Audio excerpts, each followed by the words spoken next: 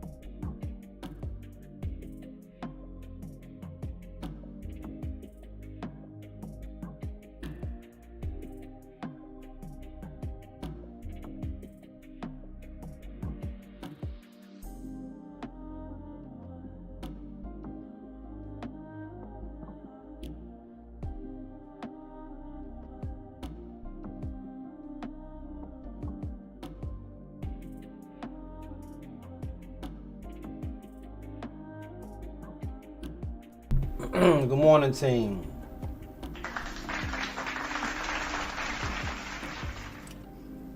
For a call, looking at a 657 strike.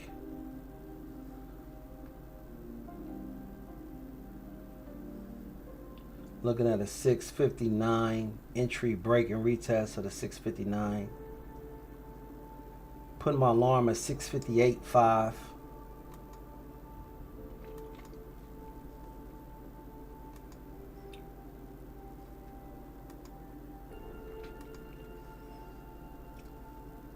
For a put, I still want to see it come up some.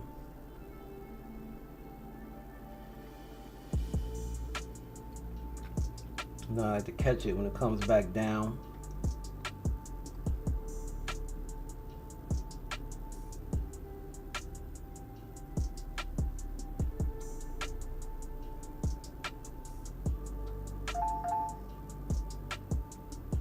I want to see it bounce back to the 657. 657.6. I want to see it bounce back to the 657.6.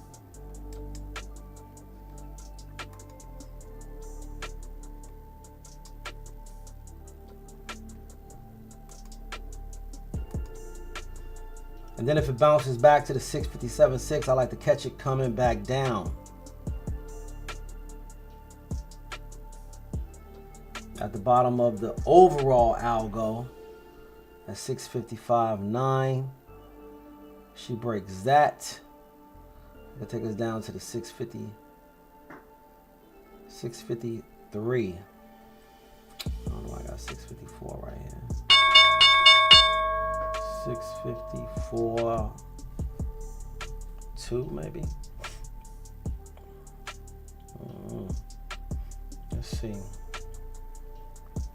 We flushing out of the gate.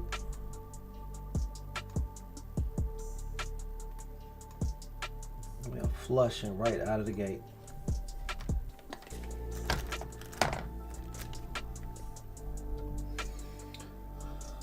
Flushing right out of the gate. Everybody scared, everybody nervous, everybody saw that gap down. But I'm not gonna chase that. I want to bounce and get a lower high, short a lower high. I repeat, I want to short a lower high.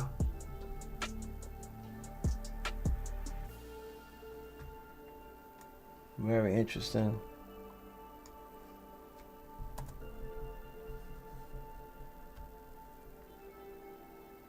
We're getting a bounce now that I was looking for.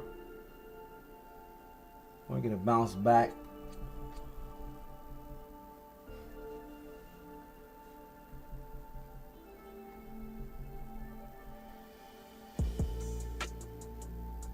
Might not give it to us.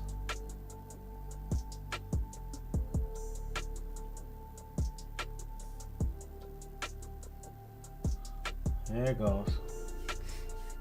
Just gotta be patient. This is the bottom of overall algo right here. The market is on right now. It's a big picture algo. I need to highlight it a little bit more.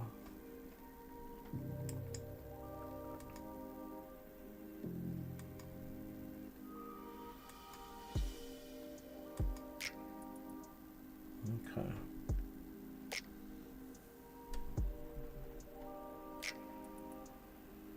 I have a clearly defined area right here now.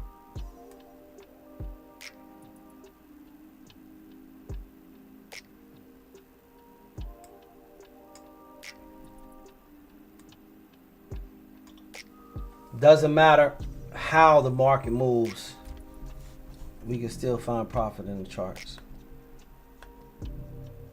What is this?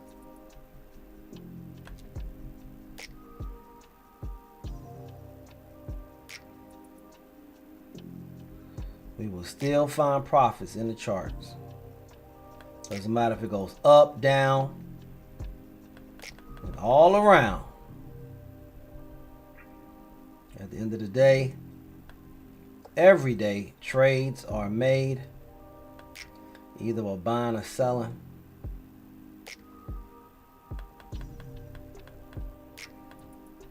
They leave an imprint on the charts. When you're able to read the sentiment of the candles, you can find some money.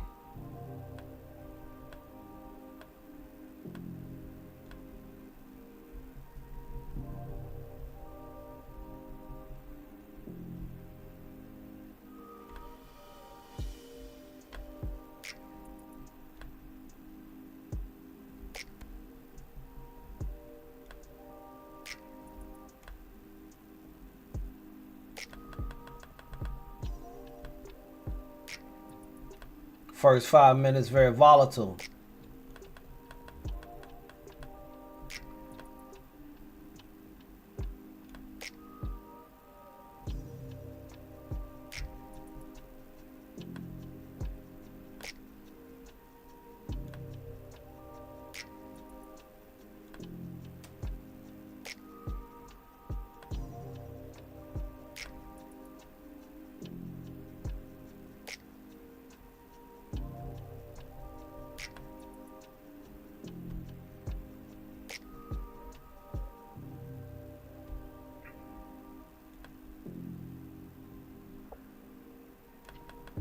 Looking for that bounce.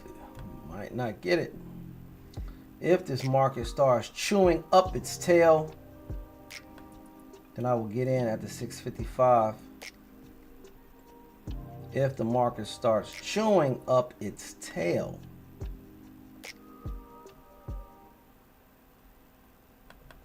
still early. I know there's a beautiful setup there.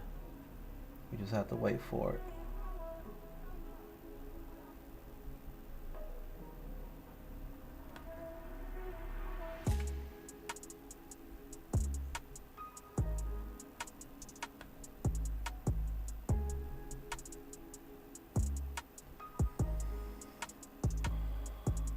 Bottom of the algo right here, this light blue that you see on my screen at the 655.7 area, there is an algo there.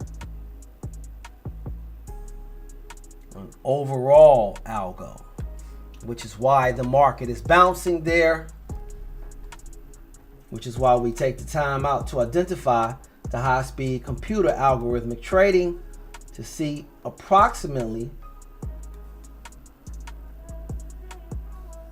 where you can see a little bit of conversation between these bulls and bears, and then where you see annihilation. Looking for a close underneath this area first. Don't be early. Take your time. I know the area looking us right in our face, but you could also see support right here at this line, the 655.7 line.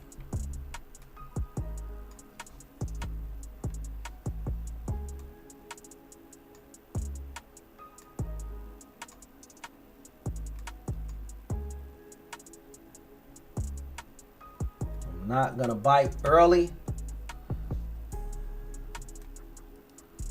As I stated, I'd much rather wait for a lower high. Don't want to chase bottoms. But if she flushes,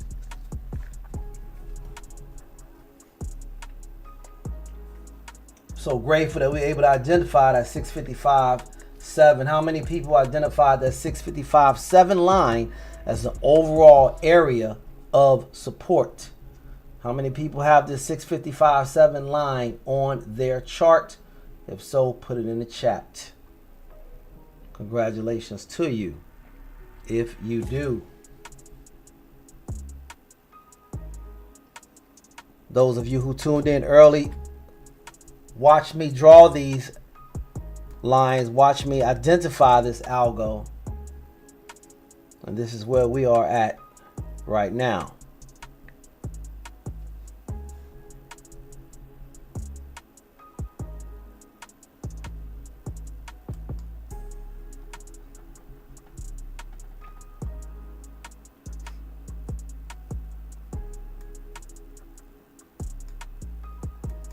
Taking my time, allowing the trade to come to me. I know what I want to see. I know it's possible, so I'm not going to go out and chase it. There's no need to.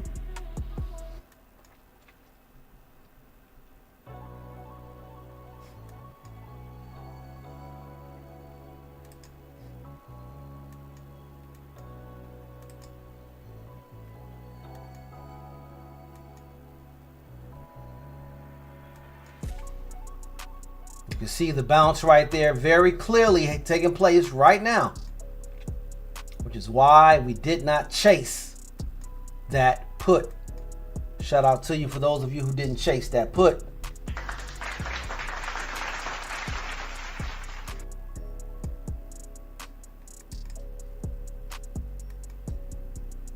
As I stated in my plans, I would like to see a bounce back up to the 658 area and then get it once it comes back down 653.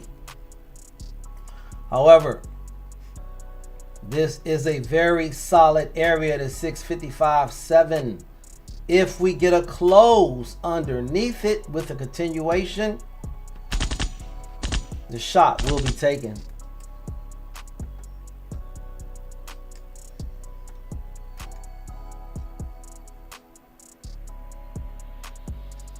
Remaining patient right now. Let me show you my trading view chart. This is my trading view algo. So again, you can see I am interested in a put in this area, but not interested in chasing it. Wanted to allow it some time to bounce if possible. If possible. But we want to grab a higher low and then catch it on the way back down.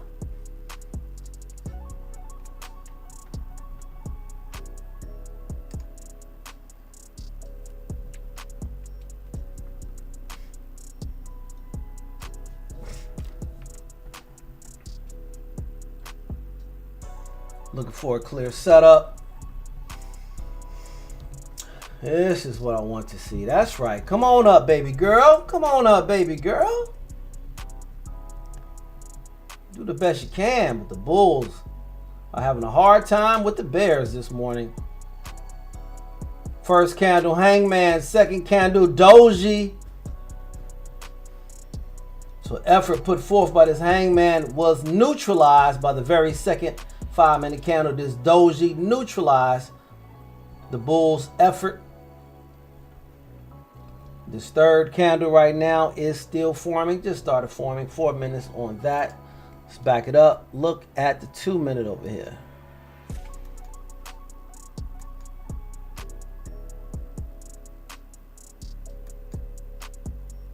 If you're just joining us, thank you. Top right corner is the daily chart. And on my top right corner on the daily chart, you can see that algo that I drew right here where it is bouncing and taking effect on the screen.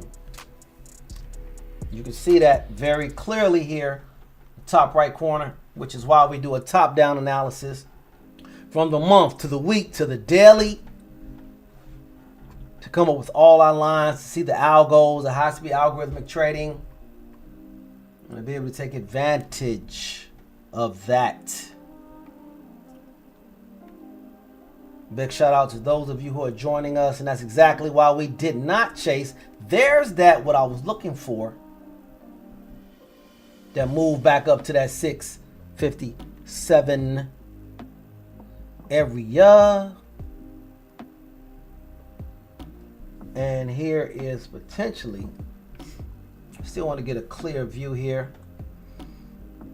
Can't be fooled by this action on the 2-minute because on the 15 and the 30-minute, we've gone from red to green. That is why we start with the higher time frames and then zoom in on the lower time frames for an entry. Again, being able to identify the overall trend, the overall algo of a trend stopped me and saved us from chasing this put out of the gate. Being able to identify the bottom of this controlled selling algo at the 655.7 area. knowing that it get a little trappy, a little tricky, potentially in that area. Let's take our time. Look for a larger setup on that 15 minute, that 30 minute, and then let's execute and get a really good entry on the 5 minute or the 2 minute. There's that bounce that I was looking for that I called out earlier. I want to see a bounce so I can short a higher low. Come on up there a little bit more. Get on up there just a little bit more. No need to be early, because if she breaks that 655.7, she's out of here.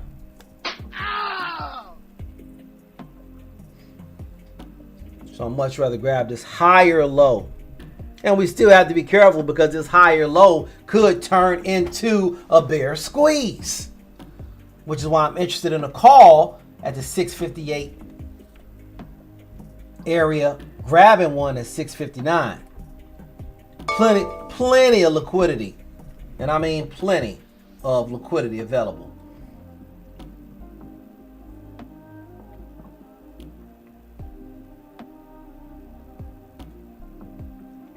Options very expensive today. Beautiful, beautiful, beautiful. That's what I wanted to see. Now come on back down to Poppy, where I want to get in at. Yes, sir. Right to the beautiful resistance area that we have drawn in right here. And the market has found that a little bit of a bear brick wall at the 657.5. That's what we want to see, but we still have to be patient because it's early. We got the second candle coming up on the ORB, and this first candle is a green hammer. The first candle is a green hammer on the 15-minute chart, which is a bullish reversal signal. So we know we're looking for that bounce, but are we going to get that lower high, or is she going to take off and start squeezing some bears? Yes, sir. No games are being played. We put algos on the weekly, algos on the daily. Yes, sir. Todd Makin's in the building. Quiet Soul is in the building. Dr. JB is in the building. And Kosey's in the building. Jared Lewis is in the building. Retiring Homebody is turning in from Kick. Thank you. There it is, coming back down. That's what I wanted to see. That's what I wanted to see here. But will she hold as she retests the 5-day moving average? Yes, sir. Jesse Swanson is in the building. Big Ben is in the building as well. Nkosi said he got alert at 655.7. Beautiful, Nkosi. And at 621 too. 621. Check that out, Nkosi. I'm not planning on trading until after 10 o'clock reports. I want to see the reaction on those. Thank you for letting me know about that 10 o'clock report. Nkosi, let's see what it is today. As I pull up Market Watch. What are we watching today, y'all? The 19th, 10 o'clock report. Wholesale inventories, new home sales. I doubt if anybody be buying any homes in this environment right now. You better go and fix your porch, fix your driveway. Nobody wants your house right now. There it is, coming back down, guys. That's what I was looking for.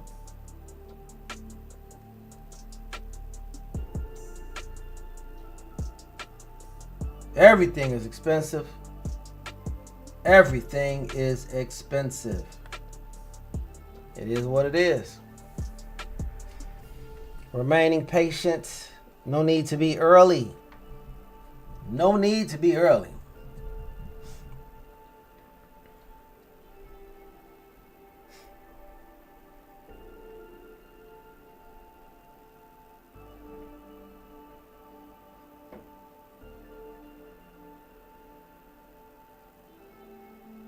Okay, got you, Nkosi. 662. Alrighty. What do you want to do up there? You looking for a call in that area? Alright. He has alerts to 655.7 and 662. Okay. Got you. Thank you. Thank you. Dr. JB, what you looking at, buddy? What you thinking? I'm going to sit up here and let these algos do the heavy lifting. Show me where that easy money is. We're looking for that easy money today. Let's talk about money. The market is down significantly. Tesla's getting murdered. But after such a huge gap down yesterday, it's going to be a little bit of a recovery. Beautiful opportunity to make some money, but we have clearly defined signs here that we can go by, so there's no need to be early. Let's just relax. We see yet another resistance at the 657. 657.7, another resistance there. You can see here clearly on the 2-minute chart, top left.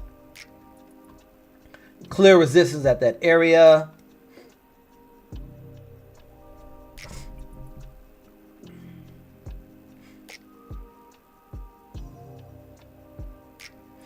Looking for a call at 659. You can find me in a call at 659. I got alarm set at 658.5.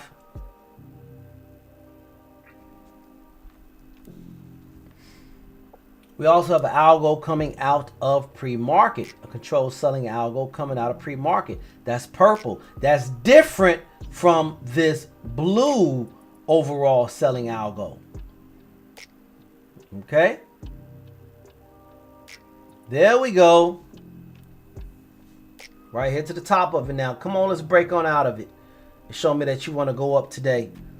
Looking real good on that 15-minute ORB. Looking real goodish on that 15-minute ORB. But at the top of that purple algo, let me go ahead and highlight it, make it just a little darker.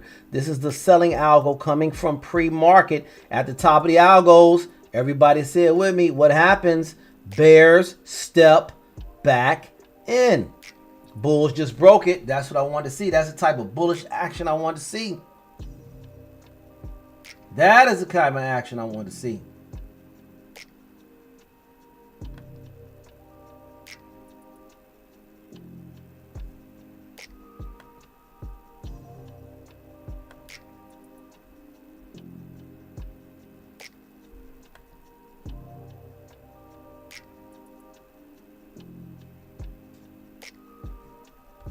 That is the kind of action I want to see.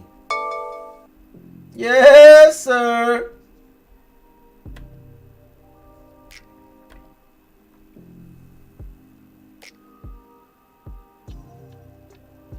What is going on?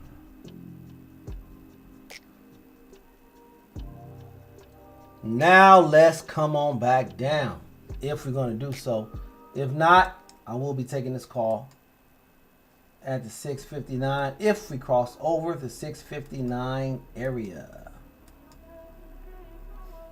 But this is that bounce that I told you guys I wanted to see out of the gate, which is why I did not chase that put. I wanted to see a bounce.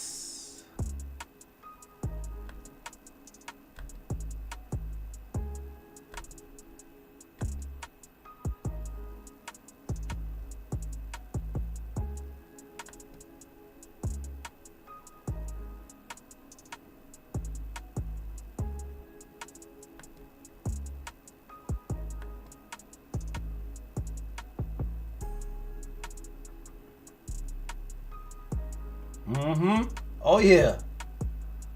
Oh yeah. Got my attention. Let's get to that 659 and I'm in it. I love a higher low now. Even a short. Just continuing to be patient as this market gives us plenty of opportunities here. See what I mean? Yes, sir. Beautiful. Now come on back down and watch me just straight take your head off. Yeah. That's why we didn't chase that call either. We put the alert at the 658. At the 658.5. We put that alert there. That's right. The market gets our attention but doesn't get our money. As I told you guys, I'm looking for that 659 entry. Bam, right there. 657 strike, 659 entry. Break and retest. Want to see that bounce back to that 658. Then I want to get in at 657.3 on the way back down. Oh yeah. We've got guidance. We got a plan. The only thing we can control is ourselves, because we sure can't control the market. The market's going to do whatever the market is going to do.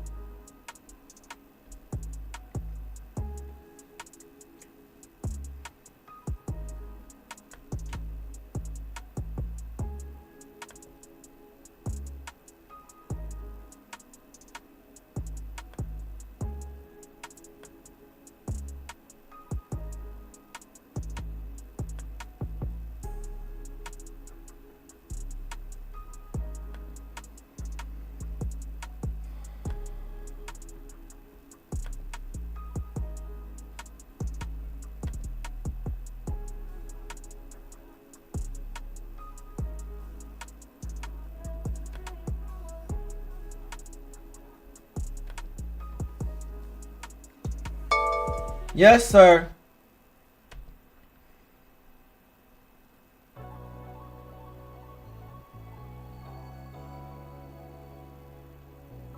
Yes, sir.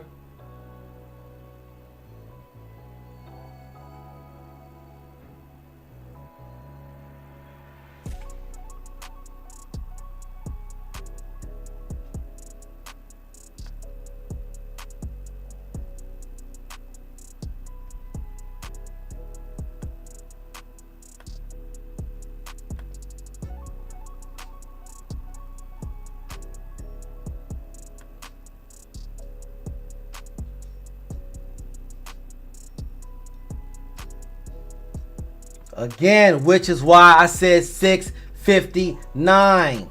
Because we're getting rejection here at the 659. Taking our time. Allowing the trade to come to us.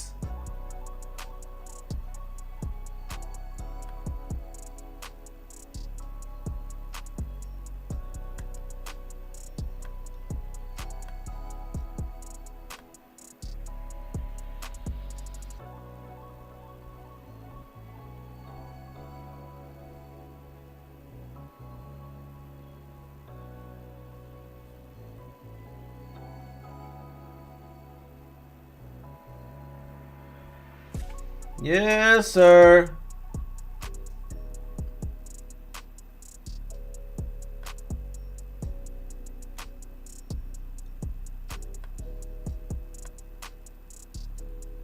Bulls are definitely in control right now. Is it sustainable? That's my only question. Looks like a lower high to me, potentially. Time will tell. No need for us to guess. No need for us to predict. All we need to do is plan and then react. Remember, guys, there's only two key phrases we deal with. That's if and then. If the market does that, then I will do this. If the market does this, then I will do that. It's a healthy pullback. Healthy pullback. It's a healthy pullback. And we just crossed over the 20 with the 5. I know Dr. JB is looking at that, ready to exploit that.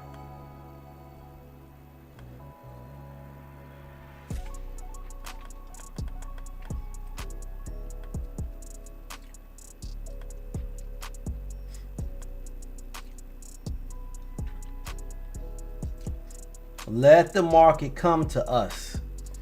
Let the trade come to us. Let the market reveal to us where that trade is.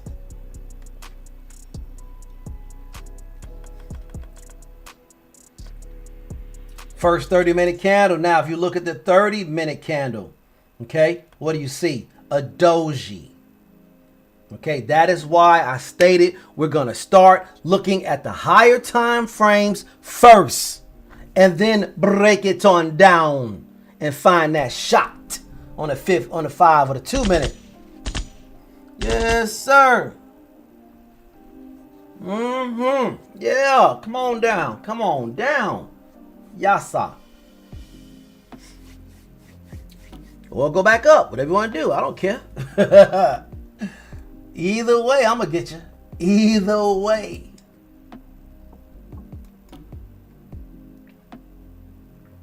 No bias. We're traders. We don't have a bias. We're traders. New alarm set. I'm sure everyone has the same alarms I do. 6:55, 7. 6:58, 9. That's it. Let's rock and roll.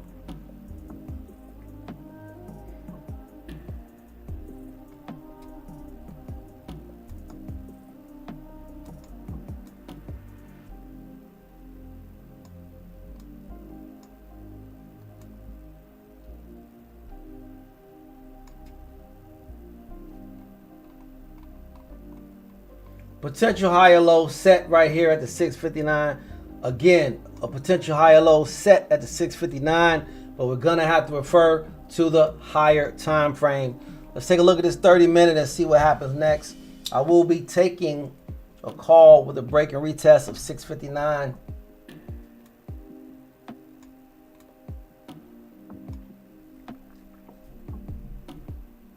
I will be shorting a break of support here at 657.3. The easier money is at 655.7.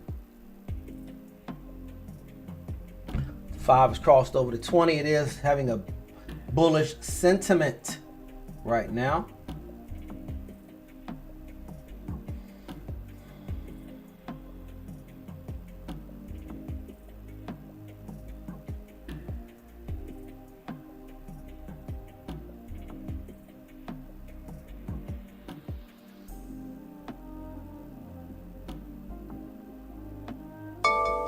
Yasa.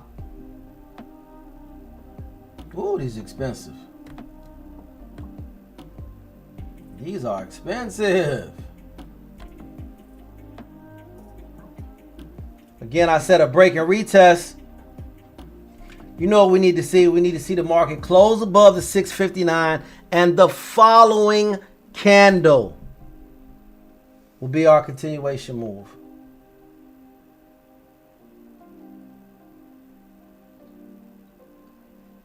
This is also the perfect area for a higher low.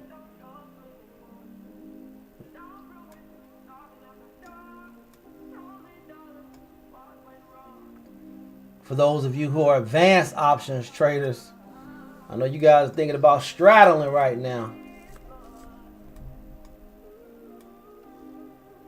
There's still no need for that. The market is going to pick a clear direction. Let's just continue to be patient.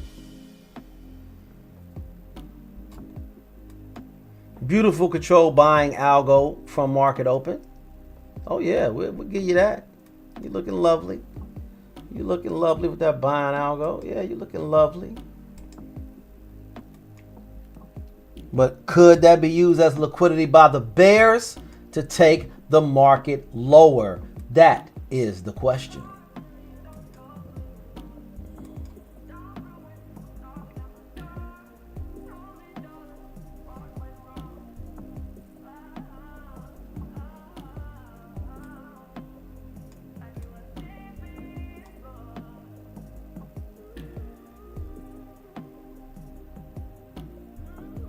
Monthly put is killing it. Yes, sir. Yes, sir. It's Big Ben. Break it down like Tevin Campbell. Break it down. Tevin Campbell, break it down, huh? Okay. All I'm doing is just reading what the market is showing us. I don't know anything. I don't claim to know anything. I just have some really good glasses. Some really good glasses. And I'm allowed the market to tell me where the actual trade is. Come on, 659, what you doing? Looks like a potential higher low. Looks like a potential breakthrough. Nothing like patience. Nothing like patience. Patience pays.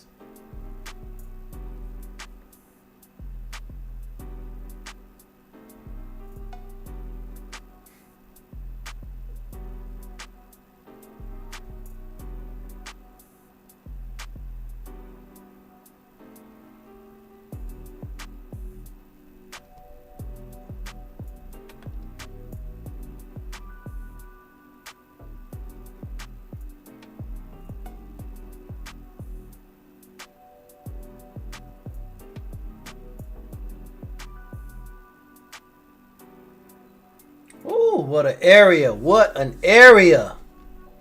What an area. Need to blow up this 15-minute just a little bit. Let's make that a little bit bigger. Sorry for having that small. All right, 15-minute chart. I just blew that up a little bit bigger for you on the bottom left for us to go by.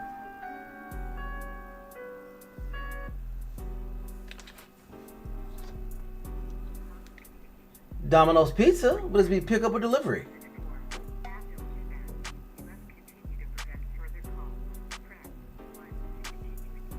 Yep, here we go. This is what I was looking for, the breakdown of the higher low. Yes, sir. Now, come on, let's break this control buying algo and then get back into that selling algo at that 657.5 break. I want it at the 653. 657.3. That's where I want it, right there. 657.3.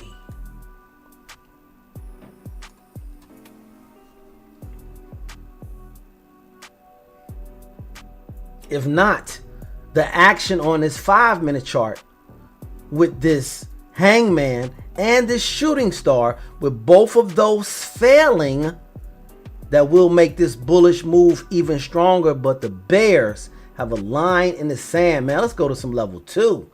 What is happening on level 2? Let's go look at the price action. The bears have a line in at 658. Where is it? 658.65. Okay. The bears have a line at 658.65. That's why you see us getting stuffed here. The bulls are trying to get it together. They can't get it together. Some big orders going off on the bid. Big orders going off on the bid. So the bulls are trying. It's not over yet. Continue to be patient. Continue to be patient.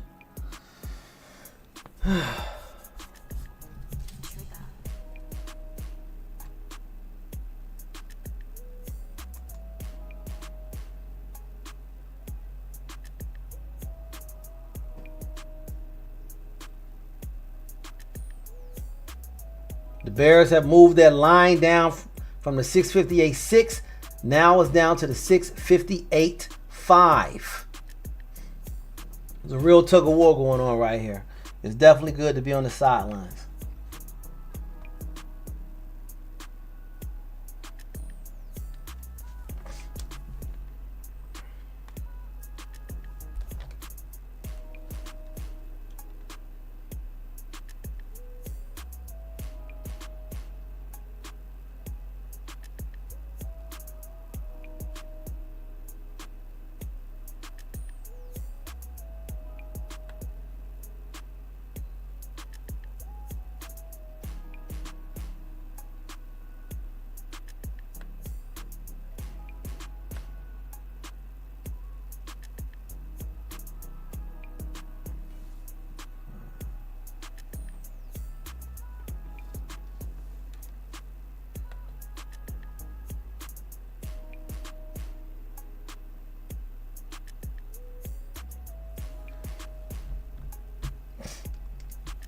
Team, let me know what you're thinking.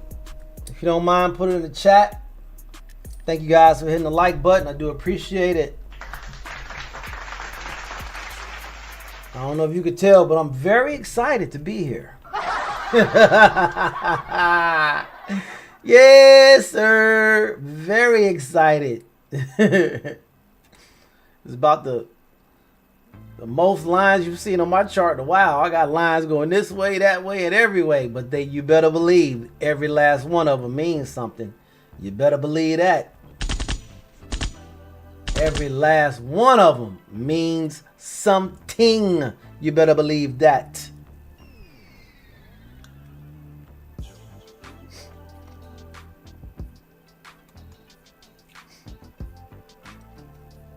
As we are stuck in a little bit of a sideways trend right now between this support area at 657.6 and the resistance of 658.9.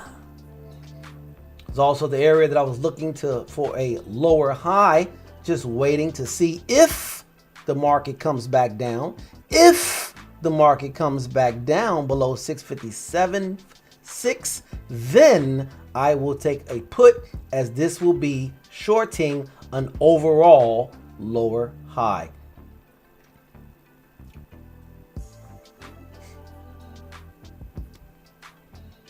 Jesse says, and Kosi says, choppy.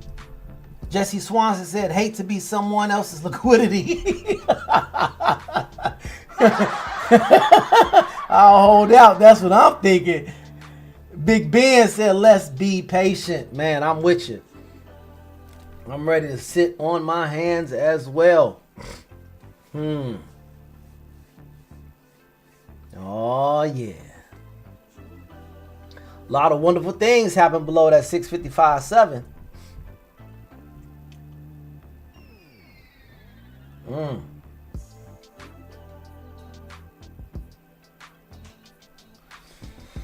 Whew. We've waited till 10 o'clock. We have an overall controlled selling algo. We have a controlled buying algo coming out of the gate from market open.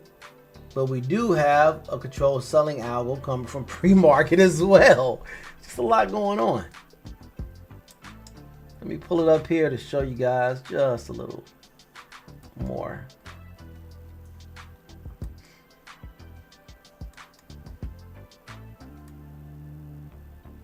See that? That's that controlled selling algo coming from pre-market, okay?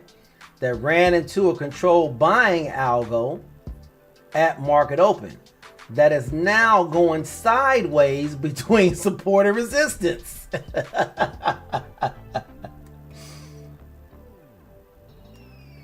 There we go. There we go. Show off if you want to. Show off if you want to. Come on. Close above this 659, I dare you.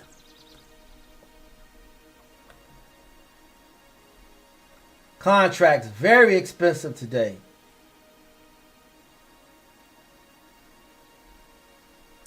Contracts are very expensive today. Yes, sir.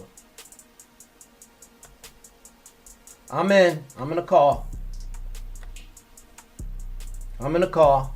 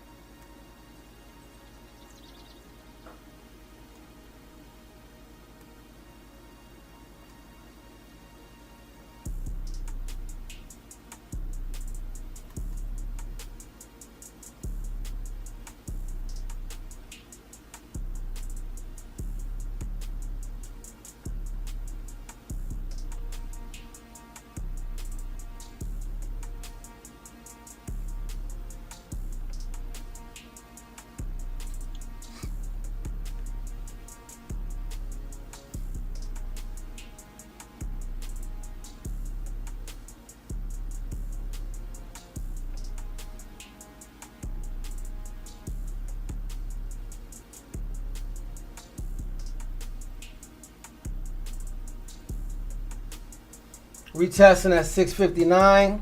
See if it holds. Yeah, I got in a little too early. Ugh. I wanted to close above it and then get in on the following candle. I got in early.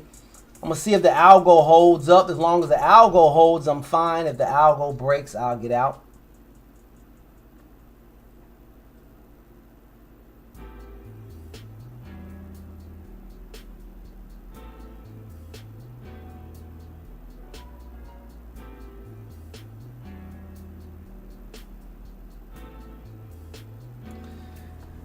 Oh, I just got my butt spanked. Ow. Being too eager. Just got my butt spanked. The algo has broken. I got to get out of this. Damn it.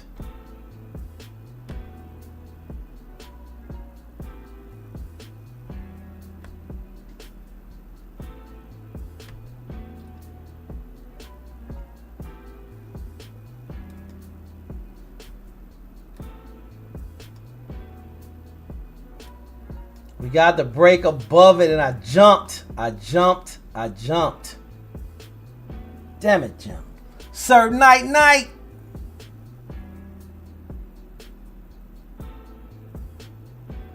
Good. Big Ben said he bailed. I know, right? Yeah, man. I'm bailing too. Shit. All right, I just bailed. I'll take it.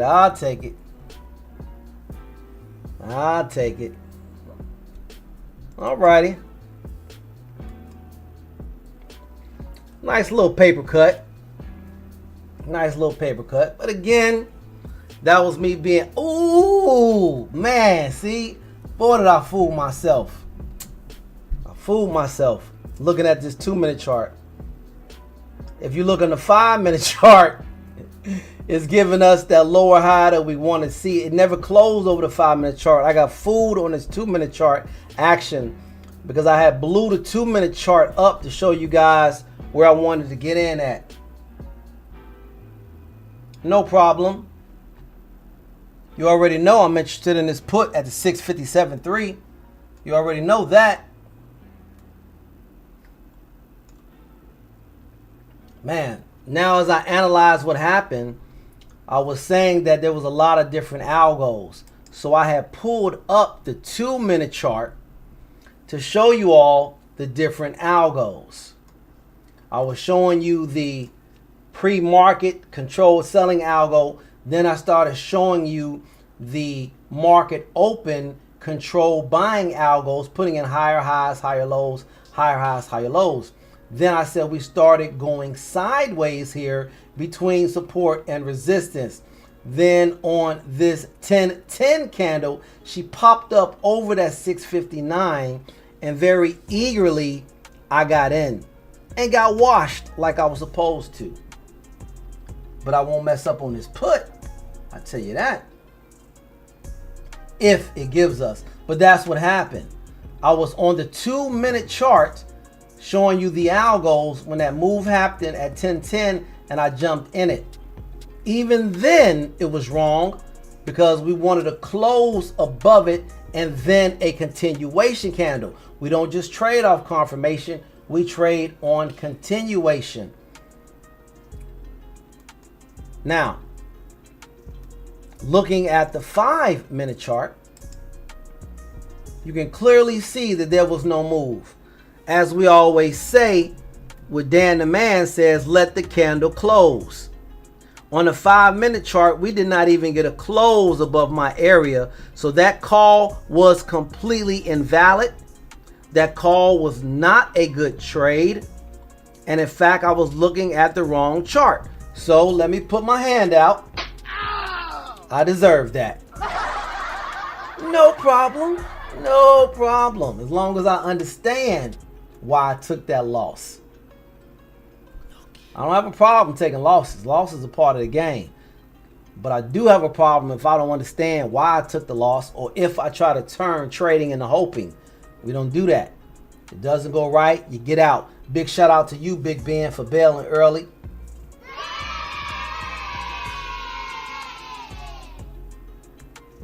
And again, backing up, as I stated, looking at the larger time frames, the 30-minute chart went from green to red. Absolutely showing no reason to take a call. Getting ready to take a put.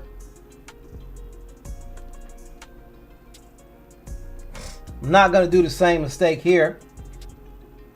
I'm going to get the close first and then the continuation. I'm not going to do the same mistake twice. Let me get a close below the 657.7 area, and I want to get in on the 657.3-ish area.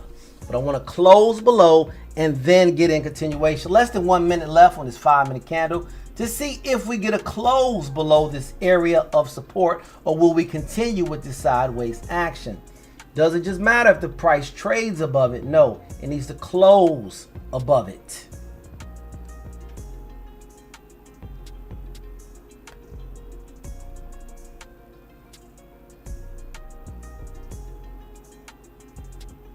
As expensive as these contracts are, we gotta make sure we take our time with it. And see, there we go. Now we're back to the trading that we do. I'm looking at the right charts now. And again, we want to see a close below the 657.7 and then a continuation. I'm looking at the right chart now. I'm not looking at that 2 minute. The 2 minute. That 2 minute costs me a little bit of lunch money. Good thing I'm fasting. Last day of fast will be tomorrow. Next week, we will start getting super busy. Next week, we will start the course as the blessed month of Ramadan comes to an end. I'm sad to see it leave and excited at the fact that I will now have a little bit more energy so we can start getting down on this course. Grateful for that. And I'm grateful for the fact that we're back into action. So I can't take back the hands of time, but looking at this 5-minute chart, you can clearly see we did not even get a close above that 659. I got food looking at the 2-minute chart, and that's why I told you guys we want to start off looking at the larger charts and then zoom in to take our shot on the 5-minute and the 2-minute. In doing so, we clearly avoided that trap here with that early put because the candle did not close below support. So I'm still valid on both of my calls and my puts. Put 657.3 area off a 658 strike. Call 659 entry off a 657 strike. Being patient.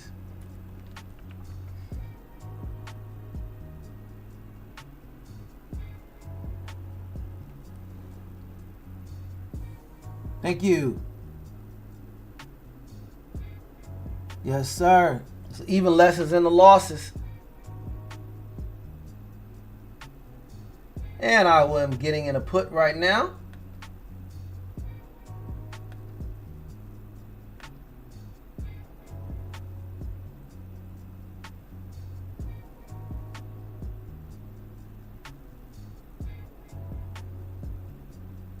Looking at the clock.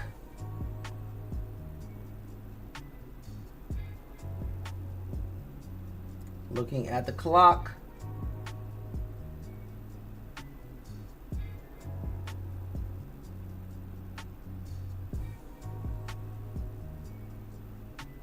I'm in. I'm in the put, team. I'm in the put. I am in the put. I am in the put.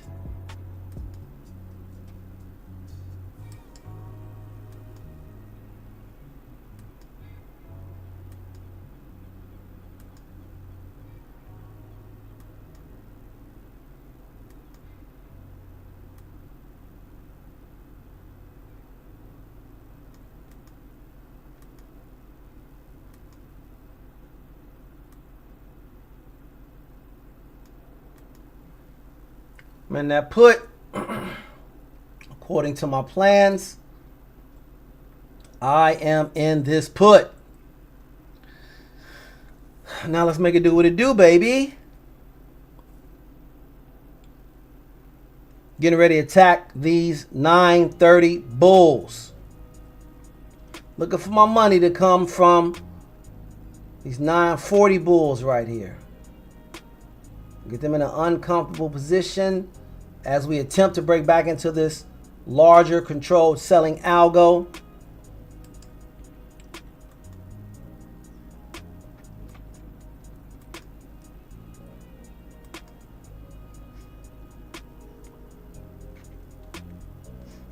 Yes, sir. Yes, sir. I'm feeling better about this one.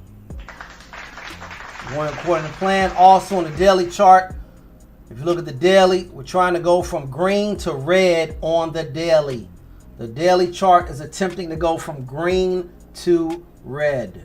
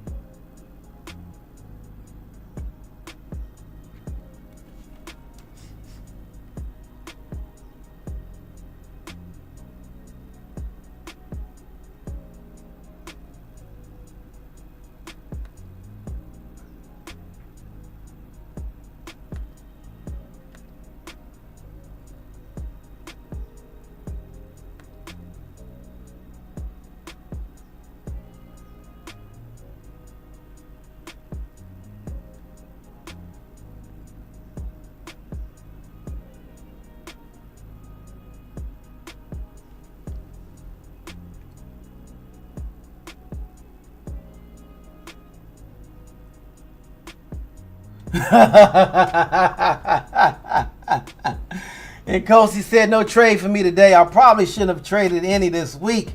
Mentally got taken out of the game Monday. I'm up, but don't ask for a cuppa. I feel you on that, teammate. Yes, sir. I feel you on that, teammate.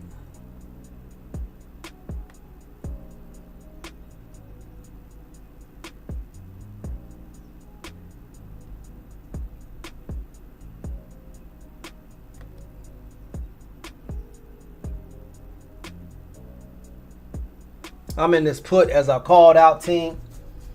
My goodness. What are you doing? That was ugly. That was ugly. That was ugly.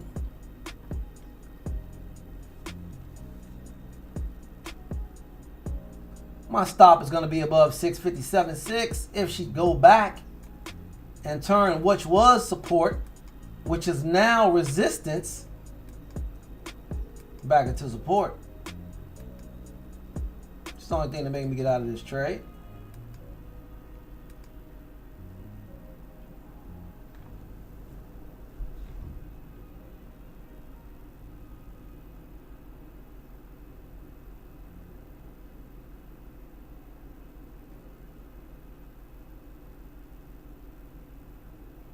Again, this trade here was called out.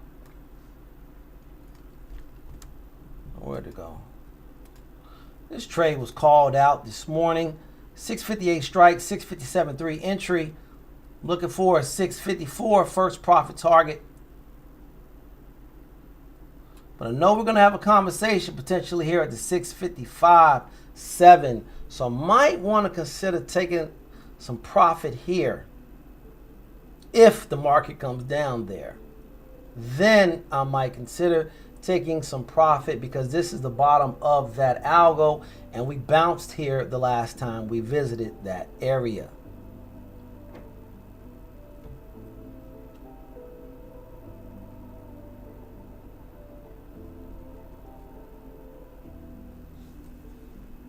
Sir Knight says markets are in a frenzy this week. Yes, they are, and thank you for being with us, Sir Knight. Jesse Swanson said, I'm out for today. 0 for 4, time to review. Yes, sir, Jesse, time to review. I had to do the same thing and understand why I took that loss on that call. But executed the patience perfectly on this put, but I still have no control over what the market does. As Sir Knight been telling us, the markets are in a frenzy this week, and that is some very true statements. I got my eyes looking at these 1040 bulls, these 940 bulls as they start covering. This who has my money right here, and I need you guys to give it to me. Up very nicely in this trade right now. Made up for the paper cut that I took on that call.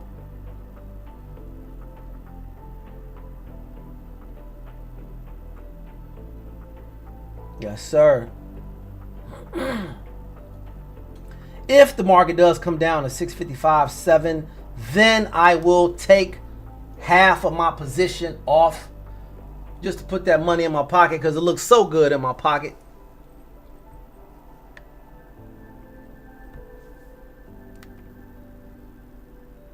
No, the bulls could potentially come back in this area. There is support at the 655.7. There is support at the 655.7. 30 seconds left on this 5-minute candle, and we are officially red for today.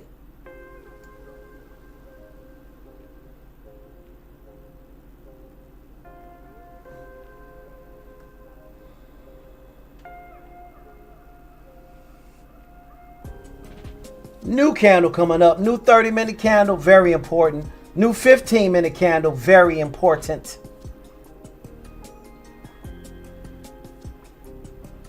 Looking at the larger time frames.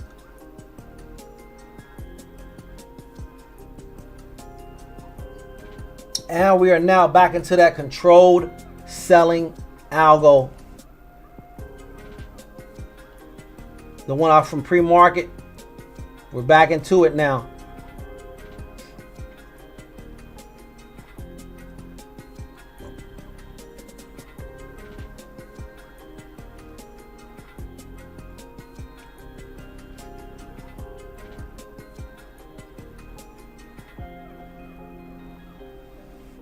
Like to see a little bit more volume. That last volume candle was just a little weak. Like to see a little bit stronger volume here from the bears.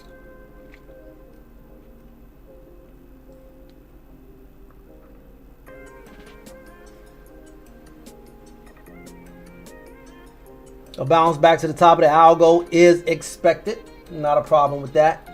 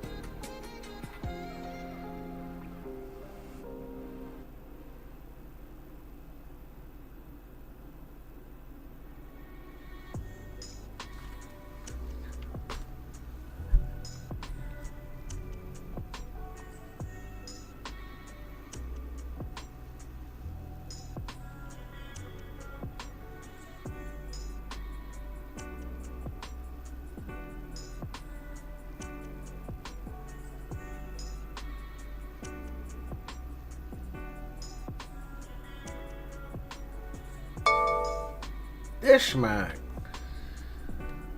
Alright, let me see what I'm going to do here now.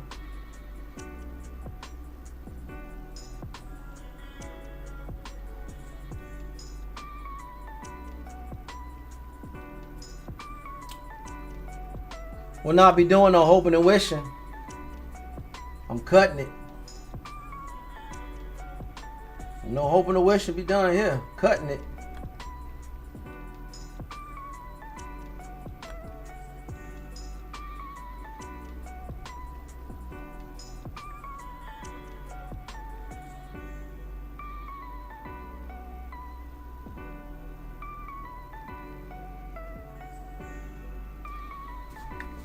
Alright, come on, Abdul. What you gonna do? You gonna cut it? Cut it. Yeah, you gonna cut it. I ain't cut it yet. I'm trying to see what this candle, where this candle closes. 9,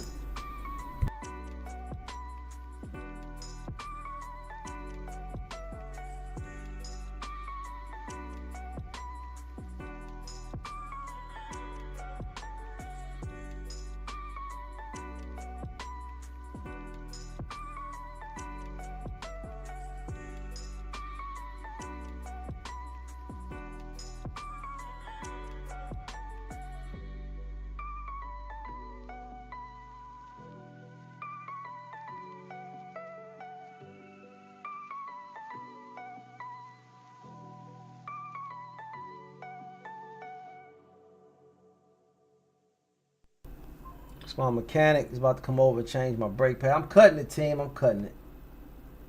I cut it. I'm okay with this loss because this one went according to my plan. And again, I can't control the market. But that's 0 for 2 for me. I'm done. Doggone it. Ow! You know, this is hilarious. Marcus of the Frizzy this week. By the way, I always like to pull up on you so I can learn. Certain night. Today might make your week, bro. I know, right? It turned right back around, Ovi. And that's the Black Two Sugars. VVX is moving up, which is normal.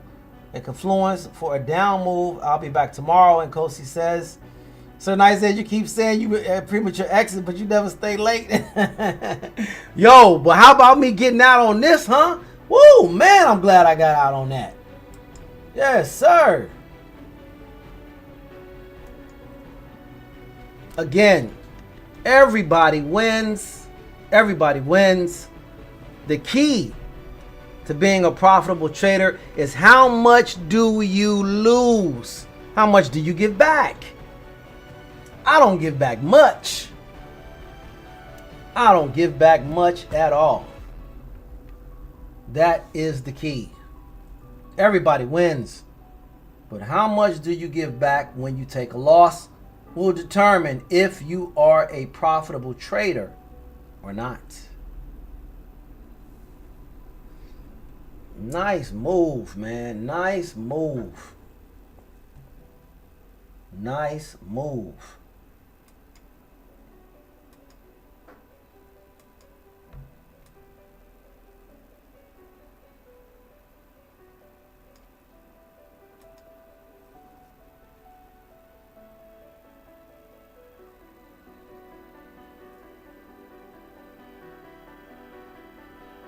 Okay. Let's see if we get another opportunity at this call.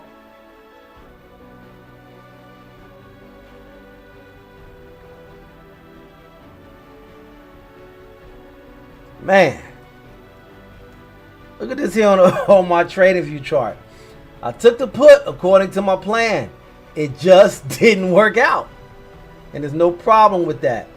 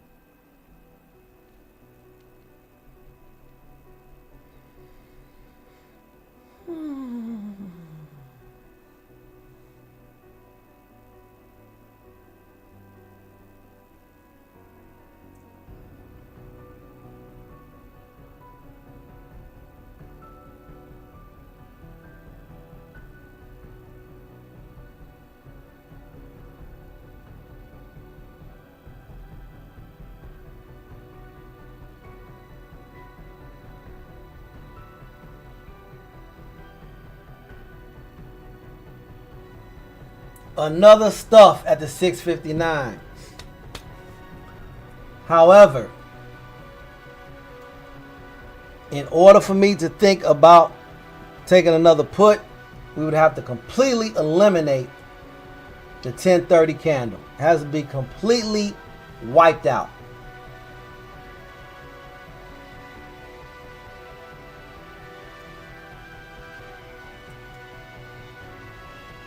So let's make adjustments on the plans. 657 didn't work. I got burned on that one. I got burned on it. Was up nicely, over $1 in the position. But I didn't get out, which I probably should have at the end of that 15-minute chart. I wanted to hold it more for a bigger move down. And it didn't work out. Big stuff here at the 659 yet again. Coming back to my area.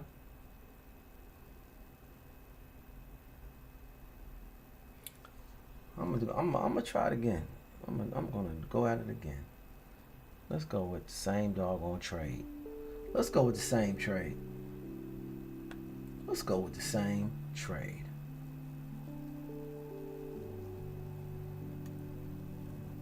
Let's go with the same trade.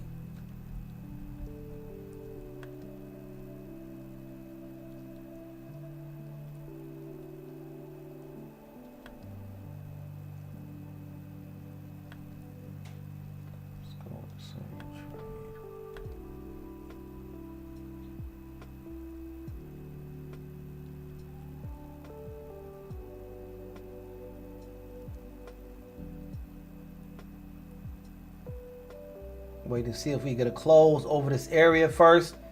15 seconds left. Let's see if we get a close underneath the 657.5. And if so, then I will get in on a continuation. There's the close. Do we have continuation?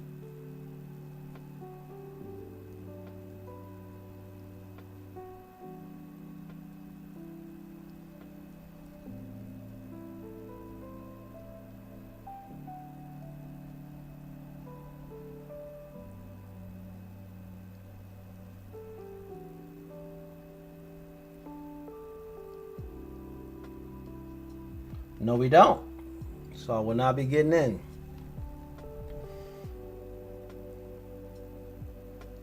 I was going to use what is called the 85% rule.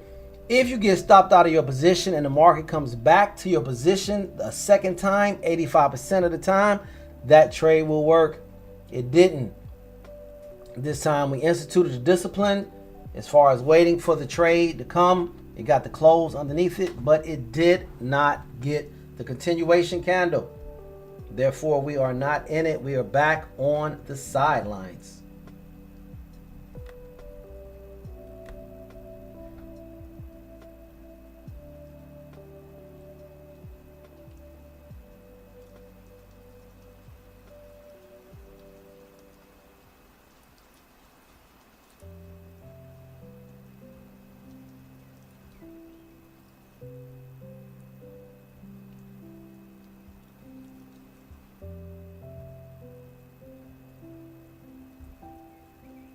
Stuffed at the top of the algo. Another stuff at the top of the algo. This is also a lower high.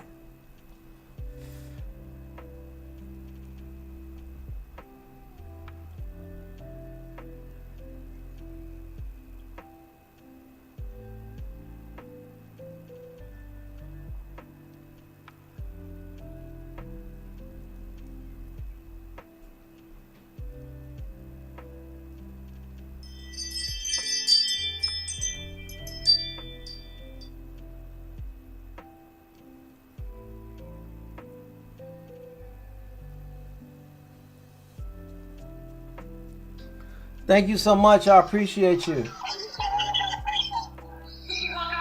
Oh, I didn't mean to startle you. I didn't, but my alarm went off. So I just wanted to thank you. Look, I can't believe you carried all that up here on one trip. Usually I have my kids, so I had to go grocery shopping, so this was fine. All righty. Well, thank you so much, and be well. Have a great day, okay? I was going to take a picture really quick. Okay, go ahead. So much. All righty. Be well.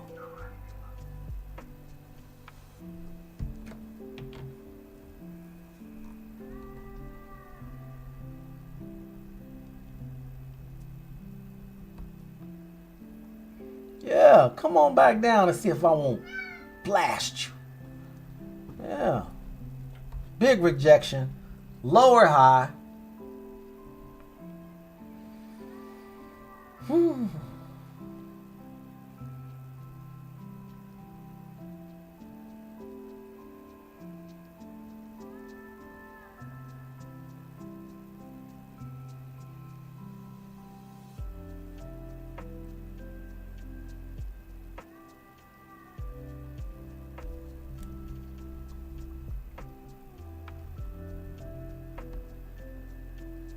Waiting for that 1045 candle.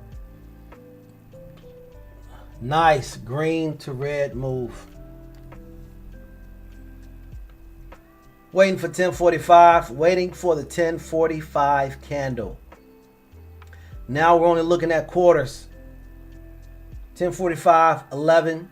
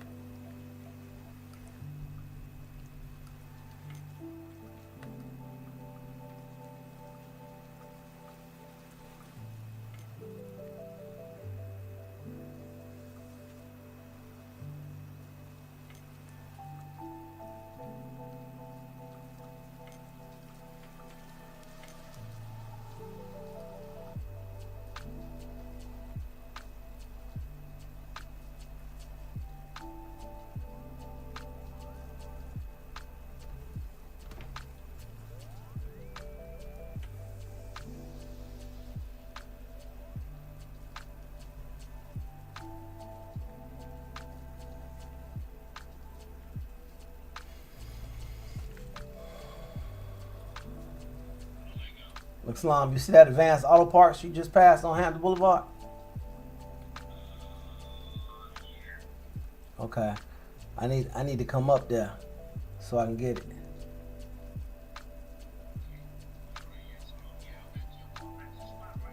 Okay, good. Yeah, I'm on my live stream right now, battling with this market. I'm about to get in the trade right now, and then I'm gonna come run outside so we can. Yeah, you can still do that because I'll just take my charger to go get the brake pads. So you can start doing what you need to do with the other truck and start jacking that up, and I just go get the pads with the charger. You see both of them? They should be all right next to each other. Okay.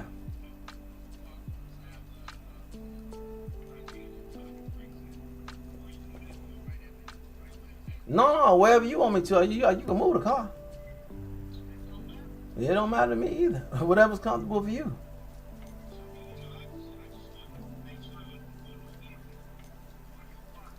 Oh, no. I run everything around here. Yes, sir.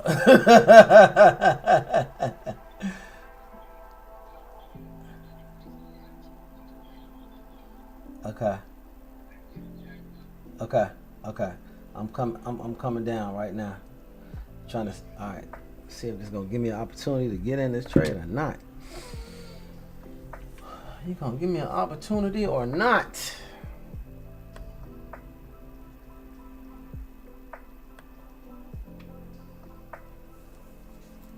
I like the way it's looking now. I really do like the way it's looking right now. Give me a second opportunity to get right back in at the 657.3, and I'm in. Just re-entered the trade. This will be my last trade. Hook or crook, no matter what you do, baby. This is the last one. This is the last one. Right back in, following my plan at the 657.3.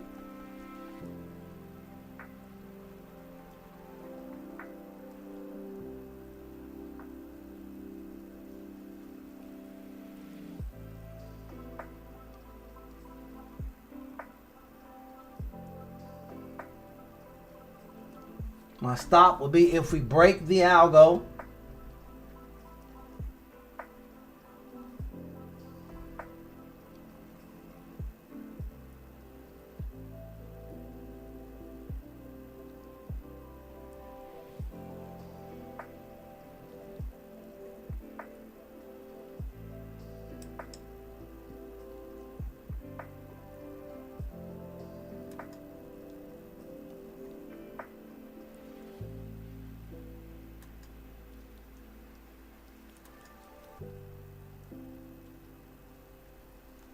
Alrighty.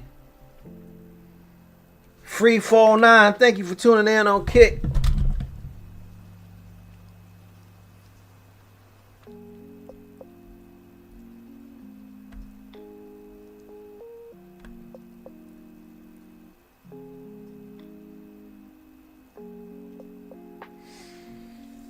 All right, team, I will be right back.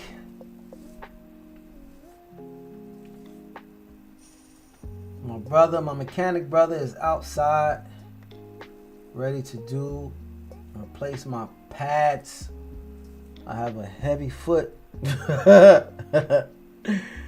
I'm heavily in the Mopar. We got some Mopar power outside. My goodness. Not liking how this is looking already. On the 15-minute chart, we just flipped from red to green.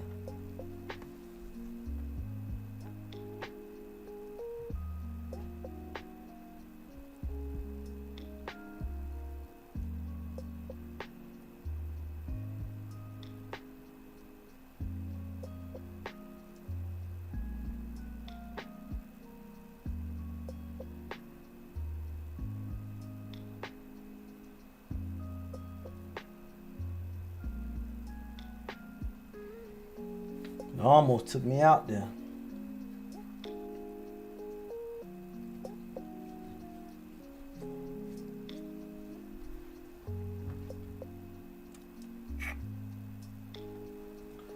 Almost doesn't count.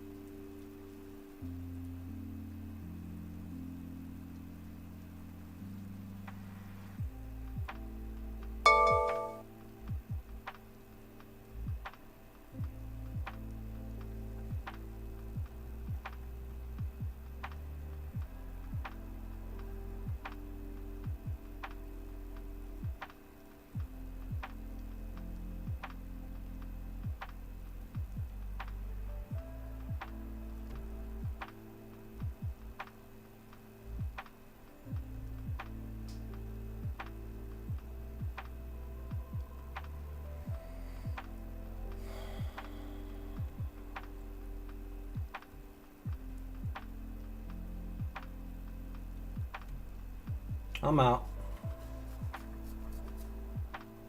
I'm out.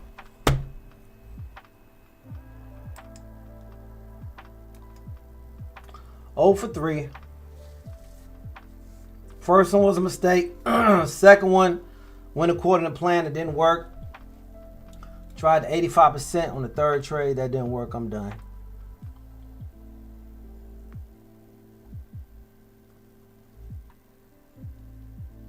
Maybe I might look at it this afternoon.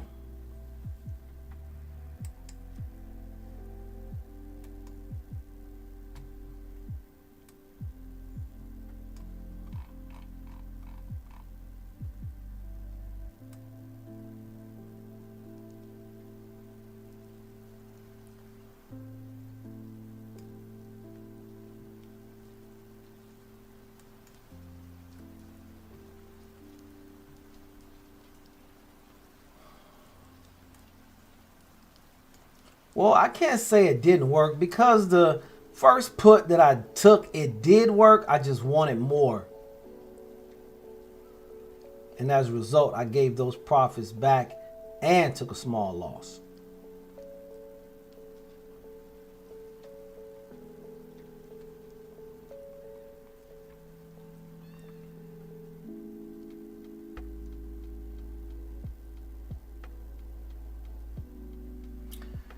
Yep, I'll be back.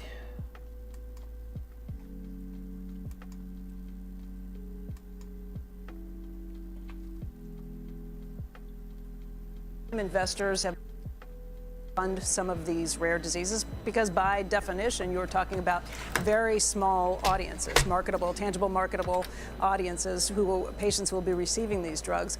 What they are trying to do at this point is show that you can do this and you can make a profit on it. You can do that if you can tie together different related diseases. Maybe you find an ASO therapy and that works on one, and that you can identify other similar diseases that find these things. But even some CEOs today will tell you in the industry that if you can get as many as 5,000 to 10,000 patients, you can turn a profit if you can find a way to do this around the globe. Insurance coverage is hard. Getting the government to sign off on these things is hard. There are regulatory oversights that sometimes make it difficult, and is particularly frustrating for patient populations where it's a degenerative situation and where the patients die over a period of time too. I have to imagine there have been instances in which you met a family and they were either for financial reasons or emotional reasons almost gave up, but didn't.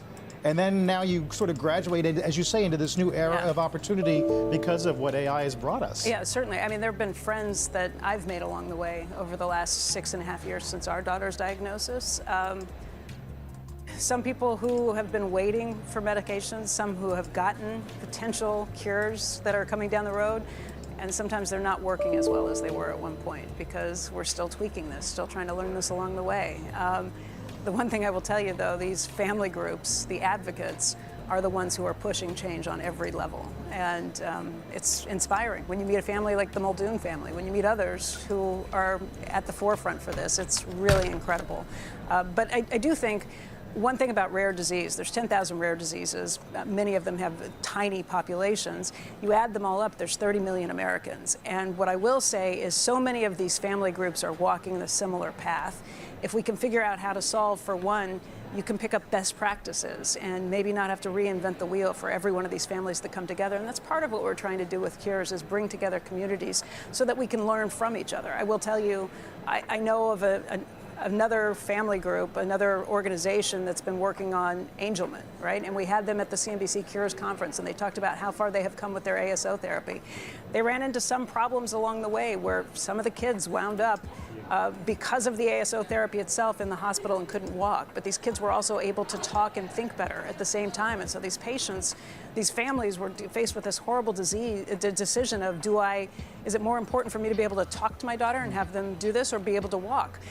In that situation, they figured it out. It turned out that it was a dosing for an ASO, it's a lumbar puncture. So being able to clear it out with saline solution first and invert the kids when you put it in, and then they didn't have that problem anymore. So, those are things that I want to make sure that no other family kind of deals with as they're going down this very same line, because a lot of times these are cloistered communities. Scientists don't always want to share the information, share what they're learning, and if we can share some of that information, we can make sure that other kids don't go through that same thing. No, it's definitely about information flow. Hopefully policymakers are listening tonight, and hopefully viewers do learn something that they didn't know before. Beck, our thanks to you as always. Thank you guys very much. Be sure to watch CNBC Cures Defying Rare Disease tonight at 7 p.m. on CNBC. Money Movers begins in a minute.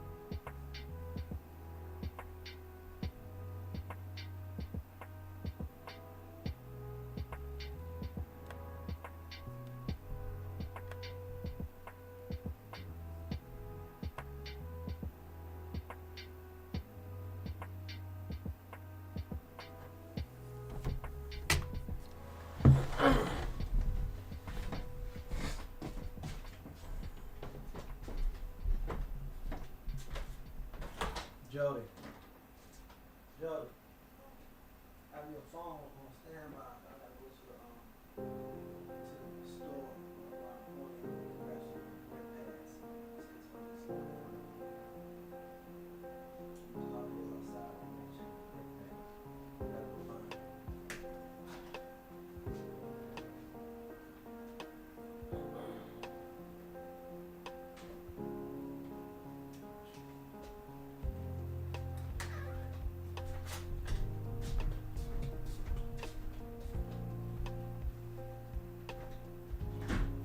Man, groceries are here.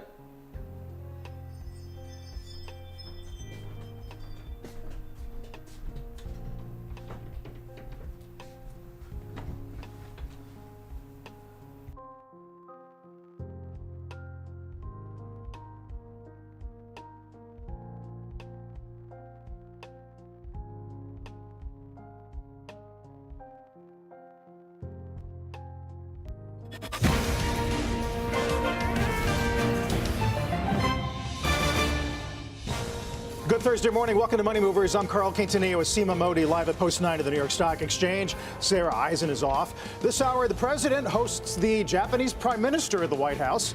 Expected to address the media in just a few moments. We will take you there live when that begins. As we closely watch, of course, the price of oil and new strikes to key energy infrastructure in the Middle East. Plus, private equity software exposure. Apollo's co-head of private equity on the meltdown in the sector and whether he still sees further downside plus opportunity. What Micron says about the memory cycle and AI demand, and what comes next for a stock that is up more than 300% in just a year. Right now, a quick check on markets as we hit 11 a.m. Eastern. The Dow currently down 358 points. S&P lower by about 0.5% as we watch the ongoing developments in the Middle East, with oil continuing to trade higher. Bitcoin and gold significantly lower at this hour. Let's begin with the latest in Iran and these new strikes to energy infrastructure as the president does host the prime minister of Japan at the White House today. Our Ayman Jabber is in D.C. with the latest. Takaichi, Ayman, definitely walking a tightrope on multiple fronts. Yeah, absolutely, Carl, especially after we saw that joint statement just within the past 2 hours from U.S. allies. We saw this briefing at the Pentagon this morning. Defense Secretary Pete Hegseth really lashing out in frustration at American allies who he sees as being intransigent, not willing to support the U.S. military effort in the Persian Gulf. Here's what he said. A regime like that, refusing to abandon its nuclear ambitions, is not just a regional problem. It's a direct threat to America, to freedom, and to civilization. The world, the Middle East, our ungrateful allies in Europe, even segments of our own press should be saying one thing to President Trump: thank you. So you see the comment there from Hegseth calling allies ungrateful. We saw this statement from U.S. allies, including the UK, France, Germany, Italy, the Netherlands, and importantly, Japan, all joining together this morning with a statement saying that they are ready to engage in the region. Here's what they said. They say, we express our readiness to contribute to appropriate efforts to ensure safe passage through the Strait, obviously the Strait of Hormuz. We welcome the commitment of nations who are engaging in preparatory planning. No details there in terms of what exactly they might be contemplating, but we did see Pete Hegseth talking about the cost of all of this. And the idea is that this could cost hundreds of billions of dollars. There are reports that the Pentagon is requesting $200 billion in funding from Congress. Hegseth didn't confirm that number. He said the number could move one way or the other, but he said it costs money to go after bad guys.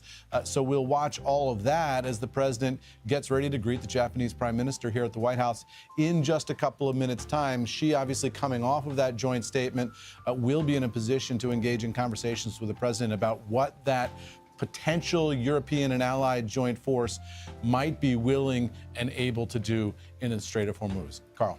Some might argue, Ayman, it's kind of hard to be grateful when Japan faces a dire shortage of, say, diesel fuel as a result of all of these hostilities. And then, of course, there's the whole commitment to $550 billion of investments in this country and the notion that they may be lagging on that front. Yeah, and I think you can overlay Taiwan on the list of concerns as Takaichi comes to the White House. You know, what does all this mean for what might happen between China and Taiwan? Does this make China more likely to make a move on Taiwan? What is the impact of the lack of oil access or the cost of oil in Asia mean for the geostrategic situation in that region? I mean, all of those concerns obviously pressing on the Japanese as they figure out their own way to balance this tightrope. On that note, Eamon, do we expect the Japanese to put in a clear request to the White House for additional help on oil, given that they get about 90% of their oil through the Middle East and the Strait of Hormuz, and they're not really sitting on a lot of strategic oil reserves? Yeah, we'll see. I mean, I think the request from the United States to Japan will be to participate in whatever this joint military force might be to go into the Persian Gulf and clear the Strait of Hormuz. But, you know, there are a lot of questions around that. Is that naval only? Is that naval plus air? Is that Navy plus air plus land forces? What does that mean in terms of seizing the coastline of Iran on the Persian Gulf? You know, all of that really still to be determined. You know, we heard from Hegseth this morning that the United States is on track on its military objectives in the region, but it's only up to the President of the United States to decide when those objectives have been reached. So real questions here about how long this is going to last, what the end game is, and what the role is for U.S. allies in the region. Yeah, the intention may be there, but the mechanics and logistics of reaching those goals is certainly a part of it, too. Eamon, thank you. This as we watch the price of oil continuing to move higher. Pippa Stevens has more on where oil prices could go from here as the escalation now focuses on energy assets, Pippa. That's right, Seema. So a major escalation after another round of Iranian attacks on Qatar's Ras Laffan. It is the largest LNG plant in the world, suffering, quote, extensive damage. Now, the Middle East supplies about 20% of global LNG, and virtually all of it comes from this one specific plant. It has been offline since initial attacks on March 2nd, but the damage caused last night now pushes out the timeline for when it can restart. It's never been fully taken offline, so there is no playbook for this. It also raises questions about the expansion in the North Field that had been underway. As Wood Mackenzie put it, the attacks, quote, fundamentally reshaped the global LNG outlook. European natural gas surging more than 20% at one point today to €66, 66 euros, I should say, per megawatt hour. That's about $22 per MMBTU. And to put that number in perspective, U.S. natural gas is at $3.25 per MMBTU. On the oil side, Brent topping 111 earlier today as attacks move upstream to energy infrastructure. Now, the spread between WTI and Brent is at its highest in more than a decade, showing demand for Brent barrels, but also perhaps reflecting a perception that an export ban could be on the table here in the U.S. Guys? Pippa, in the last hour, I talked about how a conversation I had with India's External Ministry of Affairs confirming that India is starting to ramp up production oil from Russia. Is that significant from your perspective? And do we see more Asian nations doing the same now that there is sanctions relief from Washington? It's certainly something. So, of course, the U.S. did relax those sanctions temporarily on Russian barrels. But all of these measures they're taking are Band-Aids. The underlying issue is that you cannot replace the 20 million barrels of oil and products that are coming out of the Middle East. And so these measures, you think about the Jones Act waiver and the reducing sanctions on Russian oil, maybe some things about a gas tax and the summer blend. All of these are temporary fixes, and so they can help in the short term. But then longer term, some argue that they make it structurally tighter, and then that's going to drive up prices even more. And so clearly governments around the world are thinking about how can we best protect our consumers from this, what's going to be an inflationary shock. And so any little bit is seen as helpful. But once again, it is all Band-Aids for a much larger issue. And none of these are actually addressing the price of oil itself. Guys. Right. Yeah. That Goldman estimate on what the Jones Act is saving us, maybe 60 cents a barrel, 80 cents a barrel, minimal savings. Hopefully we can put more together. Pippa, thanks, Pippa Stevens. For more on the market, let's bring in Wilmington Trust Chief Investment Strategist Megan Hsu. Talk about where we are, at least on equities, Megan, as we did crack that 200-day for the first time since last May. Looks like we're going to try to wrestle around on these levels. Yeah, I think we've for a while now seen the market have a pretty contained response to the war. I mean, keeping in mind that investors have been dealing with blow after blow to some degree in terms of concerns and uncertainty, whether it was tariffs, now oil prices. And I think as we see this conflict move forward, we originally were thinking about it in terms of the duration that the strait would be closed. And now, as the strikes on tit for tat strikes on different energy assets increase, there is a more material increase that we could be looking at, more material risk that we could be looking at a prolonged increase in energy prices, or at least a prolonged risk premium on energy prices. So all of this is certainly a headwind to the market. I think we're probably likely to see, if this continues, earnings be revised down somewhat. Certainly multiples have come in a little bit, but I think if you're looking at the broad array of assets, the U.S. consumer and U.S. equities are better positioned than a lot of other areas of the world. It certainly dented the optimism around the international trade, with equities across Asia, parts of Europe trading down on this escalation in the Middle East war. I'm wondering whether you agree with that theory, that international is perhaps not the best place to put money right now. Absolutely. Well, for many years, we've been looking at very discounted valuations of international relative to U.S. equities. And we've always said that all it takes is some sort of catalyst to see those valuations re-rate and that gap to close.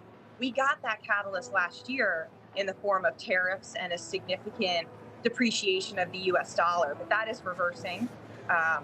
Pretty much, I don't know that anybody's really safe from an oil price shock, but Europe and Asia are definitely more exposed, at least in the short term, to what we're seeing. We are also seeing some strength in the dollar. So those two things come together, and it's really arrested the outperformance of international. I think you want to retain that exposure, but I think we are expecting U.S. equities to resume their outperformance. The other important thing to point out is that we had a rotation underway in the market where tech was very much out of favor. And I think what we've seen of late, from a combination of earnings reports as well as just investors sort of reasserting tech as a more defensive part of the market, tech leadership has held up better. And I think that is also an advantage to U.S. equities. So we get more U.S. versus ex-U.S. That gets unwound. You say stick with it. And we think we get narrower? Do we go back to MAGs? Well, I think you just get I don't know if it's narrower. I think you just get a different representation from market leadership. I think energy will probably continue to do well. We do have an expectation that the oil price shock will be more of a demand destruction rather than inflationary response, and that the Fed will be cutting rates more than the market has priced in.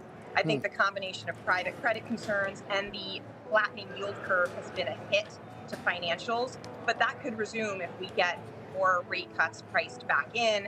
And then tech, the durability of tech, I think it is, this could be a better thing for tech going forward. So I think you just get a different representation of leadership, and I think it still pays to be diversified, but picking your spots, and most importantly, as we think about portfolio construction, continuing to retain an overweight to high quality names, because we could have some continued choppiness. I think low volatility and high quality could do better as we move through the middle part of the year. Finally, we have a piece up this morning, Megan, saying that the odds of a June hike are right now larger than the odds for a June cut. But I think you're arguing that maybe the market is still pricing the Fed too hawkish? I think Fed funds futures markets move around a lot. The Fed is certainly in a position where the Fed funds rate is pretty close to neutral, and we have a number of risks and a fair amount of uncertainty. Ultimately, we don't see oil prices moving through in a meaningful way to core inflation. And with the consumer showing signs of softening, a labor market that's a little bit more fragile, we think that will set up for the Fed to cut in June and then another 2 times this year. So we are certainly more dovish than where the market is right now. Interesting, interesting. Megan, always good to check in with you. Thanks so much. Talk soon. Megan Shu. Thank you. Dow currently down 289. Still to come this hour, private equity's exposure to software and where there could be opportunity. Apollo's co-head of private equity, David Sambor, on with us after this short break. Plus the timeline for rate cuts and how the war in Iran is impacting the outlook for the Fed. Former Minneapolis Fed President Gary Stern will be with us when Money Movers comes right back.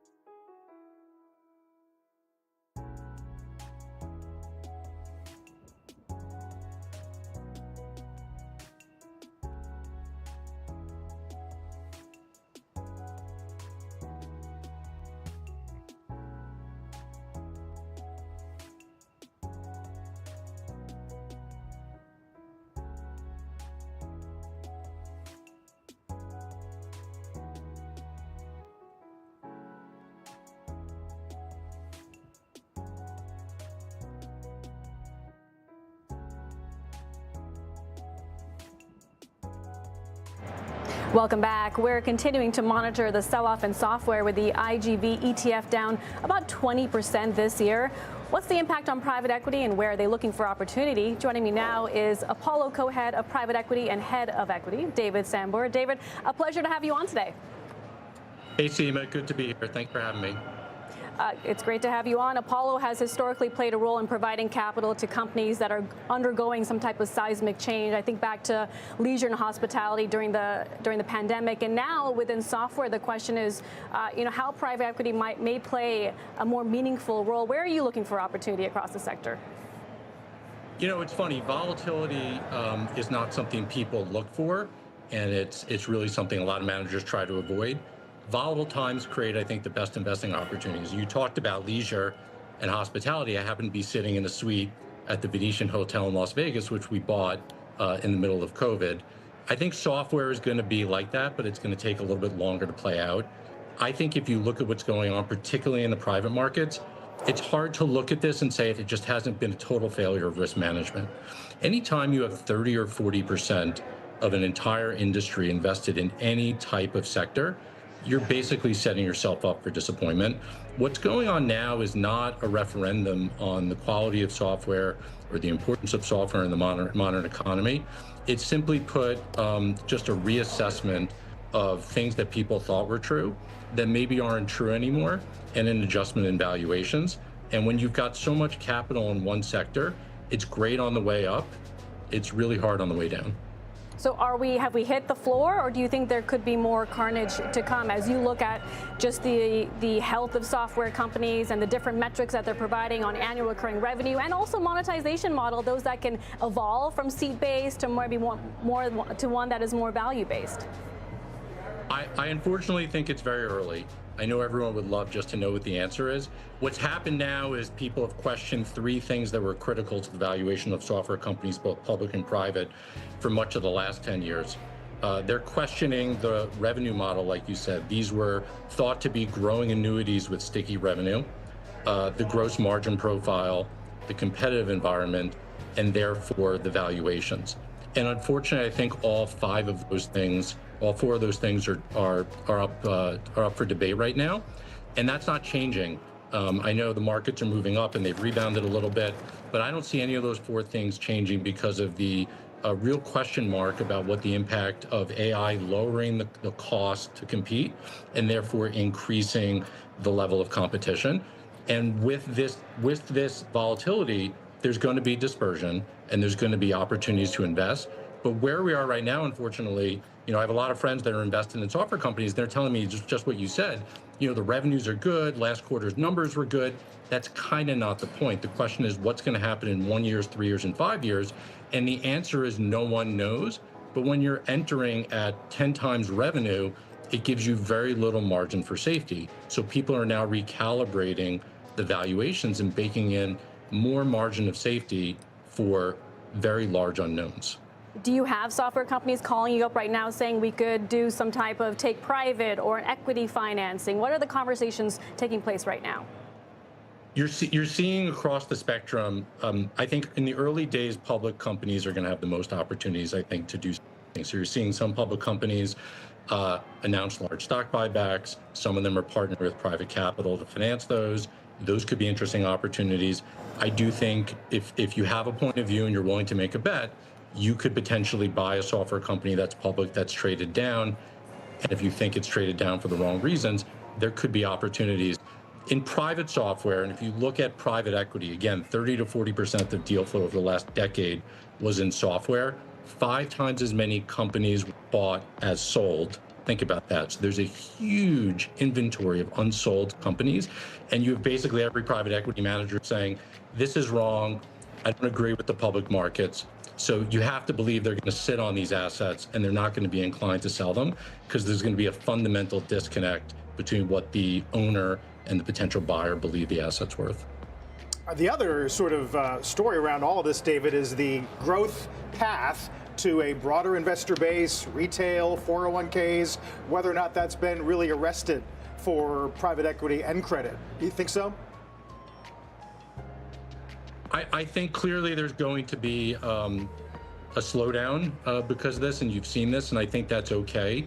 There always was going to be a credit cycle. There's always going to be an economic cycle, and these vehicles were designed to have certain levels of liquidity, and they're going to function hopefully as they were supposed to. I think within that, though, there's going to be people that were found to have made bad investments or done bad underwritings, and people are going to question whether or not those people should be managing money at the scale they were managing going forward.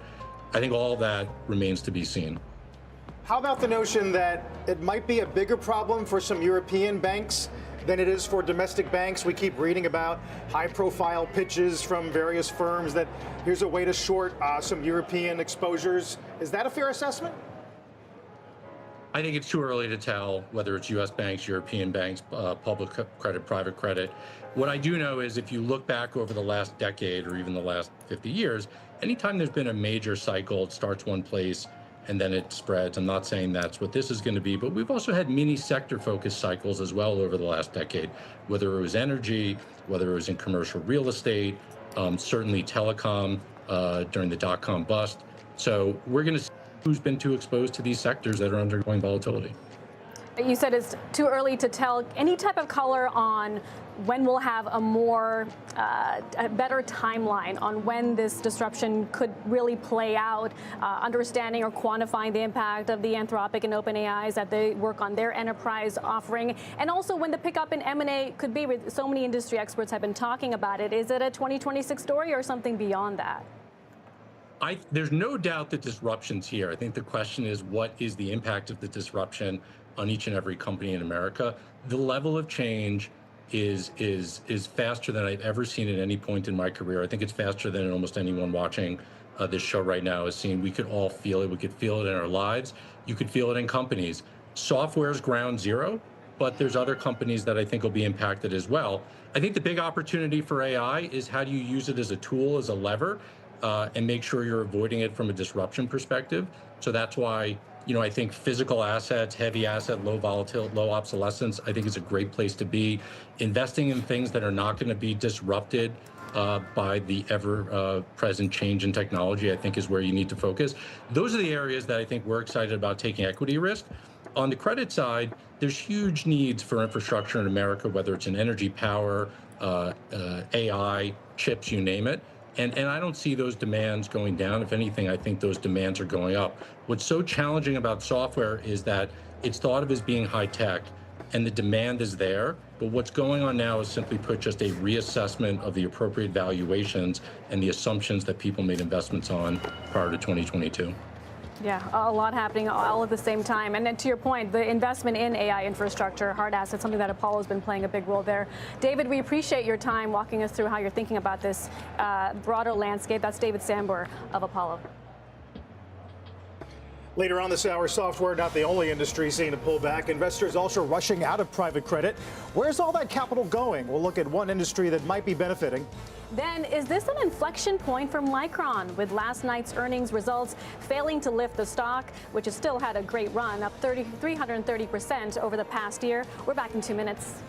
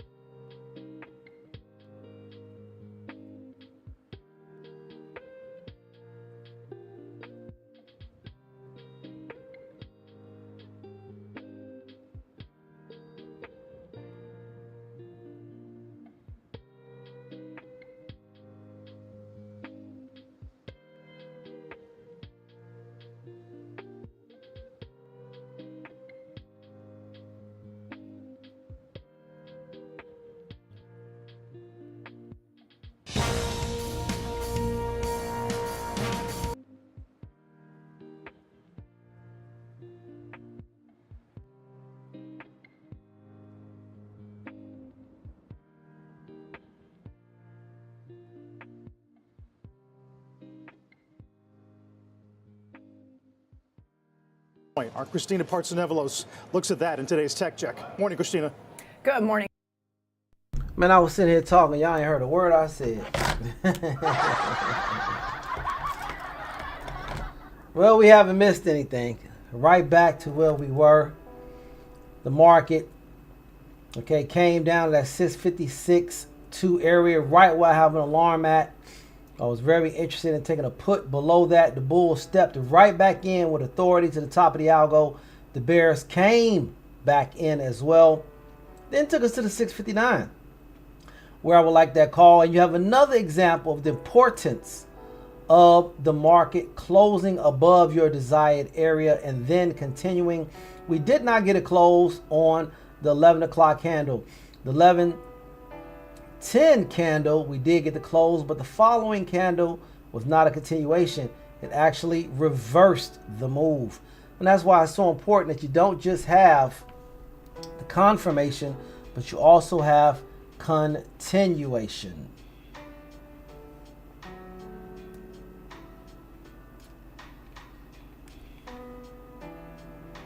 Bearish engulfing candle on the 15-minute chart.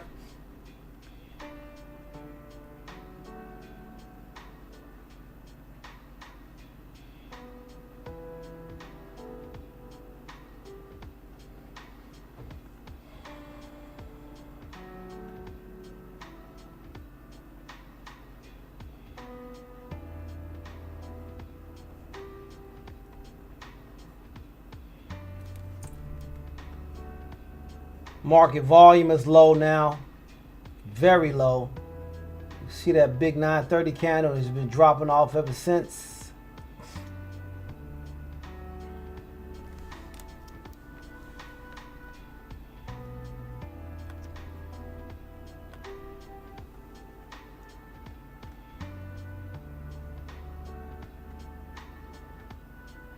I'm back in the put.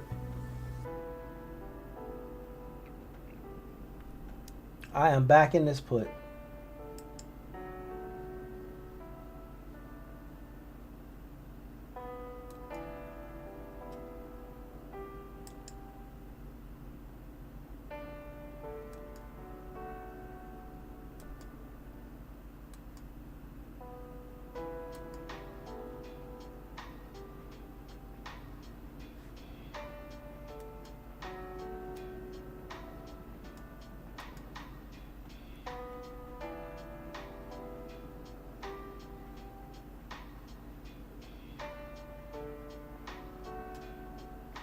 Stop will be a break of the candle itself.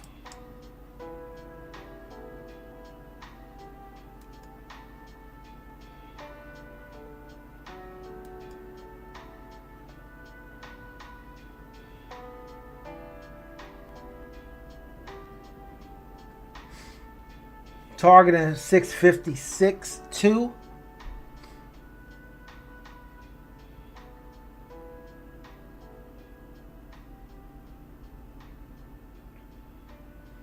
Very nice bearish engulfing candle on the 15-minute chart.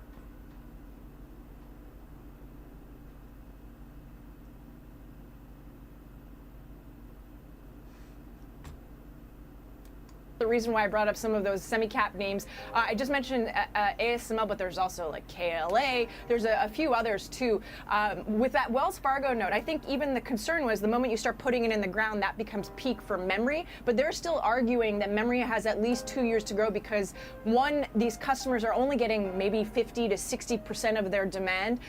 You had the CEO not only of Micron but SK Hynix saying that they see this shortage till 2030. Samsung saying that they're now signing agreements that last between 3 and 5 years. So that speaks to the visibility of demand in the near term and why this may not necessarily be peak cycle. Whether you believe it or not is really up to you and your portfolio, but semi-cap names are definitely a way. You're seeing a lot of notes now, even Mizuho saying semi-cap is the way to go too if you're scared about memory.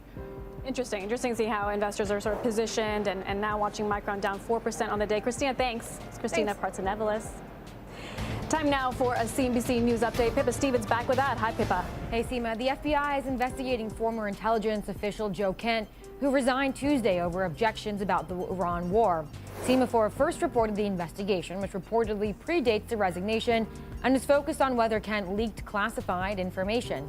Kent's former boss, intelligence chief Tulsi Gabbard, called his resignation inappropriate during her Senate testimony earlier today. 8 states, including California and New York, have sued to block Tegna's merger with Nexstar, citing antitrust concerns. The two agreed to a deal back in August, and President Trump endorsed it last month. Tegna and Nexstar have not responded to a request for comment. And Polymarket has signed a deal with Major League Baseball to become its prediction market partner. The MLB will provide Polymarket with exclusive rights and data, and says it will include a comprehensive Let's integrity go! report. Let's It will also go! include a memorandum of understanding. Give me back that money I lost this morning. Carl, back to you. All right, Pippa, thank you very much, Pippa Stevens. Coming up next, why the war in Iran has traders increasingly betting against the chance for rate cuts as Let's senators freaking may go. now threaten to hold up Kevin Warsh's confirmation as chair. We'll talk about what future Fed leadership might look like after a short break.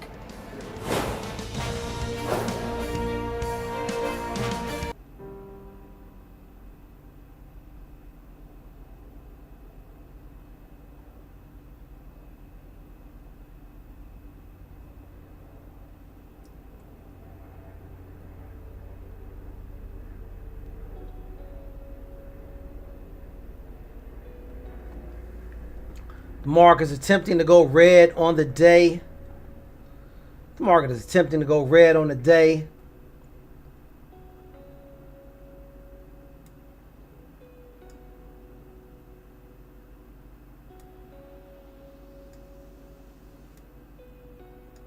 Yes, sir.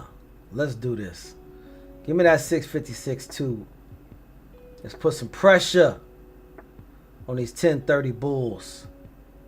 Let's put some pressure.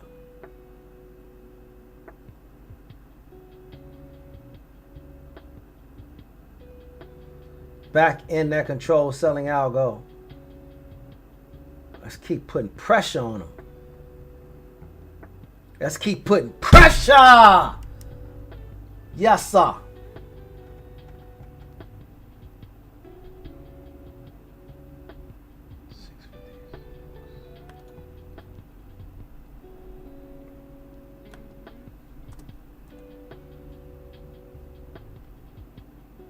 Yes, sir. Yes, sir. Yes, sir. Yes, sir. Come on. Pressure bust pipes. Pressure bust pipes.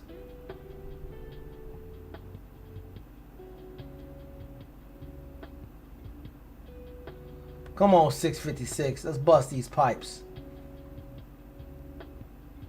656 too. Let's bust these pipes.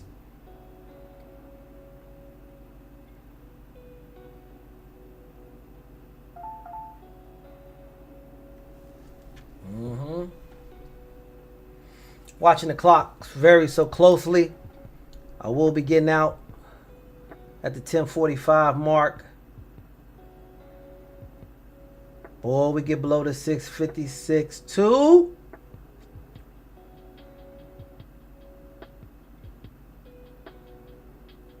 And we got something. Let's go. Let's freaking go.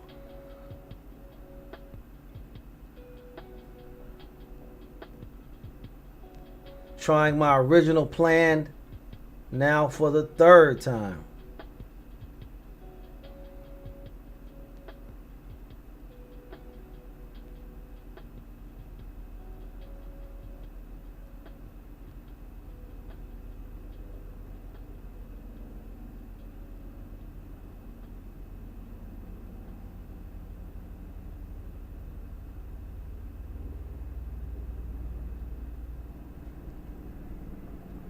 I'm gonna let it do what it do, baby.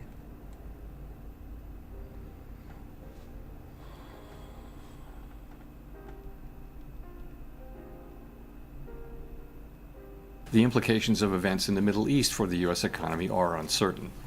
In the near term, what is he energy doing prices talking? will push up What overall the heck? inflation, but it is too soon to know the scope and duration is this live? of the potential effects on the economy. Team, somebody tell me was that's the Fed lying. chair at yesterday's that was news yesterday. conference talking about the okay. impact of the war on inflation. Those comments followed the decision to pause cuts for the second consecutive time as the war complicates the outlook for rates. Fed funds futures now implying that rates will end the year pretty much in their current range. Joining us this morning is former Minneapolis Fed President Gary Stern. Talk about what we heard yesterday and what may be to come. Gary, it's good to see you again. Good morning. I know you've said it's important for the Fed not to pretend to know more than it does, and that kind of got reflected yesterday? Yes, I think so. I think the Fed was appropriately cautious yesterday and indicated, that uncertainty reigns supreme at the moment. The war in the Mideast, its duration and how it might end are all very unclear at this point. And there are lots of other sources of concern and uncertainty. Starting with stagnation in the labor market while unemployment remains low. You also have growing concerns about private credit. You've got the uncertain fate of tariffs and what levels they might be at.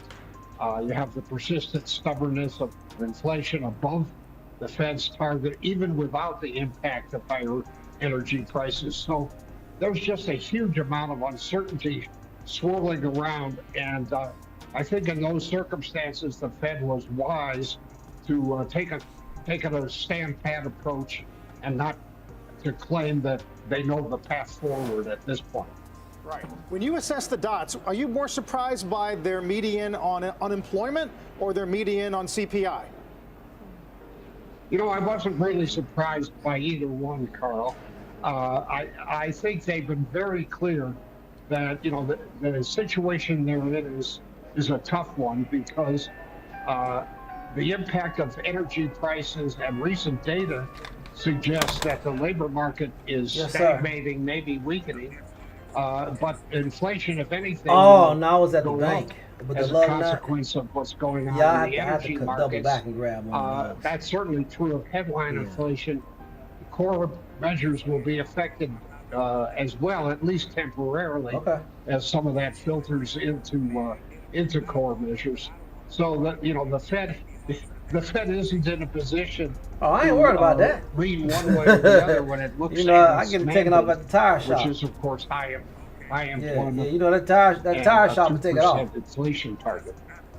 We had the Fed yesterday, Gary, and then the Bank of England this morning, basically saying that rates are on hold this year. There's some analysts who think even a hike could be possible as they look to the impact of oil on inflation. How could that inform policy here, if at all?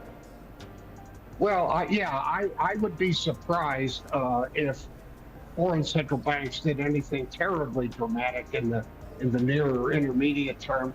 I don't think the Fed would react much if the Bank of England or some other central bank decided to move rates. For one thing, I think inflation has been running lower in England than it has here, so they may have a little less of a dilemma. On the other hand, their economy has not grown anywhere near as rapidly as the U.S. has in recent years. They have a different policy challenge, is the way I would put it. When looking at bond prices, it's the 2-year Treasury yield, Gary, that is moving the most. Why do you think that is? What's the message for investors there? Well, I think that's because investors clearly have concluded that the next reduction in interest rates is further off than they thought prior to yesterday's Fed decision. And so I would expect more action in the short end of the curve rather than in the long end of the curve. And as you suggested, that's what we're seeing. If I were an investor and trying to make some timing-related decisions, that would be the heart of my thinking at this point in time. And I don't think you get paid very much for trying to be heroic at this point. I think, the price numbers are going to be higher than earlier expected. That is, before the war started. And you've got to factor that in, and you've got to price that in if you're making those kinds of investments. Gary, on Monday, the president was still arguing for an intermeeting rate cut, even though the meeting was beginning the next day. I do wonder if we start to get some CPI prints that are truly warm in the next month or two, if the jawboning takes a back seat. from the administration? Well, I hope so. I don't think the job voting is productive. Now, let me be clear. The administration can clearly state its preferences for monetary policy. Uh, Preferably, that would be at a somewhat lower key level with the Secretary of the Treasury meeting periodically with the Fed chair, et cetera, et cetera. They're free to speak their piece and the rationale underlying it. I think public pressure on the Fed and some of the, let's say, lack of respect that's been shown is not really going to be productive. And, you know, yesterday's vote kind of illustrated that. It was an 11-to-1 vote, which means that the majority of the committee was certainly comfortable with the decision, and I suspect the vast majority of the non-voters were as well. Yeah, I mean, 11-to-1. Even Waller didn't dissent. Myron, of course, is going to be Myron. But a lot of chatter yesterday, Gary, that Powell is not going out as a lame duck necessarily. Well, I think that's true. The Fed is an institution kind of like a family in some ways. And if you try to back them into a corner and put a lot of pressure on the leader, you can think about the way a typical family would react. But I don't think that's the Yes, sir. concern here. That's what I'm talking about. What's really going on. And I think Yes. we need to all Taking out half of my position right the Fed now. is trying No delay. to do what's best for economic performance in this country so that U.S.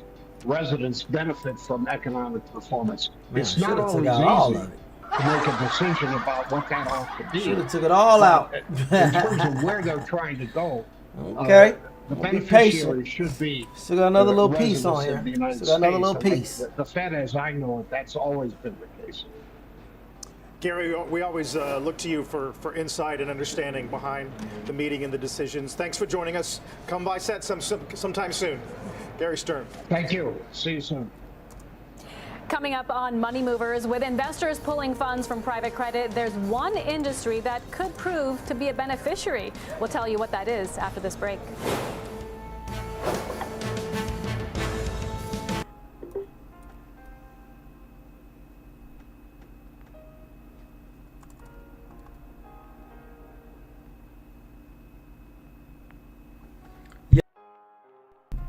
Yes, sir.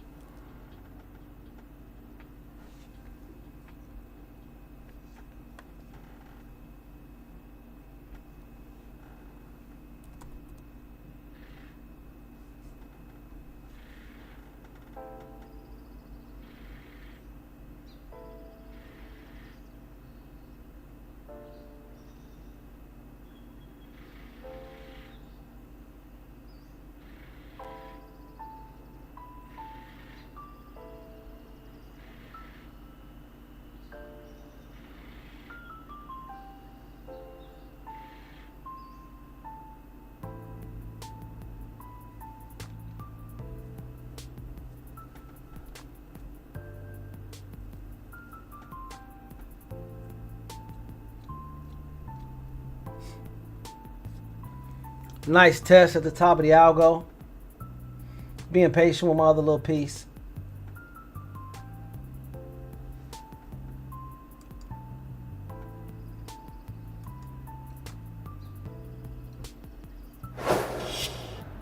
As investors move out of private credit, where could investors go next? That might be real estate. Diana Olick is here with the latest on this week's property play. Diana.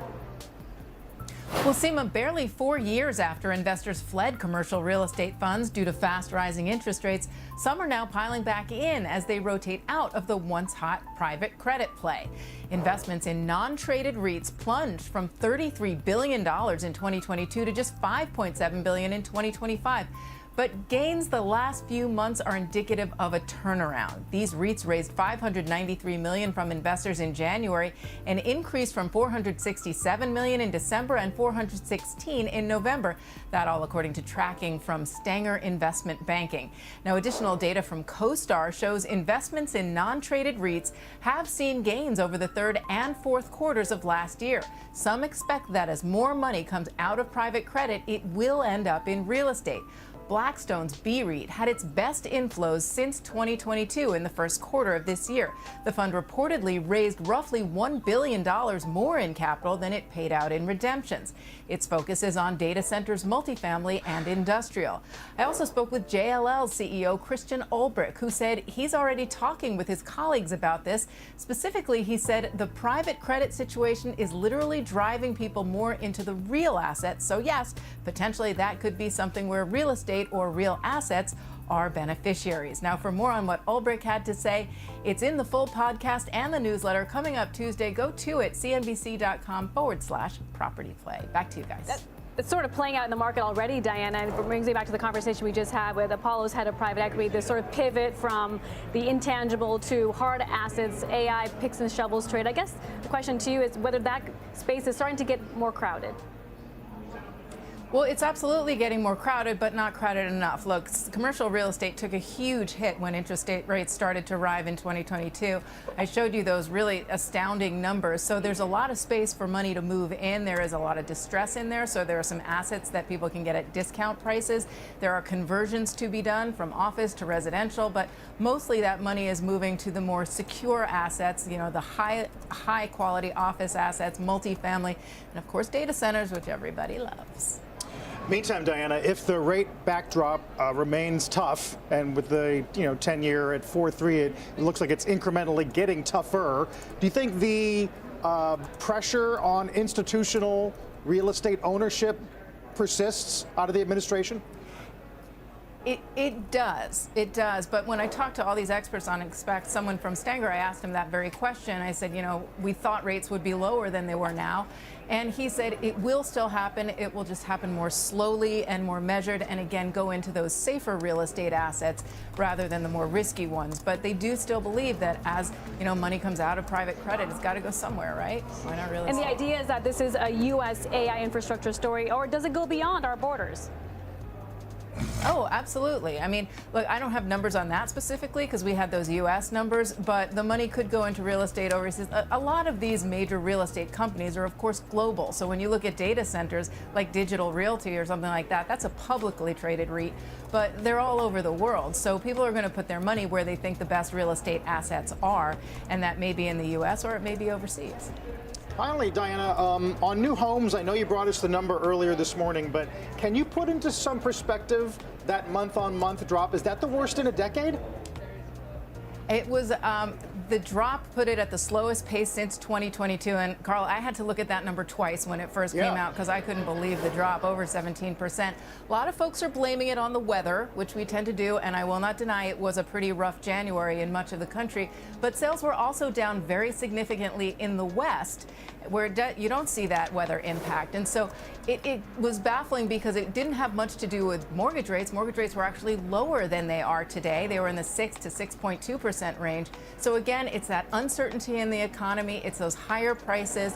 And again, we also saw housing starts for single family come down to start the year as well. So we'll see if that bounces back a little bit, but mortgage rates are now higher. So the expectation from everyone I'm talking to really is that it's not going to get much better. Diana, thank you. Quickly, I would just mention, Carl, on the AI industrial conversation, that's one of the areas that has worked so far this year. GE Vernova now up about 30% in 2026. Eaton up 13%, the companies that provide the energy or the wiring and cooling that goes into these centers.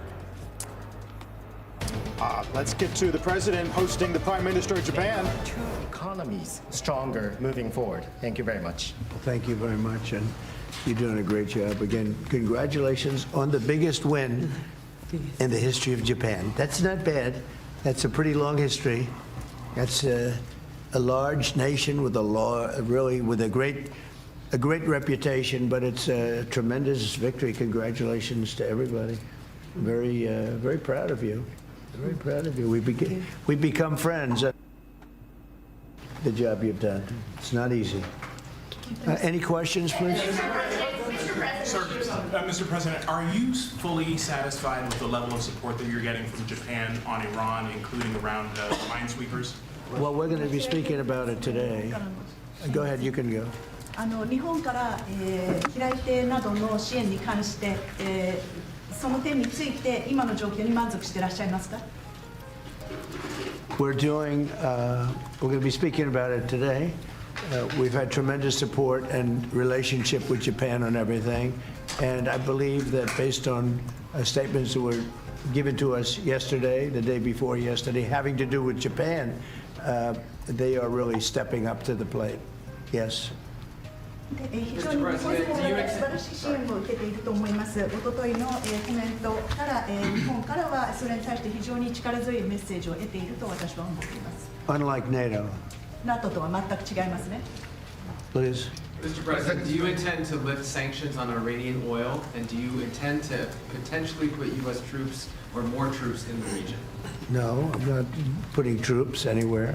If I were, I certainly wouldn't tell you.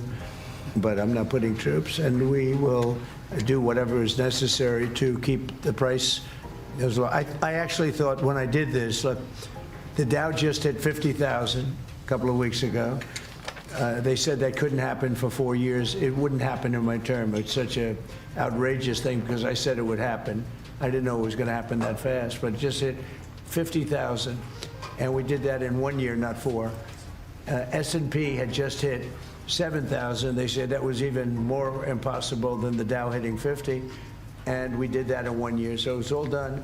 Everything was going great. The economy was great. Oil prices were very low. Gasoline was dropping to, I mean, we had $1.99, $1.85. We had great everything. And I saw what was happening in Iran, and I said, I hate to make this excursion, but we're going to have to do it. And I actually thought the numbers would be worse. I thought that it would go up more than it did. But we're doing this excursion, and when it's completed, we're going to have a much safer world. And the Prime Minister agrees with me on this. He considers it to be terrible what Iran did. I think every country does, just about every country does. Iran is a serious threat to the world, to the Middle East and to the world. And everybody agrees with me. I think virtually every country agrees with me on that. So I wanted to put out that fire. And I said, you know, if I do that, oil prices will go up, the economy will go down a little bit. I thought it would be worse, much worse, actually. I thought there was a chance it could be much worse. It's not bad, and it's going to be over with pretty soon. We've obliterated their Navy. We've obliterated their just about everything there is to obliterate, including leadership. Their Navy's gone, their Air Force is gone, their anti-aircraft equipment is gone. We're flying wherever we want, Pete. We have nobody even shooting at us. They have, I mean, and as you know, their leadership is gone. Their leaders are gone. They picked new leaders, they're gone. They picked new leaders, they're gone. And now they're looking for new leaders again. We can take out the island if anytime we want. I call it the little oil island that sits there, so totally unprotected. And we've taken out everything but the pipes. We left the pipes because to rebuild the pipes would take years for them to do. But we are, I would say, we are substantially ahead of schedule. And I had to do this. I call it an excursion. I had to take this little excursion and do something that no other president had the courage to do. And everybody wanted to do it, but they never had the courage to do. And I don't blame them. I'm not blaming them. It was left to me, and we've done a great job. Our military is incredible. We have an incredible military. We have the strongest military in the world by far. We have the greatest equipment in the world by far. In fact, Japan buys our equipment, buys a lot of it, and we're honored by that. And that's one of the things we'll be talking. They want to buy a lot of the military equipment. So it's just an honor to have the Prime Minister. We've had a tremendous relationship. Okay. Mr. President, Mr. President. I think she's going to have to go first before you. Is that okay? Do you understand? It's very good. I tell you, she's good. I mean, it's so nice that we don't have to sit. No, it's very good. I haven't picked up your language, so the next time you come, I'll have your language mastered. All right, go ahead. If the war is almost over, why is the Pentagon going to ask Congress for an additional $200 billion? Well, we're asking for a lot of reasons beyond even what we're talking about in Iran. This is a very volatile world, and the military equipment, the power of some of this weaponry is unthinkable. You don't even want to know about it. Oh, you could end this thing in 2 seconds if you wanted to, but we are being very judicious. But we want to do. Don't forget, Biden gave away. I rebuilt the military in my first term. Biden gave away so stupidly to Afghanistan a lot. He didn't want to move it. He was too lazy, too stupid to move it. But it was a very small amount. It was a lot, but it was very small relative to what I purchased and what I built. We want to have vast amounts of ammunition, which we have right now. We have a lot of ammunition, but it was taken down by giving so much to Ukraine. They gave so much. You know, Biden gave $350 billion worth of cash and military equipment to Ukraine, and he didn't rebuild anything. Fortunately, we have a lot. We have a tremendous, unlimited supply of what you'd call middle and upper middle armaments and military equipment, munitions, armaments, but munitions in particular. At the high end, we have a lot, but we're preserving it. We don't really need it, but we're building. Our manufacturers of military equipment are building at a level they've never seen before. They've never done before. Pete's in charge of it with all of us, really. But Pete's been very strong on it. The general and Pete, myself, the whole group. And Raytheon is building 4 factories. Lockheed is building 5 or 6 factories. And they're building them fast because we had a very tough meeting with them. They were going out and buying back stock for $51 billion in one case. They spent $51 billion buying back stock. Now they're not allowed to do that. And they are now building a tremendous, there's never been anything like it, what's taking place right now. So we're in very good shape, but we want to be in the best shape we've ever been in. We were that, you know, when I rebuilt the military, we were in great shape, and then Biden blew it, and he didn't do anything. He didn't do anything. And if you listen to the Democrats, they don't even want to have a military. Now you see how important it is. But we have the strongest military in the world. We have the best equipment. We make by far the best equipment. The other night, they had 114 rockets shot at a certain location. And out of 100 highly sophisticated rockets, out of 114 sophisticated rockets, every single one of them was shot down with our equipment. All our equipment. It's amazing, actually, how good it is. So we want to be sure, and it's a small price to pay to make sure that we stay tippy-top. Mr. President, you said... Mr. President, the Treasury Secretary this morning said there were defections among Iranian leadership. Are you aware of that, and is there anybody the U.S. can work with as a leader going forward? Well, we have a man named the Treasury Secretary here, so maybe he wants to discuss it. Does anybody know? Do you know who he is? Central Casting. Yeah, so we are seeing the defections at all levels as they're starting to sense what's going on with the regime. It doesn't get reported here in the U.S. very well, but you know we are trouncing them from the air, and the regime will probably collapse within itself. At Treasury, we've seen where they've wired their money out of the country. We're coming for that. We're going to get it back to the Iranian people. Mr. President, defections. On Israel, There's a lot of military defections also. You have a lot of military defections in Iran. I don't blame them. Thank you, Mr. President. Have you talked to Prime Minister Netanyahu about attacking the oil and gas fields? Yeah, I did. I told him don't do that, and he won't do that. We didn't discuss. You know, we do. We're independent. We get along great. It's coordinated, but on occasion he'll do something, and if I don't like it, and so we're not doing that anymore.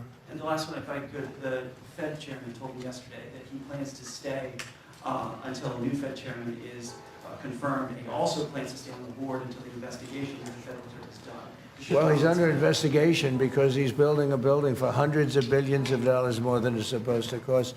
The building you see over there is under budget and ahead of schedule. That's the ballroom.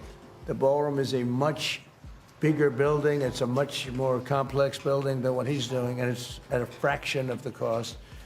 Something is going on, whether it's contractors. That's what I do best in the world. I build great buildings. I've always done it, and I build them under budget and ahead of schedule.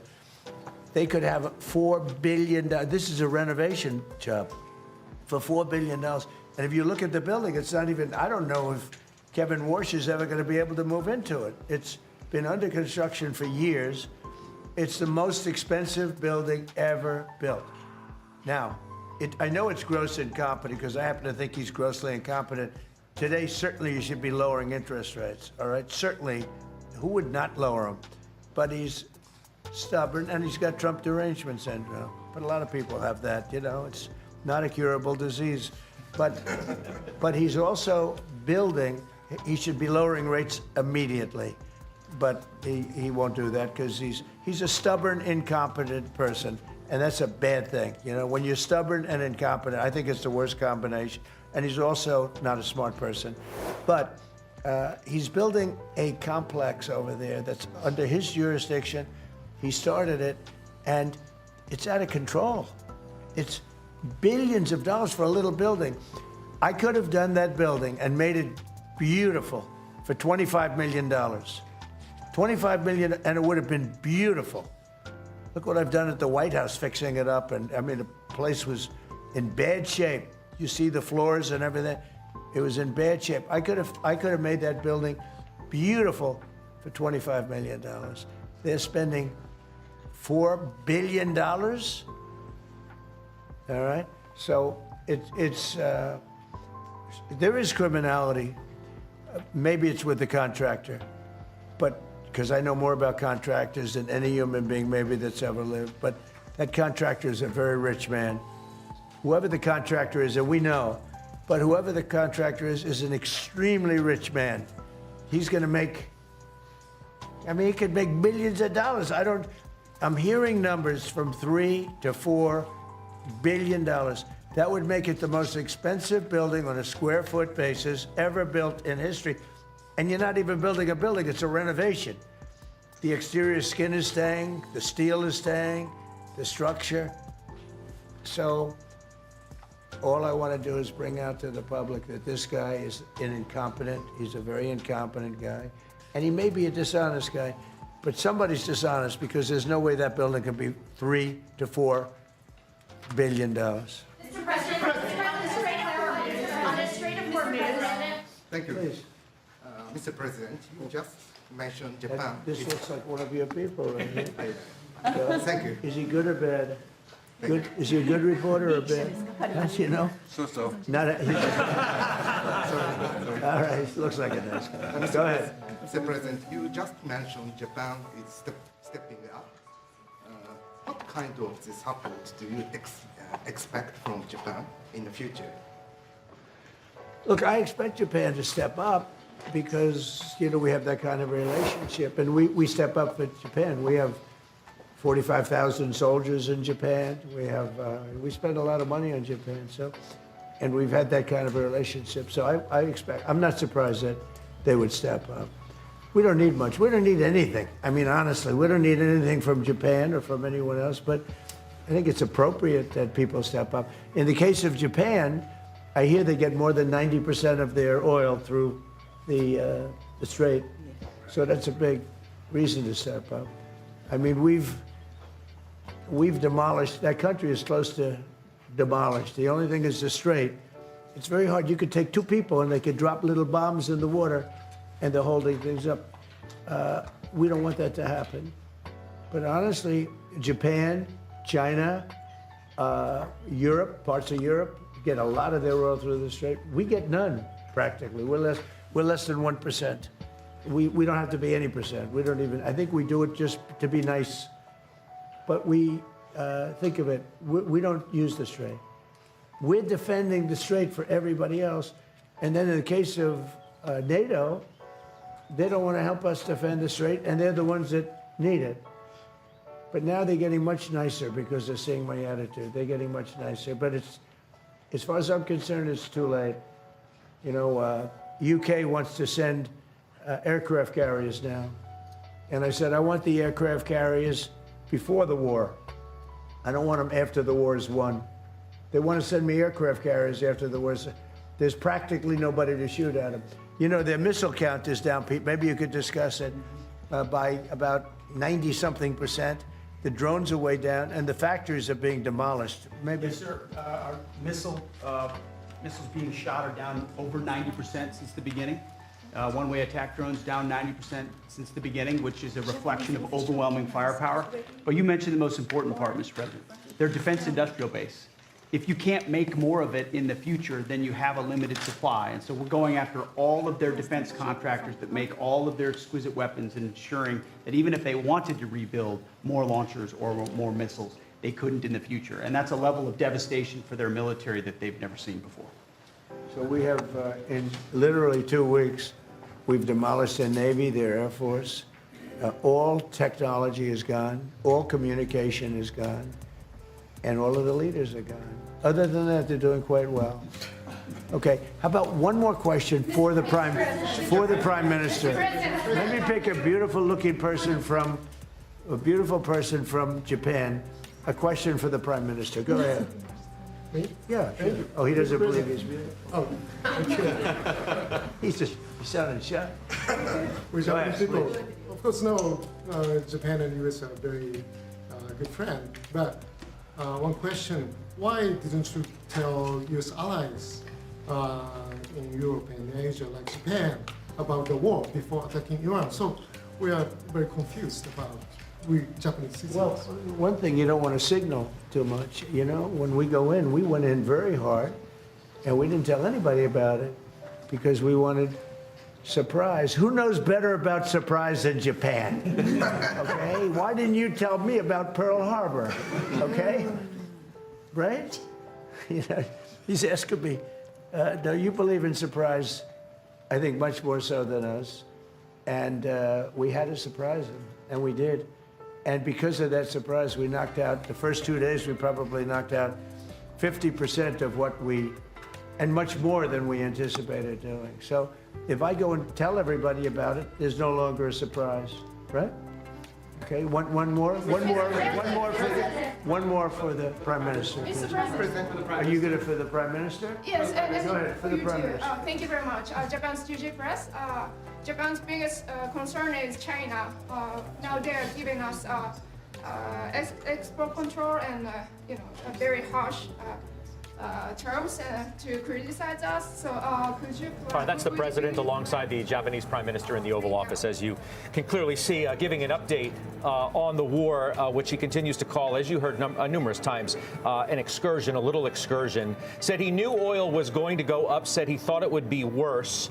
He obviously continued his criticism of NATO. As for the war, I think it's going to be over pretty soon, said the president, that we are substantially, as he said, ahead of schedule. And then a familiar refrain in terms of the criticism of not only the Fed chair himself, but the building renovations, which are still the subject of that federal investigation. We'll bring in Eamon Javers now, who joins us live from our Washington newsroom. So what do you make of what the president had to say, Eamon? Well, Scott, I was actually focused really on what Prime Minister Takaichi had to say here, because the question is, what is the Japanese and international commitment going to be to this coalition that might put together a naval force in the Persian Gulf. She had a couple of stark things to say at the top. She said that the global economy is about to experience a hit because of a huge hit, she said, because of this development, that is the Iran war. And she says that she's brought specific proposals to calm global energy markets. She didn't detail what those proposals were. So I think on the back end of this meeting, what we're going to be looking for is, one, what are those specific proposals to calm global energy markets that the Japanese want to implement here? And then two, what is the Japanese military commitment going to be? I mean, the Japanese have been very reluctant ever since World War II to send their military around the world in any kind of offensive capability because of the signal that would set and the memory of Imperial Japan. This, though, because of the enormous reliance on oil from the Strait for the Japanese, might be a situation where they feel they have to get involved. So watching the body language, the signaling here, a very warm hug from Prime Minister Takaichi to President Trump at the beginning of this meeting out on the South Lawn, and then we'll see where we go from here throughout the afternoon. They're still trying to sell this, it sounds, Eamon, as a short-term thing by calling it numerous times a little excursion. Certainly implies that, saying directly this is going to be over pretty soon, I think, substantially ahead of schedule, and the idea that they are not going to put troops anywhere, even as you have the issue of the Strait of Hormuz still in question. Yeah, the president said he's not going to put troops on the ground, but he wouldn't telegraph it if he was going to. I think the key thing to focus on is the money. There are these reports that the Pentagon is asking for $200 billion in Iran war funding. The president was asked about that here, didn't dispute that number. He just said it's a small price to pay to make sure that we stay tippy top. That is, in terms of military supplies and capability. So the president here, seeming to endorse a large number for Iran war spending, that signals, I think, a more extended commitment than maybe some of his rhetoric might suggest. Okay, appreciate that from you, Eamon. Eamon Javers down in Washington for us. We'll check the markets here. Welcome to the Halftime Report.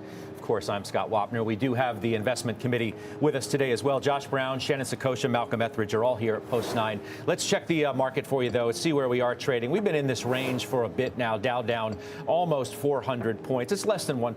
NASDAQ and the S&P are both lower as well. As crude oil makes a move here, you almost, Josh, have a two-pronged problem for the market. Not only the move in oil, WTI probably doesn't best represent the jitters in the market just because, Brent today topped 119. And then you have the Fed chair who was more hawkish than not and said inflation's not coming down as much as they, quote, hoped. The odds of a Fed rate hike by June are now higher than the chances for a rate cut. That's the backdrop. That's what you need to know. A hawkish Fed and oil that continues to go up, and stocks as a result are uneasy. I don't often question the wisdom of the market, but I think in this case, that's crazy. The Fed knows damn well there's nothing it could do with interest rates that would change the price of gasoline at the pump. It's almost an absurd proposition. So I don't believe that to be the case. I understand why the market believes that, just looking at what oil is doing to the inflation numbers, what high gasoline prices are doing. But the knock-on effect to the consumer is actually disinflationary, more so than it is inflationary. It is absolutely causing people to think twice about spending, and I think we're seeing that sentiment everywhere we look. So I don't believe it. The bigger issue for me is the state of the financials. They look absolutely horrible.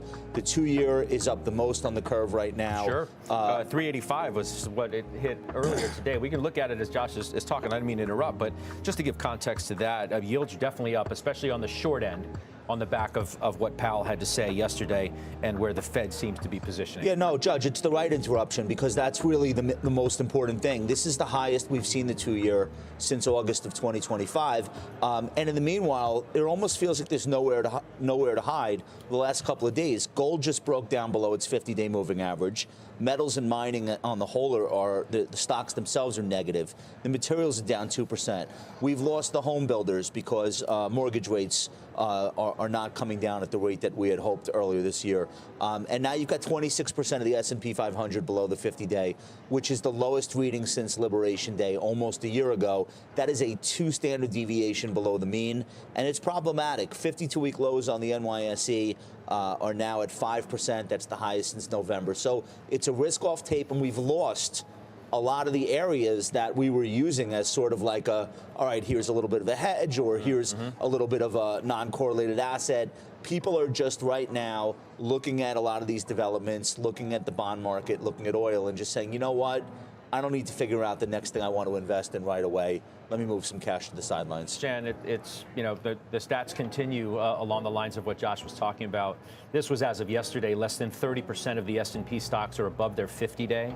It's the lowest since April of 25. So go back to Liberation Day, to when the market really got upset, and you had a number of stocks below their 50-day. So we're not looking great under the surface. Metals, gold is worst week since '83.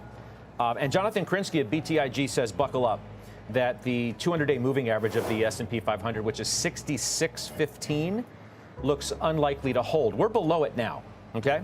So it's unlikely to hold. He thinks a move towards 6,000 has a decent probability. That barring a close back above 6,900, so that's, a few hundred points higher from here, that the bears maintain the upper hand. Well, I think one of the reasons that we saw this broadening out, particularly since August of last year, was this expectation of accelerating economic momentum. Part of that explanation was a continued accommodative monetary environment, not just here, but also outside of the United States as well. Josh already pointed to disinflationary trends. And then there was also this expectation of improving margins due to the implementation of AI. At this point, several layers of that value proposition, if you will, in terms of the momentum of the equity market have been upset. We're not looking at potentially as much accommodation. We're actually looking at potentially more restrictive.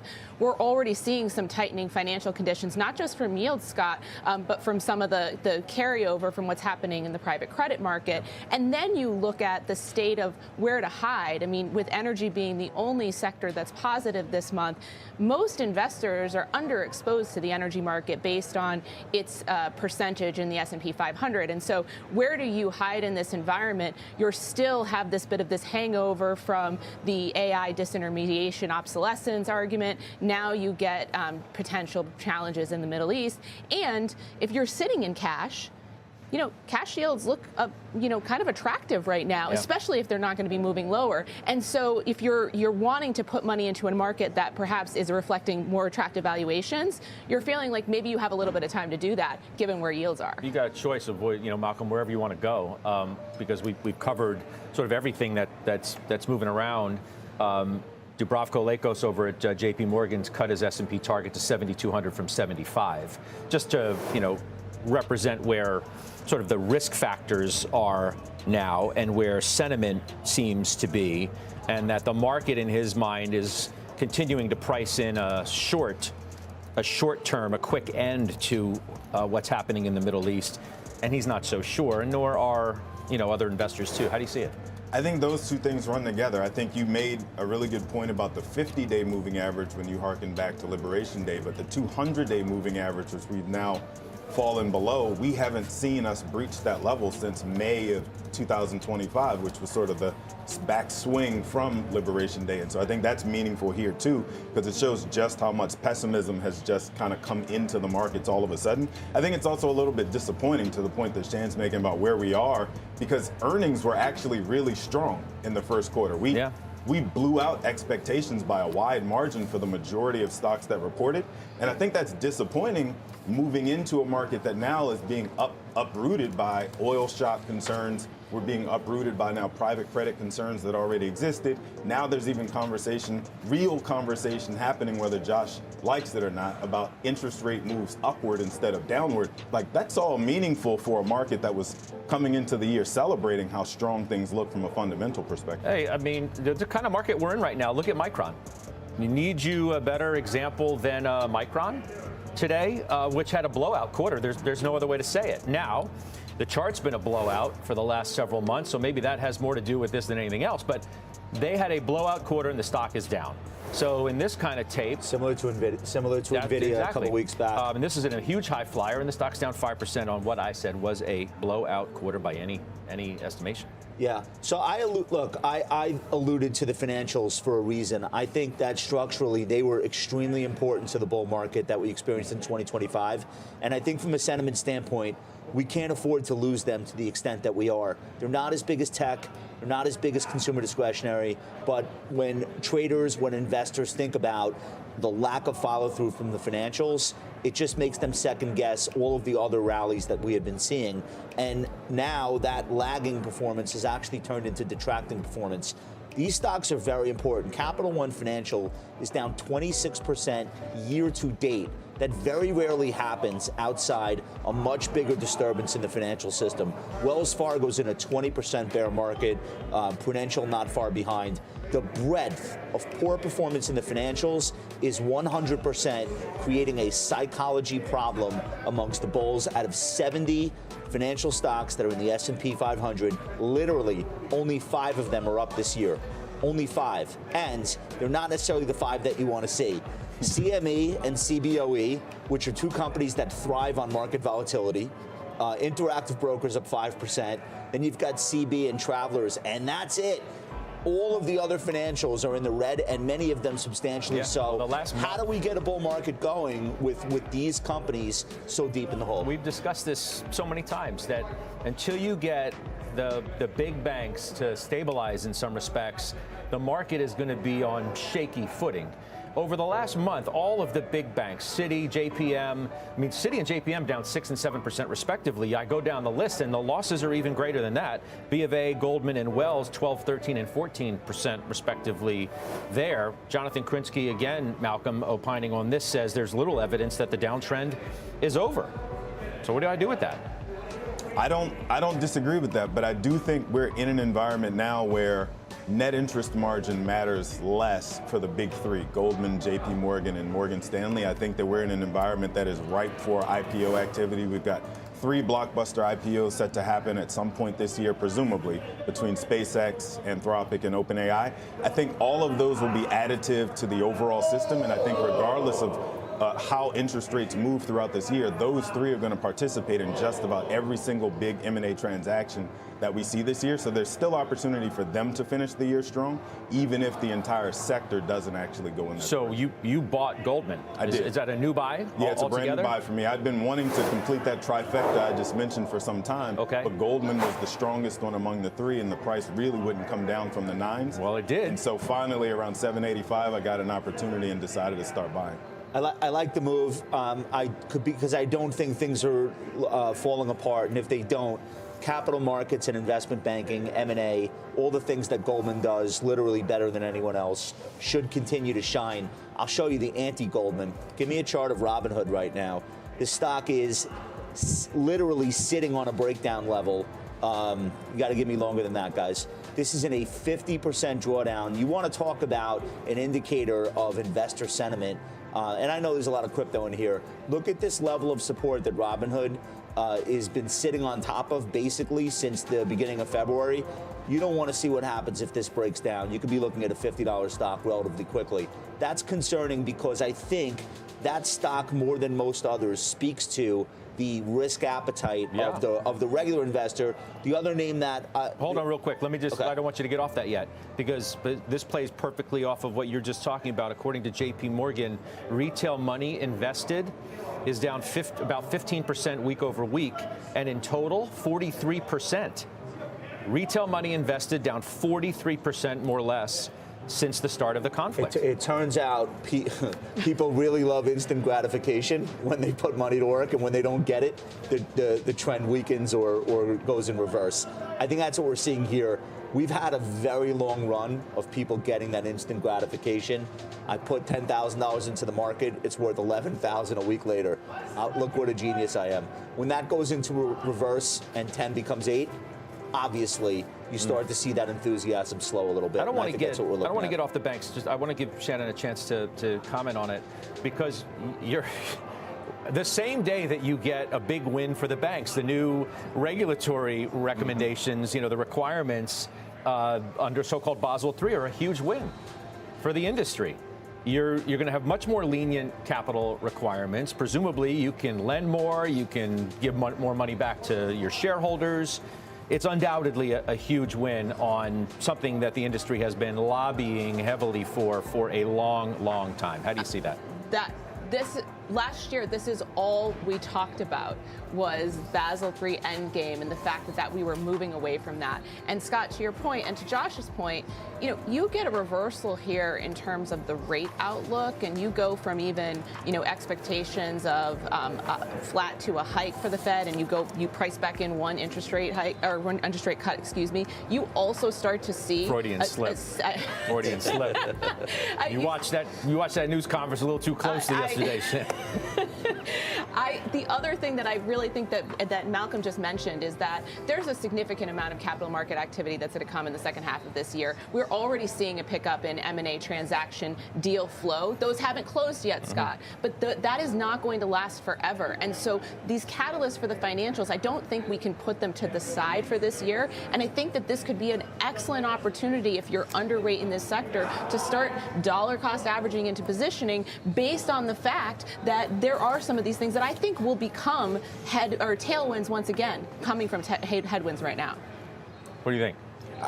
I think that it also makes sense that we have to consider how many refinancings are going to come into the market very soon if we do see a move in rates to the positive better side. get a big move down in rates and real quick. Well, I don't mean residential real estate. I mean more from the commercial perspective. I think the banks are taking back some of these loans we've been asking questions about from the private credit market over the last year. I think that's probably going to pick up because a lot of investors are moving away from that space, and so the capital available for it is going away too. So we're going to see more traditional lending pick up too, I think, in the larger business segment if we do see interest rates become more favorable. All right, let's squeeze in a break.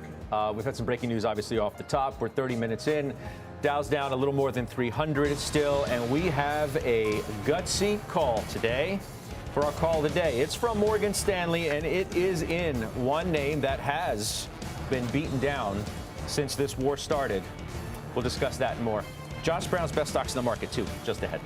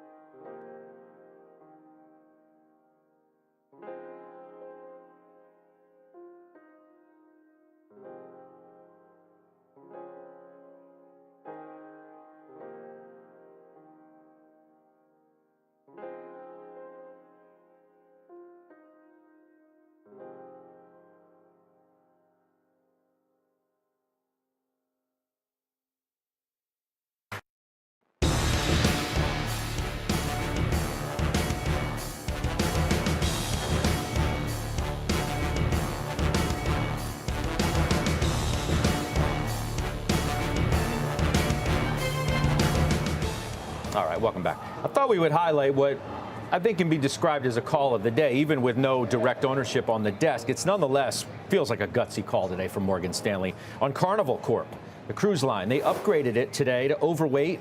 It was equal weight. You know what's happened? Let's back that up a little longer. Let's go a little bit. You can see what's happened, I think, to cruise lines like the airlines and other travel-related names since the war started. A little further back than that, please. They say historically the best time to invest in travel stocks has been following demand shocks. So we're working on the chart. But yeah, okay, demand shock, stock goes down, down 20% year to date.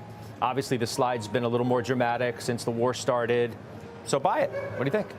Well, there's two sides to this argument. Number one, we have seen periods where we anticipated, for instance, the sharp rise in interest rates to essentially disarm the consumer entirely, and we didn't see that, and we really didn't see a change in experience spending coming out of those interest rate hikes. The other side of this is that there is going to be an impact on non-discretionary spending from at least even a short-term period of higher energy prices. But Scott, we haven't seen demand deterioration in travel despite compounded higher prices over the last couple of years. Yeah, but I mean, you start to game it out, right? You're down 23% month to date on Carnival because obviously if fuel prices are going up, not to mention the psychological impact of traveling when you're having a conflict like we are, but then the added input cost of rising fuel prices doesn't help these stocks. But there's a lot more. I mean, if we're talking just about cruise lines, there's a lot of transparency about forward bookings here too. So I think that there is probably more so than what the airlines can estimate, 3, 4, 6 months ahead of time. Cruise lines are benefit from that future booking scenario. I do think that the call is gutsy, but if you look at consumer discretionary and you look at the pressure that it's been under, there is going to start to be some more interest in buying up some of these stocks that have proven to be where higher middle income and high income spenders have continued to traffic. We'll see. You have to see to what level oil prices get up to. If they stay, I mean, the commentary seems to suggest right here, okay, we can deal with that for a little bit. You start to get up to like 130 and even higher than that, then you're going to start to have some demand destruction on the price of oil just going higher and higher. But I want to move on to Jeffrey's call today. They downgrade Kinsale Capital to a sell. It's underperformed. The target to 312 from 392. So back that up a little bit longer, guys, too, if we can see the stock more meaningfully. Yeah, thank you. Down 15% year to date. You own it. Yeah, so this is a very niche business within the insurance industry. I've been in it for a little while. I've been adding to it on dips. This year has provided a lot of opportunities to add to it on dips because it's been nothing but dips. I think this is mostly in line with the overall insurance sector. These stocks had a really good couple of years. This is not their year. There are obviously technological concerns about some of these companies possibly seeing competitive threats from AI. I really don't believe it in the case of Kinsale. I'm not worried about it. And I think the valuation here is fine. So I would not heed this call. I am not planning to sell any of my stock. Let's take a look at both Uber and Rivian, guys, if we could, because Uber's going to invest up to $1.25 billion in Rivian in a deal to launch 50,000 robo-taxis. It's an interesting one. Josh, you own the name. We can take a look at I want to look at the reaction of both stocks, though, before you. Can we show that today? Is that a today? No, it's here today. Can we show it today? Guys, on both of those names, that's what I'm trying to get at, please. So Uber's down, Rivian's up. There you go. Thank you very much on that. It's interesting, too. Let me just mention this because Megan Reeder, one of our producers who follows the auto space with Phil LeBeau, points out that buried in Rivian's 8K today is the fact that the company says, quote, in addition, the company no longer expects to be adjusted EBITDA positive in 2027 due to an expected increase in R&D spend associated with the acceleration of its autonomy roadmap. It was an important point that Megan wanted to make sure that was mentioned, so we are. So thanks for flagging that for us, too. What do you think? Yeah, there's a couple things going on here. Rivian is investing in the autonomous future because literally what choice do they have? By 2030, most of the cars rolling off the factory floor all over the world are going to be autonomous ready. Part of that is because many of them will be working with the NVIDIAs of the world, and there are other providers with the software, the chips that enable autonomy. And part of that's going to be consumer demand. Why do we still live in a world where there's the possibility of getting hit by a drunk driver? It makes absolutely no sense. All of these cars should have at least the capability to drive themselves. In the case of Uber and Rivian, Uber has said publicly it is not interested in owning fleets of autonomous vehicles as part of its strategy. That's what sets it in distinction from Tesla and Waymo. However, they are willing to use their balance sheet to kickstart an ecosystem where there are other providers beyond Waymo and Tesla. In the best interest of an Uber shareholder is for there to be 1,000 companies providing autonomous vehicles into the marketplace. Uber benefits because they become the network that connects all of those fleets with the user. And I think this is just one more step in that direction. They did a similar deal with Lucid a month ago, did a similar deal 2 days ago with Nissan. They are working with everybody to make sure that the autonomous future belongs on the Uber app.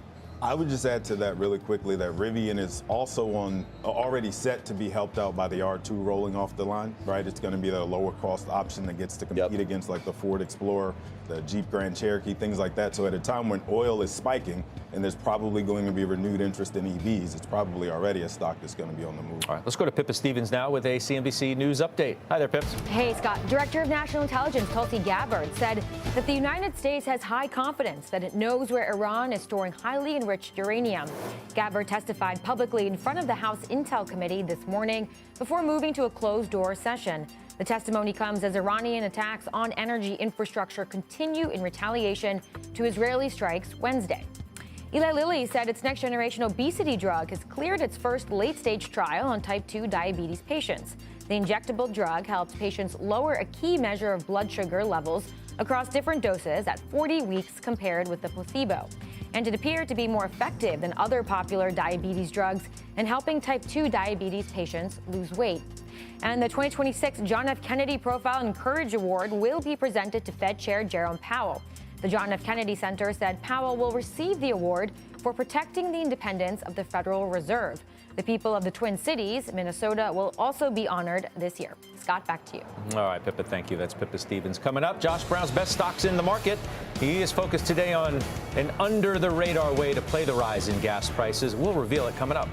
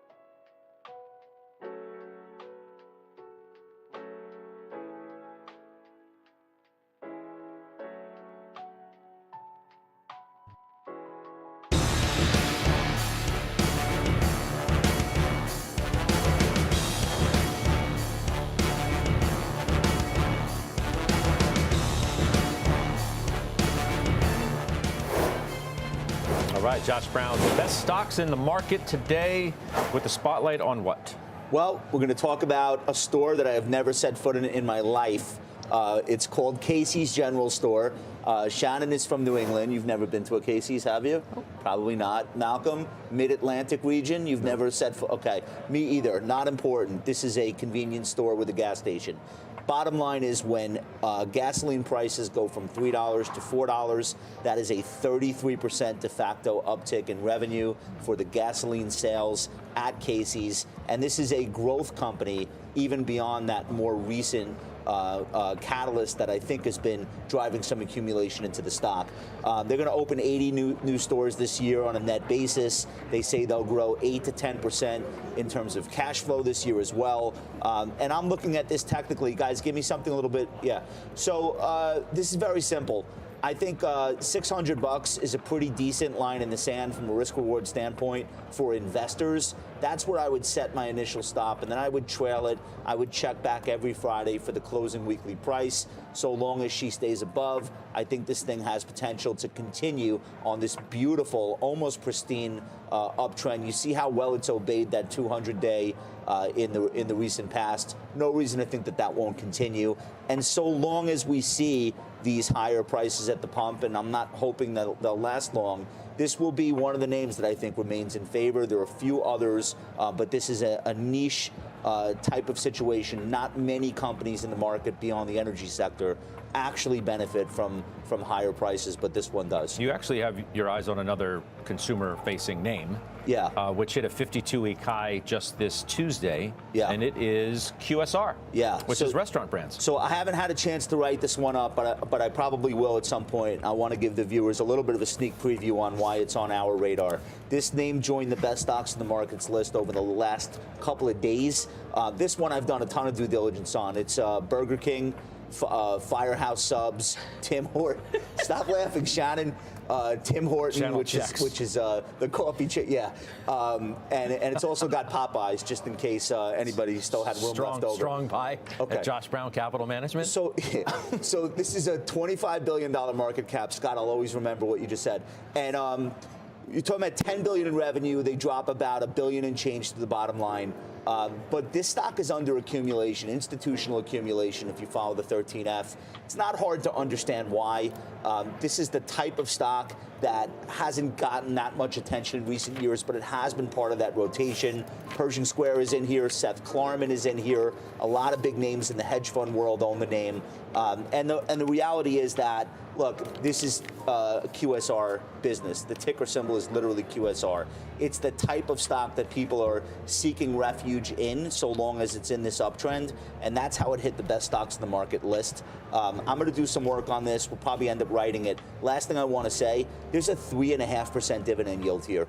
This is a company that is paying out probably around 3/4 of its cash flow to feed that dividend, which is very high, and I think that's part of the appeal of a name like this right now. Okay, let's get back to Pippa Stevens. She has a news alert for us. Hi, Pippa. Hey, Scott. So an administration official confirming just now that oil and gas export restrictions are not under consideration. No word on whether products is also included in that, but of course, as the administration works through the toolbox they have at their disposal to try and lower the inflationary impact of these higher oil prices, export controls had been something that had been talked about, but the White House saying that that is not under consideration at this time, first reported by Politico. We did see WTI briefly get up above the $100 level, but now up about 2% here at $98. Scott? Okay, appreciate that update from you, Pippa. Thank you, Pippa Stevens. Mike Santoli's next.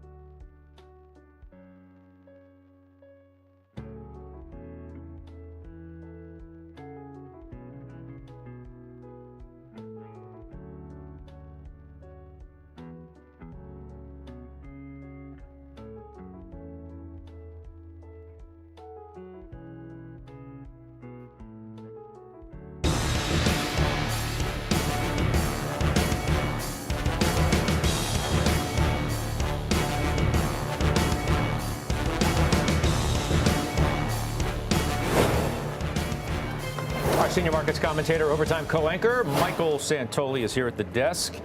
What's your take? We're reacting to, obviously, oil and now the hawkish Fed chair. We are reacting to all of it. The market keeps turning in every direction, looking to see if there's going to be relief coming one way or another.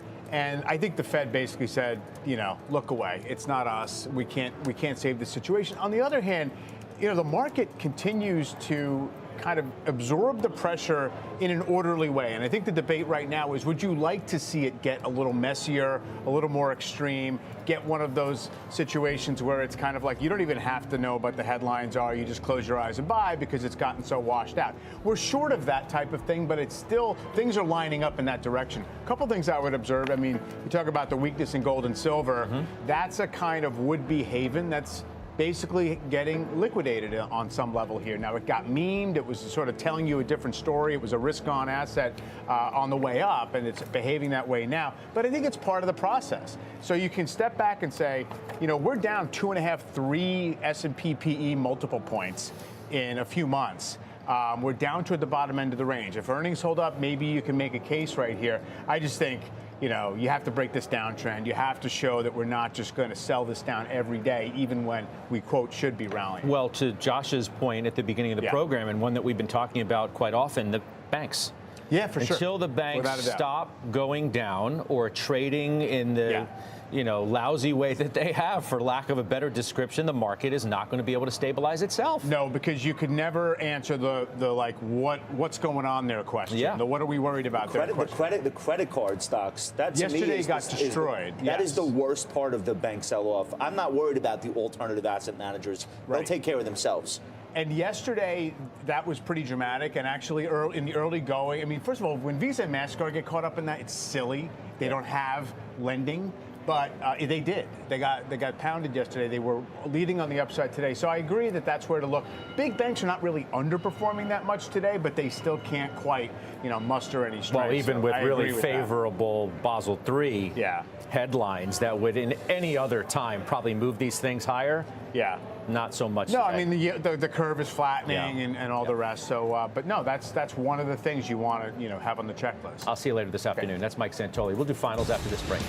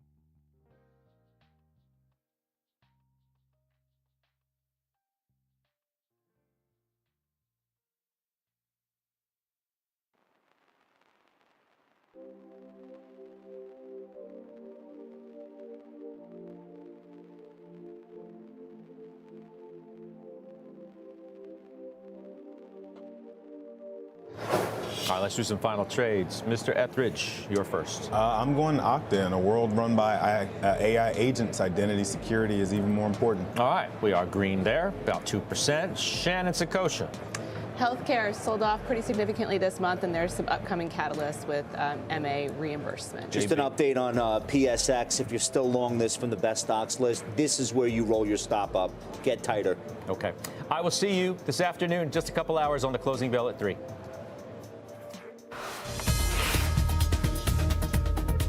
Thank you very much for that, Scott. And as the Dow hits its lowest level of the year, welcome to the exchange. I'm Kelly Evans, and that index is down almost 400 points this hour. As stocks are broadly under pressure, the Nasdaq the worst performer, the S&P erasing nearly all of its gains over the past 6 months now at 65.80. Many say it's below the 200-day moving average that it closed below yesterday. A lot of these are key trading signs of a loss of momentum. And it comes, of course, as oil prices are rising once again amid new attacks on key Mideast energy infrastructure. That has the price of Brent almost near the highs from a few weeks back, 119 and change. It's at 109 now, so we're off those session highs. European natural gas, same kind of story, was up 20% earlier on. It's settling down somewhat. And the U.S. oil benchmark, for what it's worth, WTI crude, in more of a holding pattern, albeit a high one at $98 or so. We're also watching shares of Micron. Those are selling off, although well off their session lows today on that blockbuster quarter. Blockbuster, very eerily reminiscent of what happened with NVIDIA circa 2 years ago. We'll talk about what they said and what the trade today tells us about the memory market and the AI trade. But first, let's begin in Washington, where President Trump just spoke in the Oval Office. Eamon Javers has the very latest for us. Eamon? Hey there, Kelly. President Trump, as you say, is meeting with Japanese Prime Minister Sane Takaichi at the White House today. She told reporters in the Oval Office this morning that the global economy is about to experience a huge hit because of the Iran war. She also said she came to the meeting with specific proposals to calm global energy markets. In the portion of the meeting that we saw on camera, President Trump acknowledged that the Israeli attacks on the Iranian gas fields came without U.S. awareness. And he said he's unhappy about that, signaling a divergence of strategies between the U.S. and Israeli militaries that have been carrying out the campaign. I told him, don't do that, and he won't do that. We didn't discuss. You know, we do, we're independent, we get along great. It's coordinated, but on occasion he'll do something, and if I don't like it, and so we're not doing that anymore. So the president there saying that he communicated his displeasure to Benjamin Netanyahu of Israel. And although Reuters is reporting today that the United States is considering deploying thousands of American troops to reinforce operations in the Middle East, President Trump said in this meeting here that he's not sending troops, quote, anywhere. Now, the meeting with the Japanese delegation is expected to go long today. The White House has scrapped the luncheon component of this visit so they can extend these closed-door working sessions, and we'll see what kind of readout we can get when the prime minister leaves. That's interesting. All right, Eamon, for now, thanks. Appreciate it, Eamon Javers. Let's get some reaction and analysis now from our next guests, who both say the next few weeks will be critical, but for different reasons with the Iran war. One says we can't leave before the job is done, but the other says the longer we stay, the bigger the impact on international energy markets. Let's bring in Fred Kemp, the CEO of the Atlantic Council and a CNBC contributor, along with Amrita Sen, who's Energy Aspects founder and director of market intelligence. Fred, welcome to you. I find it, a warning sign that the kinds of options that would have been considered ludicrous and off the table a few weeks ago are now being actively discussed, namely things like troops along the Iranian coast. So both things are true that you just said, Kelly, which is that you can't cut and run. You have to finish this mission or you're going to head up in the worst of all worlds. And the longer it goes on, the more energy prices are going to go up. There are really two wars going on. One is Israel and the United States on the Iranian regime, and the other is the Iranian regime's war on the global economy. What's changed is because of all of these attacks on Iran's Gulf neighbors, the Gulf neighbors agree with the President of the United States that one can't cut and run. One can't reward Iran for being the destabilizing factor it's again become at a time when it's at the weakest point it's been in the last 40 years in terms of its military capabilities, its proxies, its nuclear capability. So I think you're going to see a real tension here between the growing rise in oil prices, uncertainties after the strikes of the last 24 hours on the natural gas fields, and the conviction on part of not just the United States, but the Gulf that one can't let Iran get away with this. But Fred, what does it tell you that instead of us getting, I mean, the president's post last night was extremely sharply worded. Whether or not he had a heads up about these strikes, there's a fury. He's talking about here incredible warnings for Iran about us wiping out, their energy production and so forth. That's not the kind of thing that tells you that he's looking for an off-ramp here, is it? I don't think he's looking for an off-ramp. I think as long as the Straits of Hormuz are blocked, and they're not really closed, they're just blocked, no shipper feels particularly safe going through whether or not you have insurance. But as long as it's blocked, I don't think Donald Trump is going to stop his attacks on Iran. It's a really high-stakes game of chicken, and the feeling is the more targets that the U.S. can hit, the closer we come to a point where one can open, at least to a certain extent, the Straits of Hormuz, and where Iran is going to have to back down. But what you're seeing is something that one didn't want to happen, which is Iran ratcheting up. And that's what you're talking about, Kelly, is whether or not the president knew about the Israeli attack on the gas field, which was then followed by the Iranian attack on the Qatari part of the gas field. That's certainly where things have ratcheted up to right now. So the question is, how does one actually reverse that? Amrita, do you want to jump in here and talk about what further impact we could see, especially if it's true on these reports that the main natural gas production of Kuwait could be, or I'm sorry, of Qatar could now be, 20% of it could be offline for a period of 2 to 3 years. Is that right?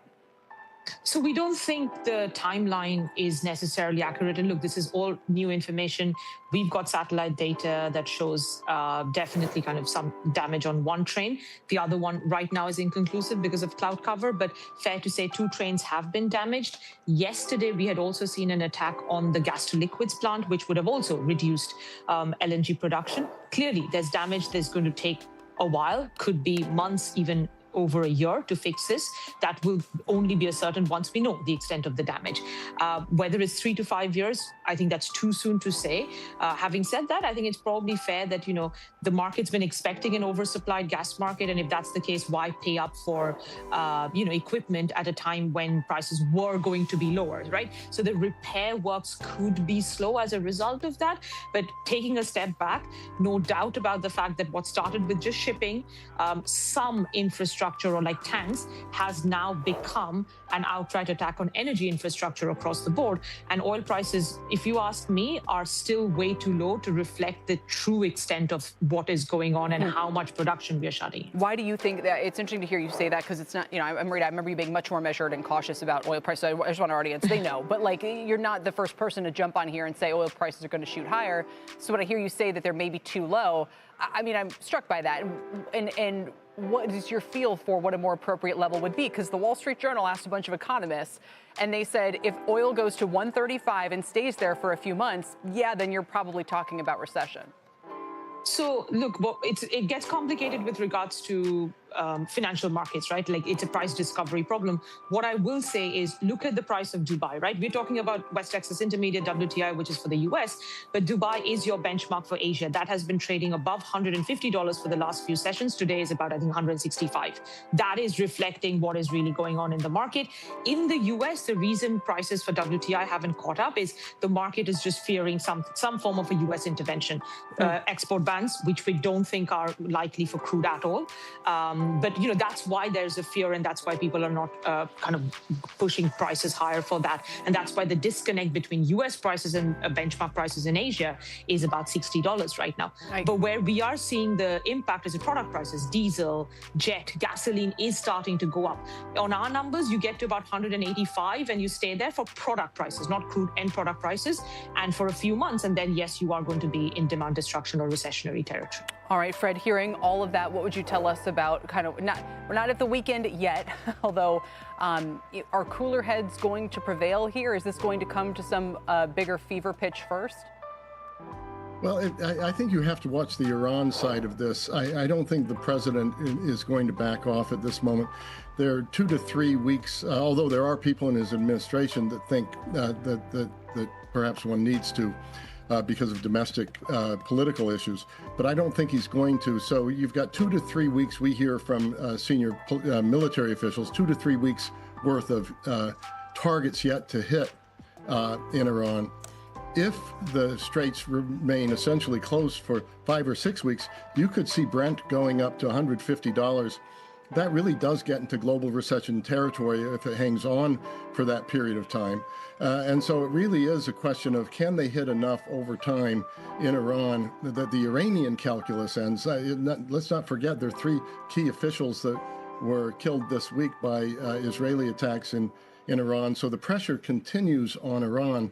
And my bet would be over time that this will end, that we'll go through a more difficult time, prices will go up some. But in the end, Iran is so weak that something will give at one point or another. You won't end the war, but you'll get the war to a situation where the disruption is such that it's manageable and you can start running the world economy again. But we certainly didn't go into this thinking we were going to be in a threat of global recession, and I think we really have to look at that and see that as a real possibility. All right, quickly, Amrita, before we go, it's my understanding that even though we focus on WTI, it's West Texas, it's the U.S. benchmark, but it is the case that Brent, which has been much higher, we are showing that spread there. If Brent's around 120, a little bit off that now, that does influence our gasoline prices?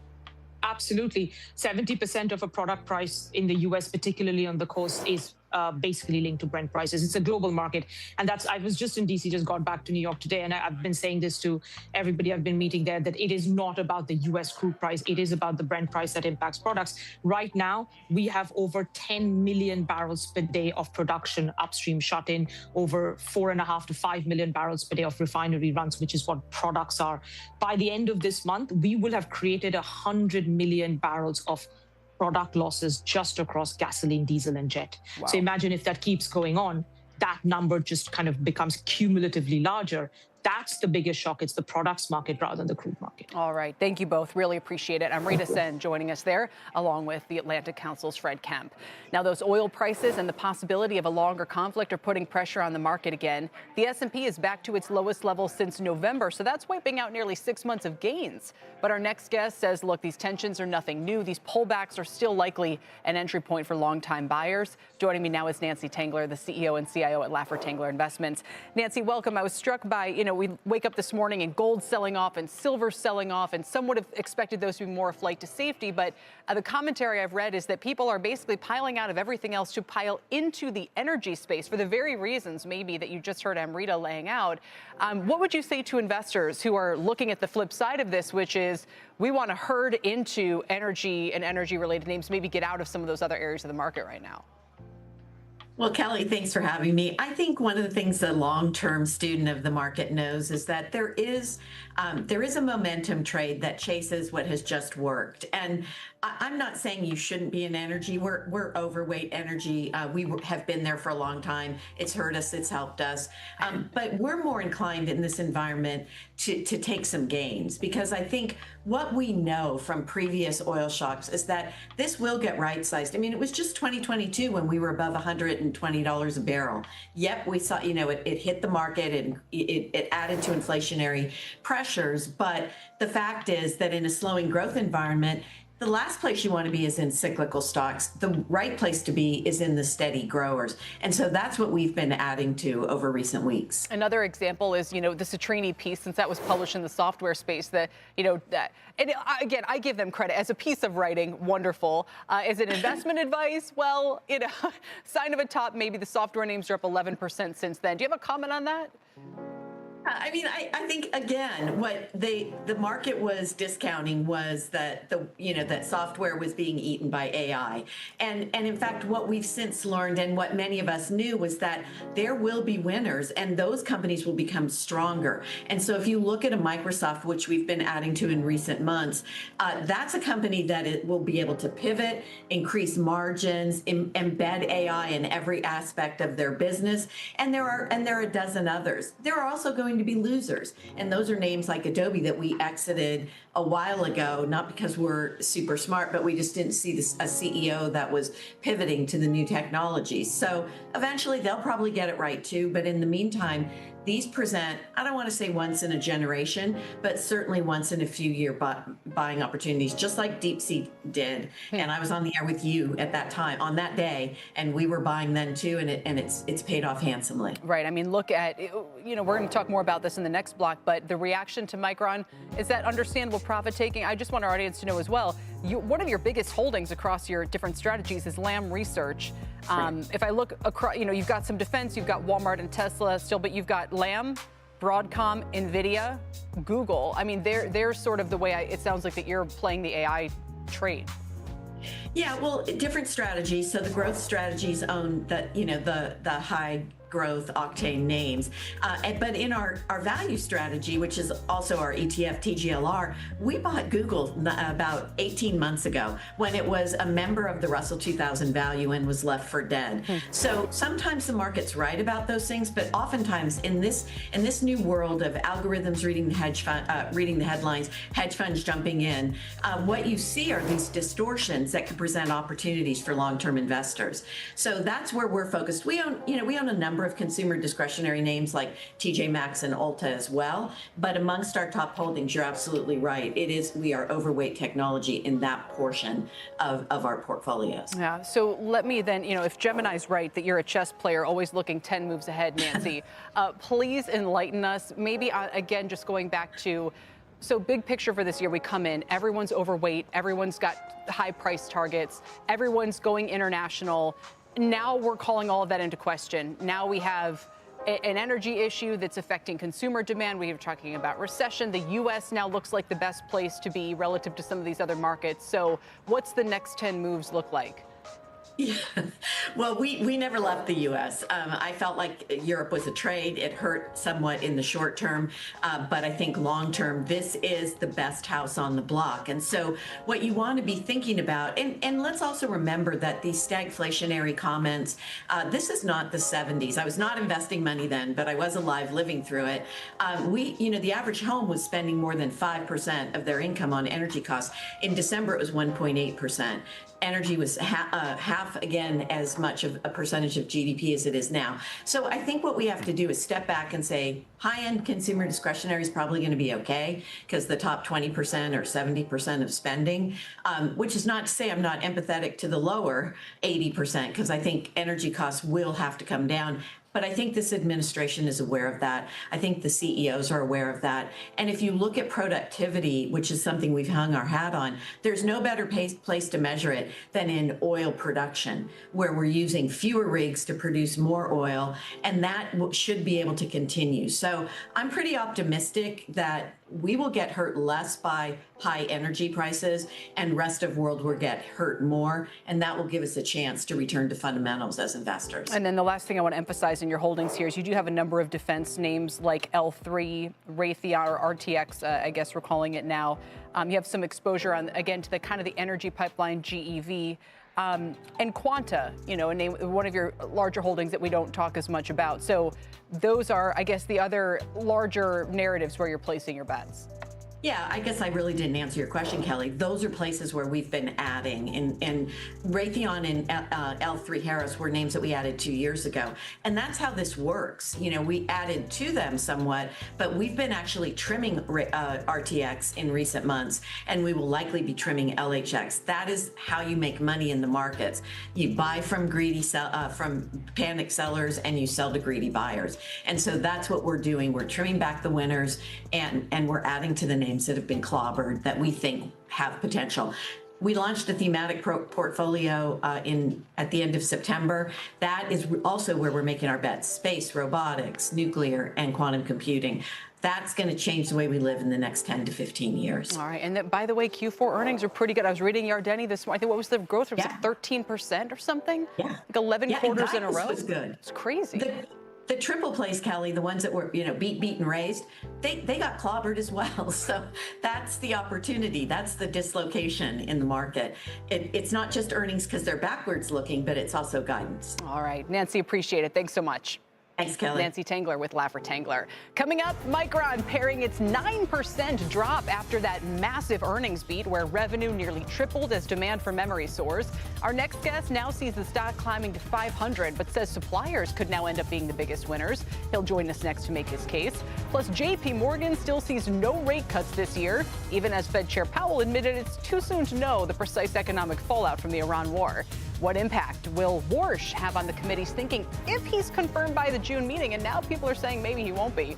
We'll debate with the 10-year back at 428. And we're watching shares of Ecolab. The Wall Street Journal reporting they're near a deal to acquire the data center cooling company Cool IT Systems from KKR via $4.5 billion deal. And Ecolab's trading down about 3% on that. We're back with a whole lot more after this. This is The Exchange on CNBC.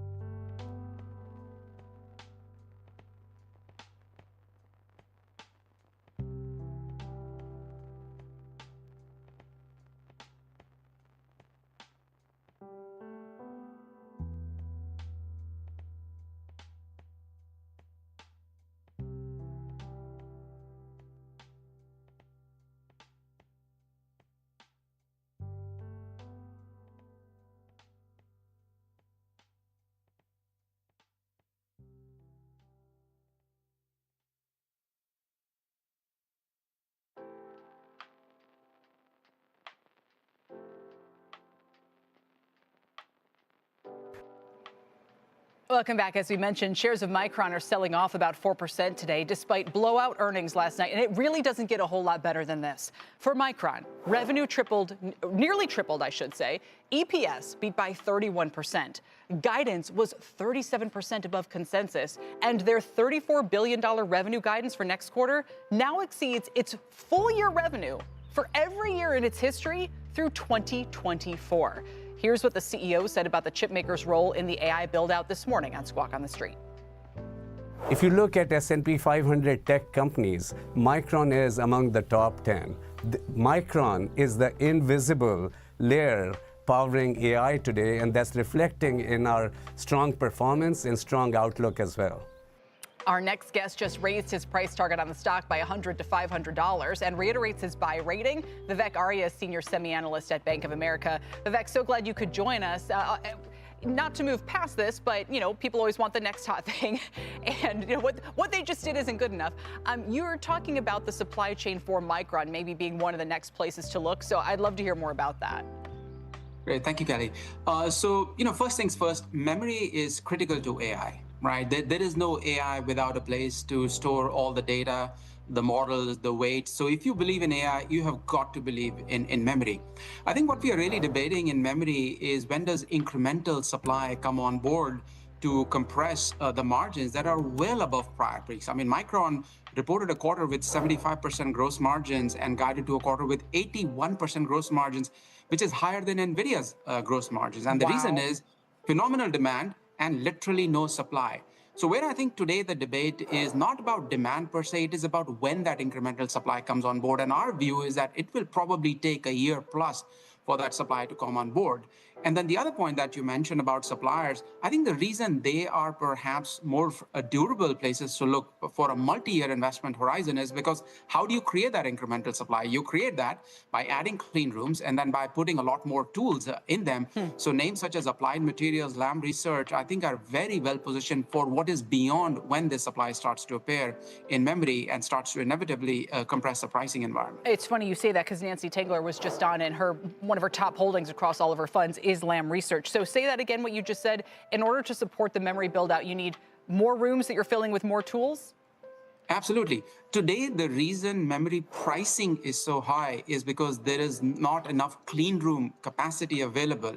So whatever limited capacity that we have is being directed away from PCs and phones towards AI, and it is driving a very strong pricing environment.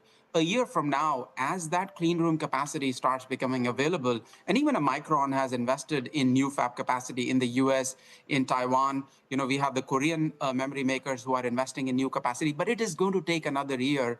But as that clean room capacity comes online, you're going to have to fill it with tools. So semiconductor equipment companies like a Lam Research, Applied, KLA, they benefit from additional clean room capacity coming on in memory. And also, by the way, a lot of the reshoring trends, right? More Taiwan semi-fabs, the possibility Intel gets into the foundry market. So they benefit from multiple levers beyond just this one-year memory cycle. So what I'm watching, I'm sure you and everyone are, and I think it was that Micron announcement this week or last week that they were going to add capacity in Taiwan. We were watching for the market to sell off, and it didn't. Those stocks rallied that day. The moment, and it's funny, it's almost like it's less about what the companies say in earnings, maybe, probably more about the first time one of these memory companies says, we're doubling capacity in XYZ place, and the stock sells off 12%. I mean, that might be the moment. Is that the way to think about it? Yeah, absolutely. And one thing, I know it's always risky to say it's different this time, but what is perhaps different this time is that for the same amount of capacity that you need for AI versus non-AI, you need 3 to 4 times the number of wafers, right? In past cycles, what used to happen is demand went up, supply went up commensurately or even more, and pricing came collapsing down. This time, as demand is going up, you need to have 3 times the amount of supply, right, to counter that. That is what makes the supply-demand equation favorable for memory makers for at least another year or so. That is the reason why we felt that the more prudent thing would be to continue to stick with this for the next year. But inevitably, in another year or so, you're right, people will anticipate new supply coming on board, and that is sure to compress margins and pricing. And that's the time when I think the semi-cap equipment trade becomes even more durable for the next few years. Looking for the exact data point, but I think it was SK this week who said they think there's going to be a wafer shortage till 2030, which maybe gets at what you're talking about. The flip side of that, and no one wants to hear it doesn't matter right now, but if you need 3 times as much wafers going into it, when the cycle turns, does that mean you kind of have that leverage working against you in the other direction? 100%, right? Now, what perhaps saves them for some period of time is that today markets such as PCs, such as smartphones, are being starved of memory capacity. Soon it's very possible even the automotive sector might be starved of memory capacity. Wow. So it's possible that as that initial memory capacity comes online, it just goes to backfill demand that is being lost on the PC and the phone side. So we still think that there is time for that supply demand to become unfavorable. And then the other thing to keep in mind is the AI complexity cycle is not stopping. I gave you the 3-to-1 trade ratio, 3 times the number of wafers. In NVIDIA's next generation Vera Rubin product, that trade ratio goes to 4 times. It's possible that in their future product, that trade ratio might even go to 5 times or more. So it's not a static cycle. Right, and that's why I think these memory companies are feeling very good that this can be an extended cycle for them. Yeah, it's stunning. I mean, it's really stunning to look at more revenue in a quarter than the company's ever done in a year. It's pretty crazy. Vivek, thanks so much. Appreciate it today. Thank you, Kali. Vivek Arya with Bank of America. Coming up, is private equity's pain commercial real estate's gain? New data shows a staggering amount of fundraising by those kind of commercial real estate funds. We'll talk through the details next.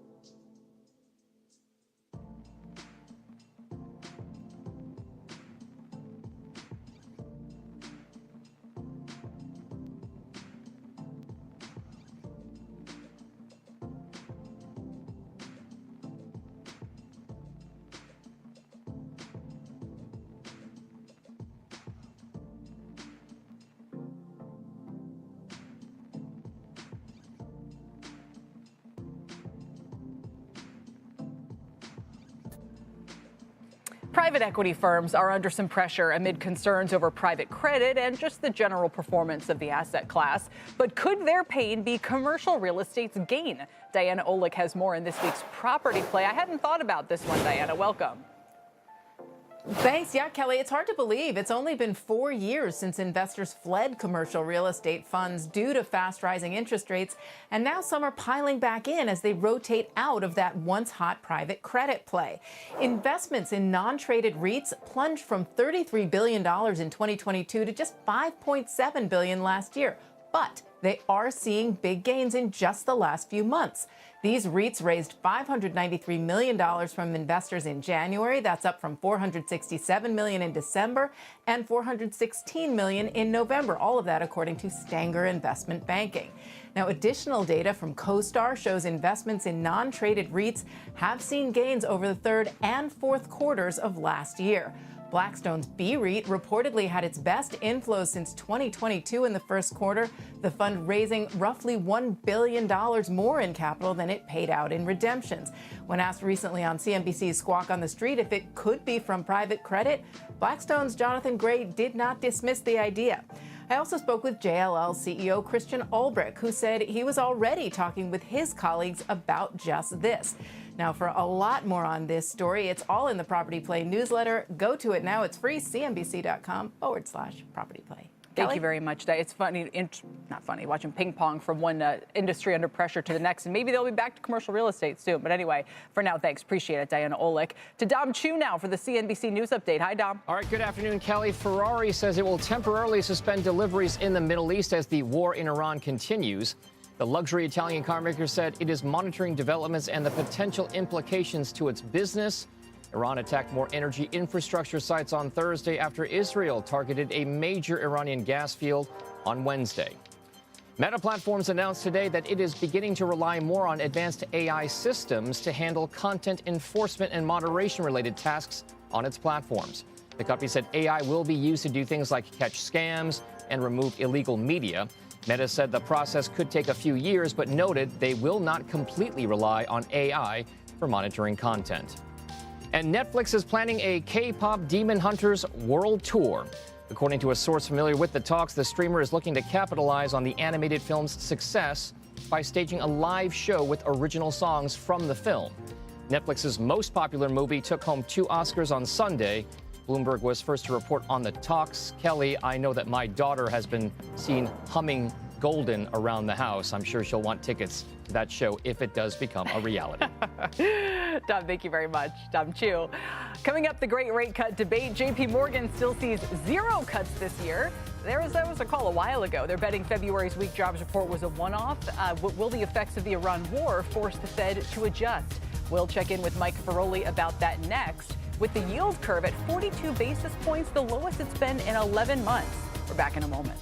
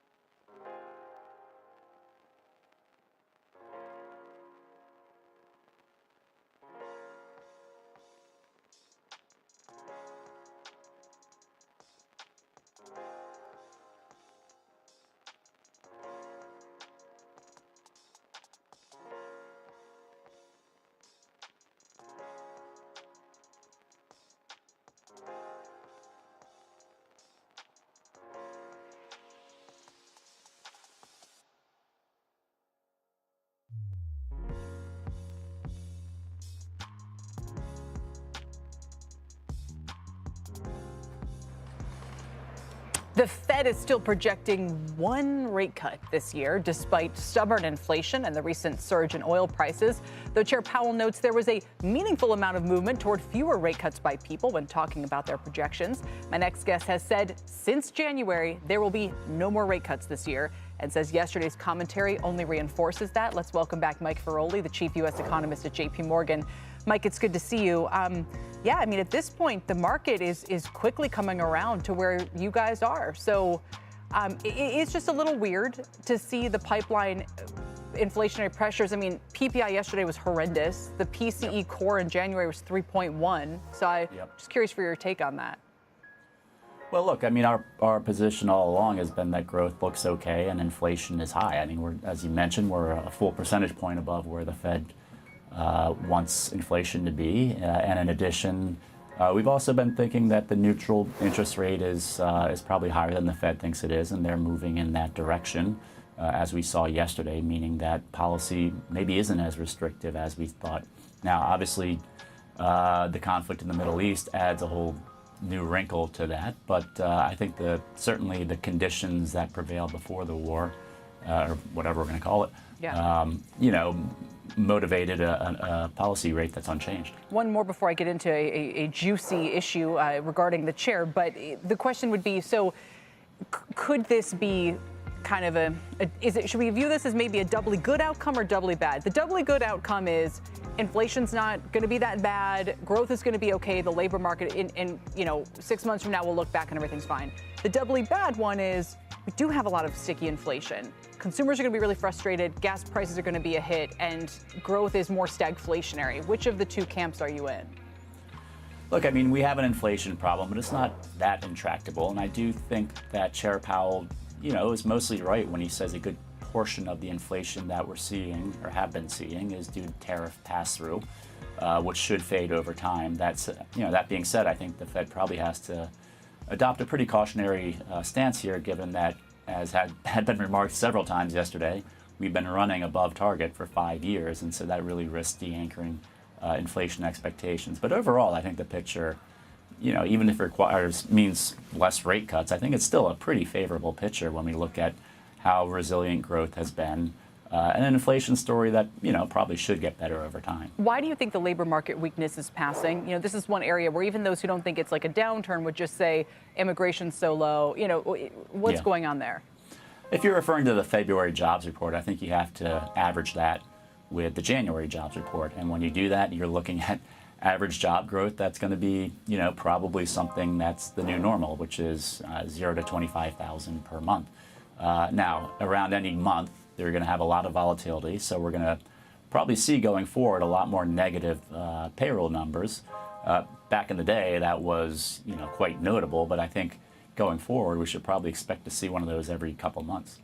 So let me turn to this kind of new, it's not a conspiracy theory, I guess it's a real theory around the Fed chair. You might have seen this from the Washington Post last night. They said Fed staff in recent weeks have come to believe that the White House might attempt basically to declare sitting Fed Governor Stephen Miron as acting chief come mid-May. And Jarrett Seaberg at TD Cowen adds, we believe Trump always preferred Miron, who wants to more aggressively cut rates, and this would explain why the president the White House hasn't been working harder to confirm Warsh. And I bring this up because if it went in this direction, I wonder if the market would start to react differently and say, well, yeah, maybe we should put a couple of cuts back on the table.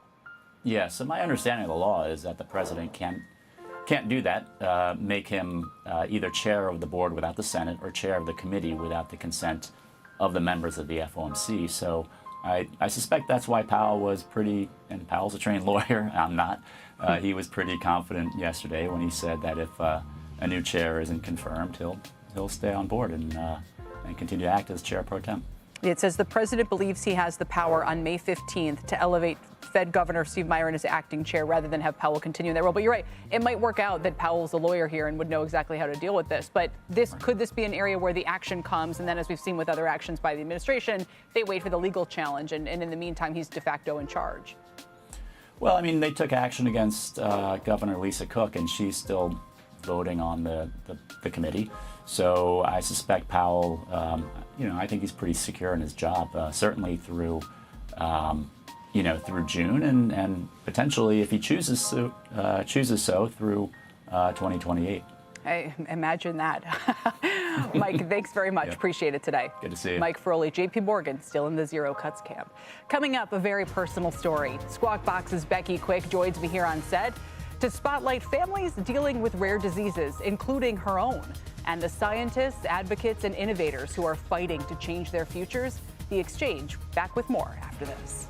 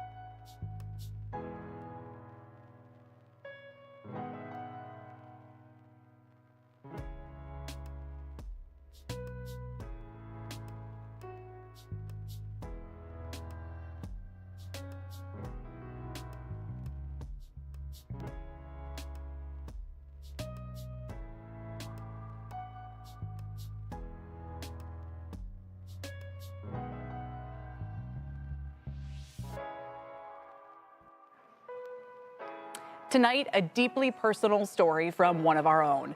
In a special one-hour documentary, Squawk Box's Becky Quick opens up about her daughter's rare disease and connects with others determined to rewrite the rules of medicine. Here's a sneak peek.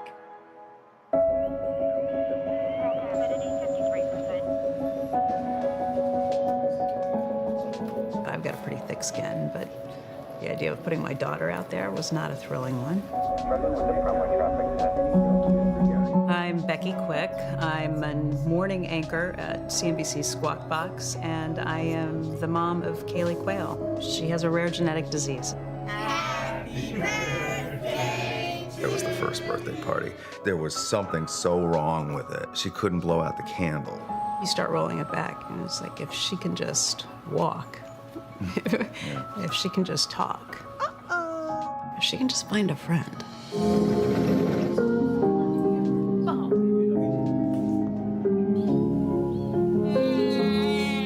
We have this platform, we have the money, like we gotta go. $10 million! I remember Jen hugged me and said, we're gonna find a cure for lupus. It's all a miracle. Susanna has a mutation that kills the nerves in her whole body. The referral pattern is contributing to a delayed diagnosis. What did you think when they brought up the idea of gene therapy?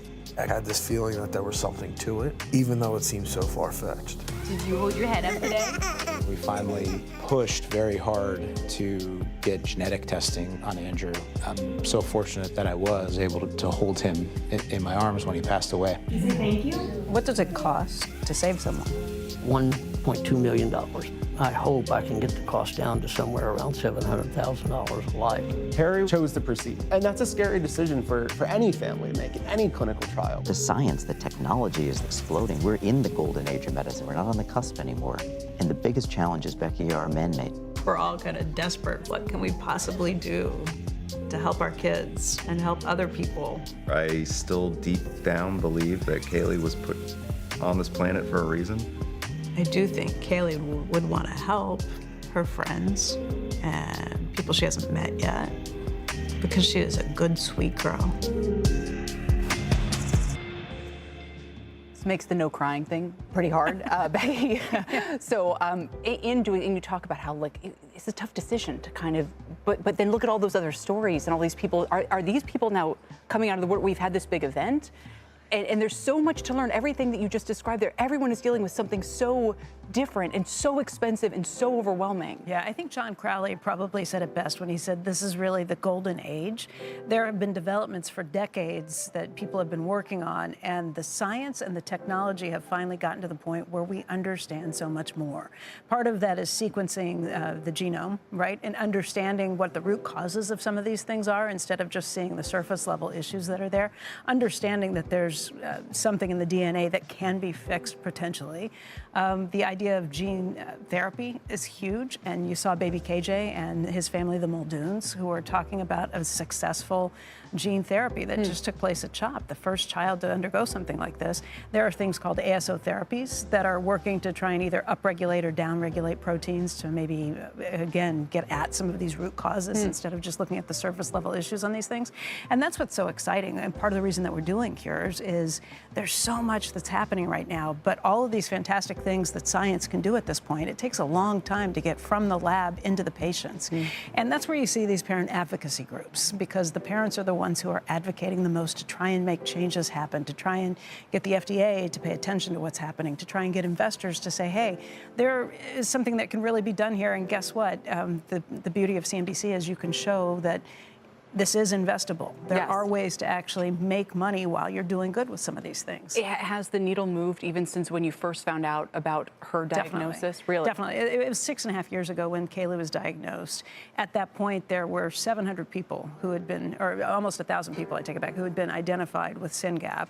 Right now it's 1,700 people. So part of it is finding more and more of these. And you realize that, first of all, the diseases, there are more people, even though they're rare, there are more people who have them than we realized. It's expensive to get some of this testing done. It's hard to make sure doctors are aware of some of these things. And then, yes, once you have larger patient populations, once you can identify these things, you can try and get at the root cause and get into drug development, get into therapies on some of these issues. And do these become, publicly traded? I mean, does it rise to that level? And we keep hearing about, because it's still a targeted issue. 1,700 people is still a small number. So you saw Stan Crook. He was the gentleman who I asked, how much does it cost to save a life? He said $1.2 million. He's hoping to get it down to 700,000.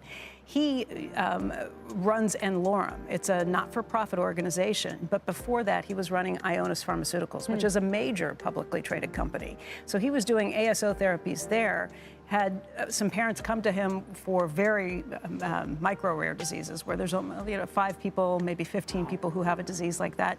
He couldn't do it at Ionis and realized, wait a second, I can just make this myself, which is why he started the nonprofit. But a lot of times what you'll see with rare disease is if you can solve the rare disease, maybe you can get to larger issues. It's happened with cancer on some of these things.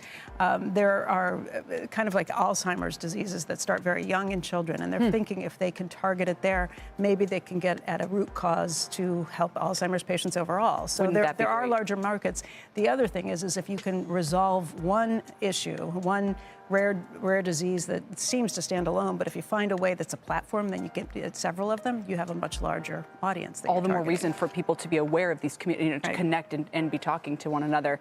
Thank you for opening up about all this, Becky. Thanks. CNBC Cures Defying Rare Disease premieres tonight right here at CNBC at 7 p.m. Eastern. Definitely don't miss it. And there's much more on The Exchange when we come right back.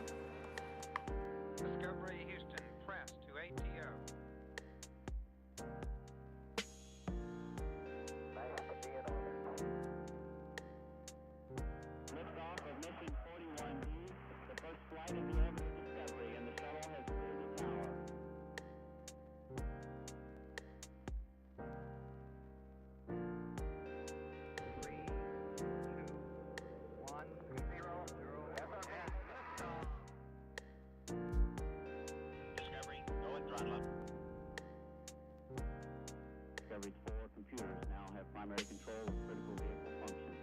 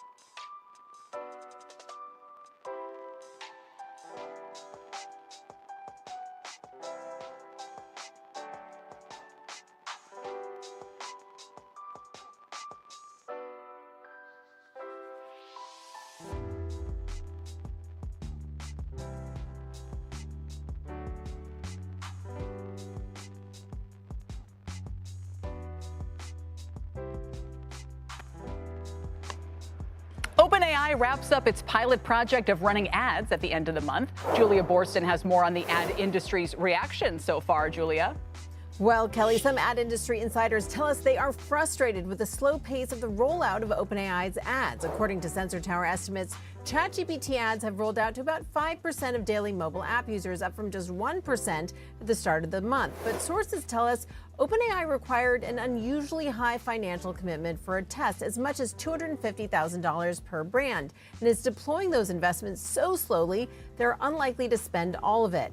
OpenAI telling CNBC that the slow rollout of the ads program is intentional, and they're, quote, encouraged by early signals from users and participating brands. Now, a range of industry insiders tell us that the caution is a good sign of OpenAI building a sustainable ad business. The frustration stems from eagerness to see how the ads are working to be able to plan AI spending for the year. Now, one of OpenAI's partners on the test, Dentsu, telling us, quote, we're eager to partner with OpenAI to further test, learn, and evolve the offering. When user intent is precise, brands with focused offerings and tailored messaging are best positioned to deliver relevance and value in the moment. Now, the opportunity here remains massive. Truist projects OpenAI will grow its AI ad business from less than $1 billion this year to over $5 billion in 2028. But OpenAI's slow rollout may advantage Google, which will sell an estimated $252 billion in search ads this year. Google has not yet rolled out ads in Gemini, but it does sell ads for searches that do include an AI overview. Right, Kelly? or just use Gemini to avoid it. For now, Julia, thanks. Power Lunch is up next.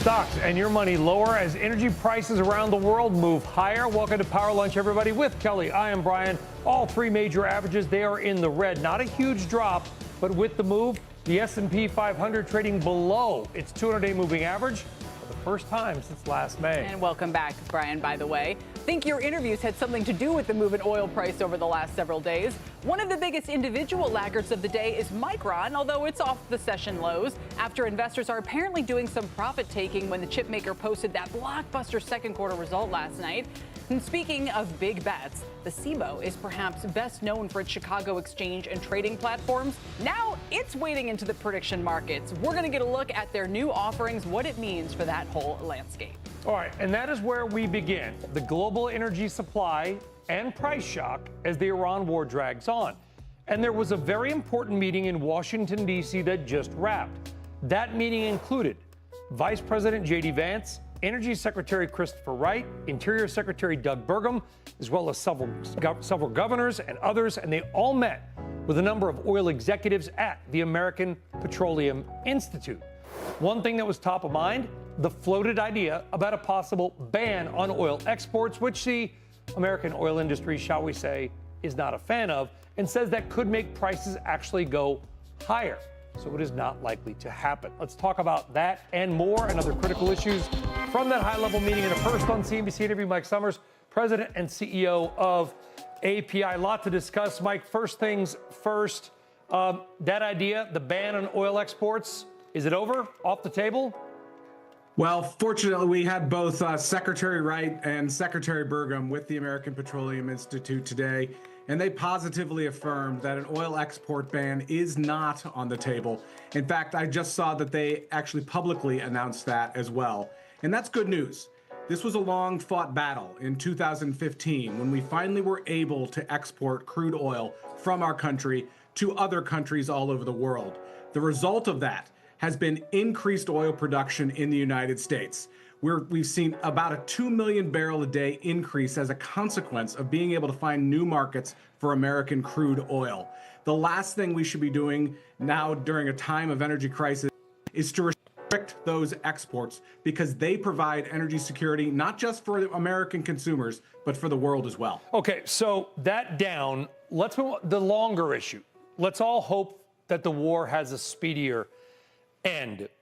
I think one of the themes that will ultimately come out of this, Mike, is what does it mean for change in the American oil and gas industry? Was there conversation in that room today about the American producers' ability to go above and beyond these already record numbers? Can we truly become fully energy independent? That was one of the topics of conversation that we had today. The vice president in particular emphasized, I think appropriately, the importance of us not being dependent on the Strait of Hormuz during times of energy crisis. We need this country, and we need other countries all over the globe to be focused on energy independence for themselves. Because during times of energy crisis like this, we don't want to be held hostage by the Strait of Hormuz and an Iranian regime, which is why it was so important for the president to take this action. Because if you think energy supplies are tight today, imagine if Iran had a nuclear weapon. So what the president did absolutely was the right thing to do, but we need to work with our allies and with American producers now to continue to produce to supply a very tight market. Here's the good news. You already are seeing American producers do it. You saw just yesterday, there was a lease sale in Alaska that had record numbers of applications. And we're going to see production come online in Alaska. It's going to take a few years, of course, but I think that's a recognition that the marketplace is showing that we're going to need a lot more oil and gas deep into the future, and American producers are ready to step up. So, Mike, that said, as we learn more about the oil markets, some of us didn't want to. We were fine with, $2.89 oil or whatever. It turns out the Brent price, it has a lot of influence on what we're paying at the pump. So while it's reassuring on some level that WTI is lower, and last hour we just heard part of that is because of these rumors about export controls that you're saying are not going to happen, so maybe it goes higher now. Regardless that Brent at 109 or 119 is still going to push up prices at the pump here. What do we do about that? We should absolutely be concerned about that. The one thing that we need to do is get the Strait of Hormuz open.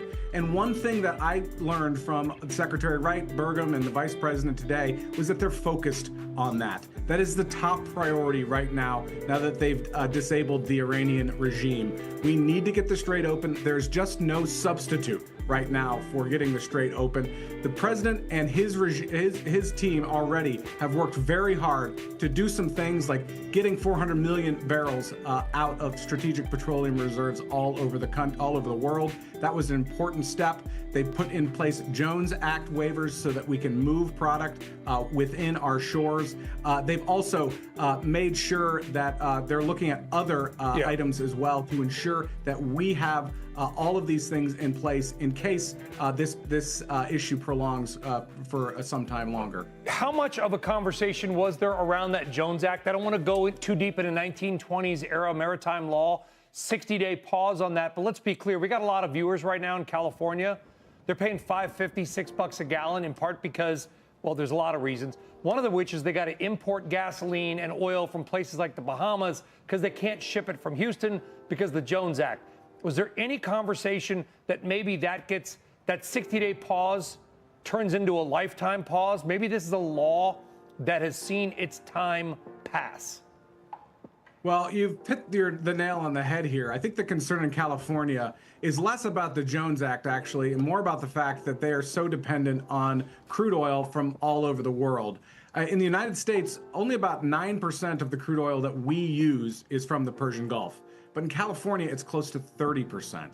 And that makes no sense when you have abundant oil and gas resources here in the United States. And that should be our focus. Production here in the United States, not just on federal lands and on private lands in the United States, but also the very rich crude oil that we find off the coast of California.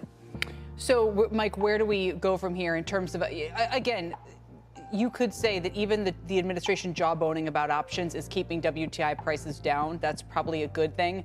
But if you're saying that all the policy options remaining are not good options, does that mean the other options are off the table? The WTI price could go higher again? I mean, are there any other solutions here? I think their focus is appropriately on getting the Strait of Hormuz open as quickly as possible. We're going to do everything that we can to continue to produce here in the United States.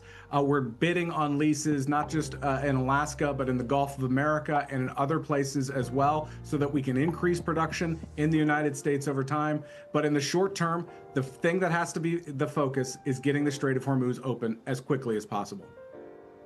The optimism around that, Mike, what was the level? I mean, because it's not up to us.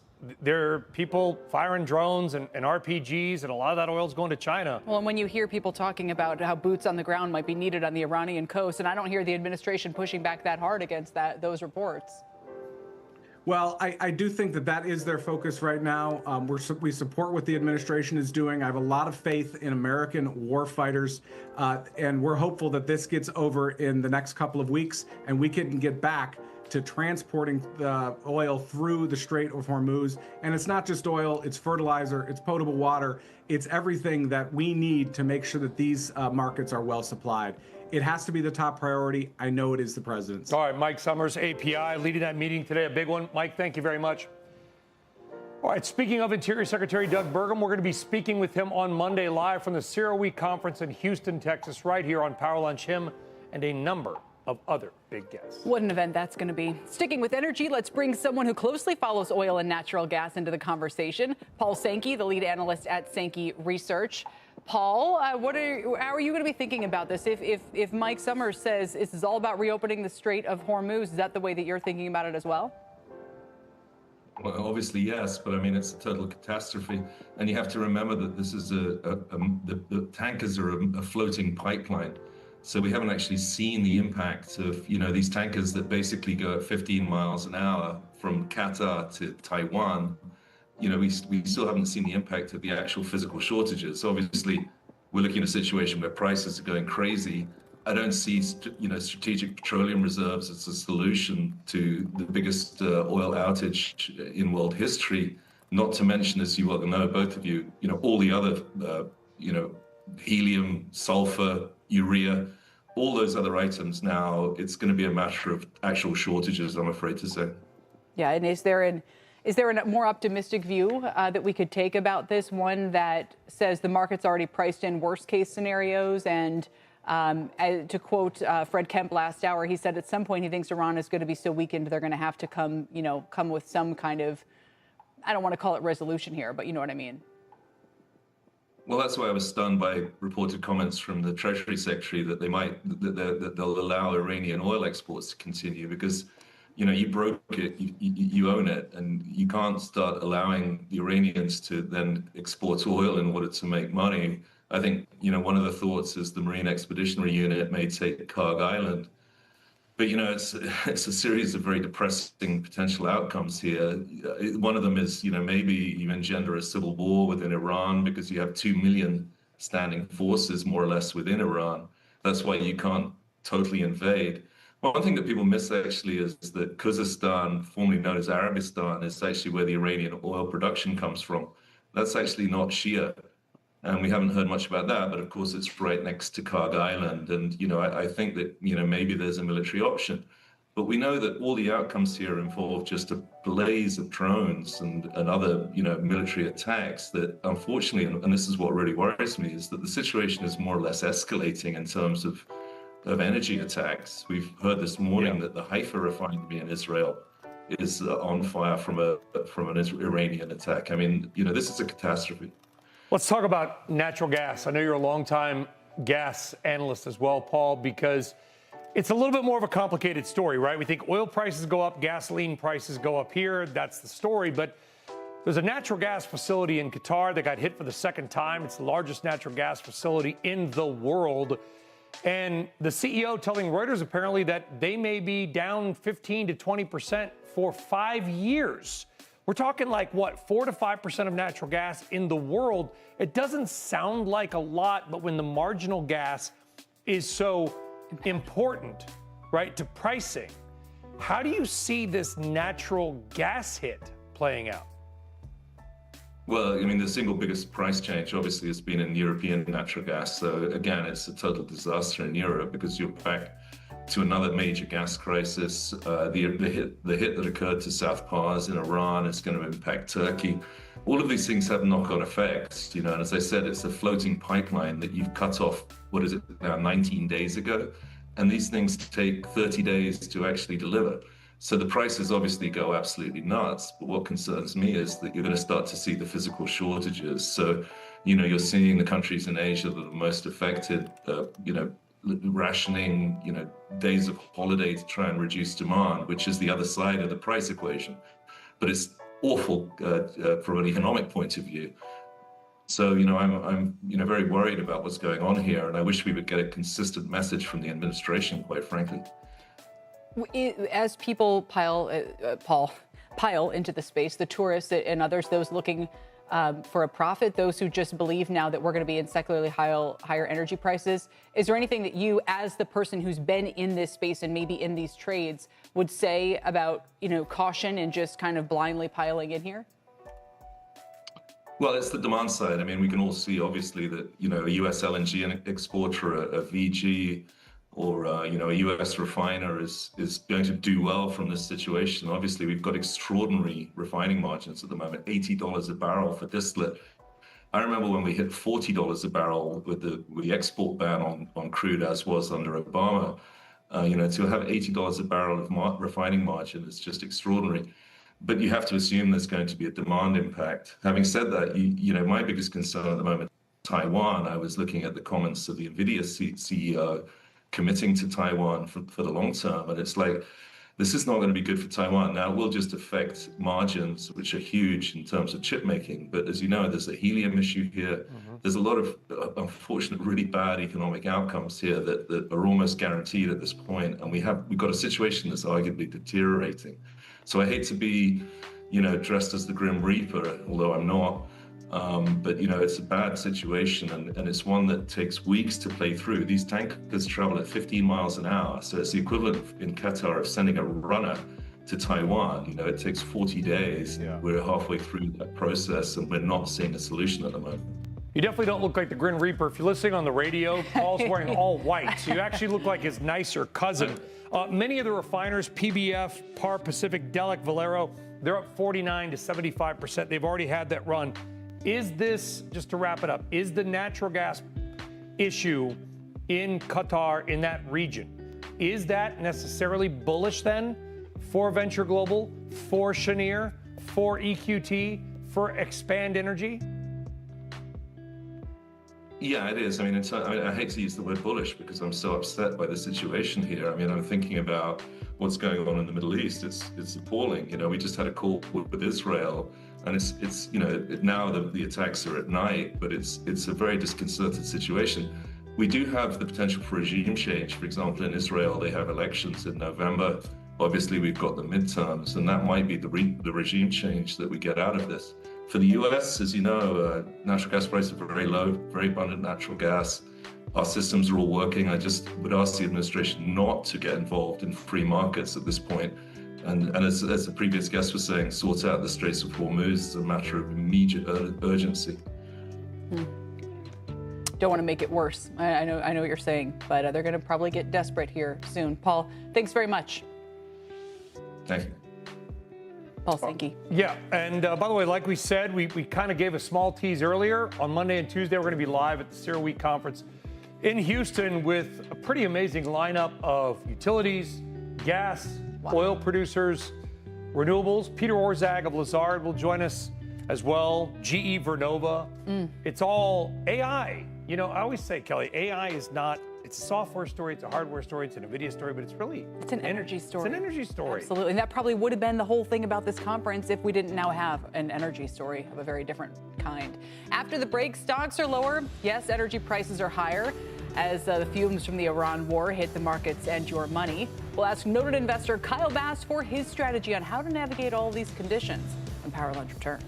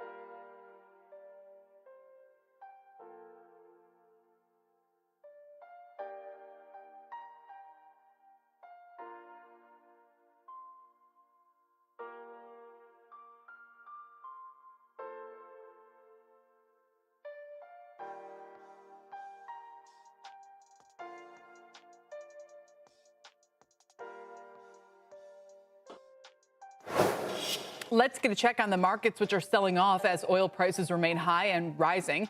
WTI crude is down slightly now, but it was over $100 a barrel earlier after those Iranian attacks on energy infrastructure in Qatar.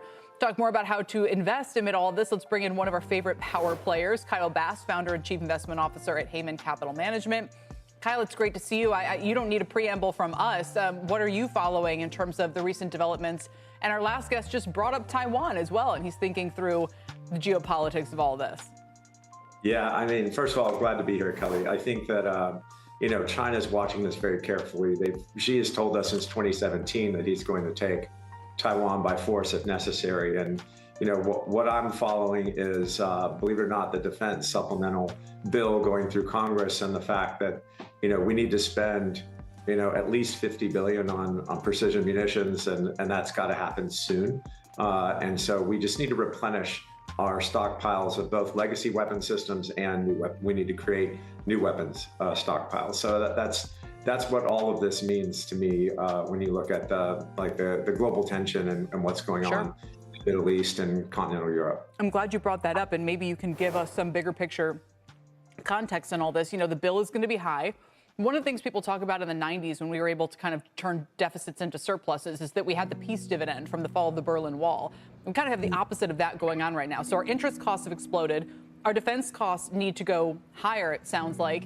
We already have a lot more debt than we did back then. We already have big deficits. I guess this would explain why if anything, it's surprising that we're at 430 and not higher. Yeah, I mean, Kelly, you just laid out a perfect case and something that I talk about behind the scenes with other sovereigns and our investors is this is the largest peacetime accumulation of debt in world history. Typically, when economies like China's or Japan's or ours, when we get to 300% total debt to GDP, not just sovereign but including corporate debt, that's a big warning sign, and that's typically two sides deficit spending going into a major war. And historically, to the victor go the spoils, and to the loser goes defeat and default. It is unprecedented, the debt levels that we speak of, and there is no doubt in my mind that over the next decade, we're going to see defense spending as a percentage of GDP go from roughly right now a little over 3% in the US, and Europe collectively got to 2% last year to meet its NATO pledges, although there were a few countries in Europe that didn't get there. Just collectively they did.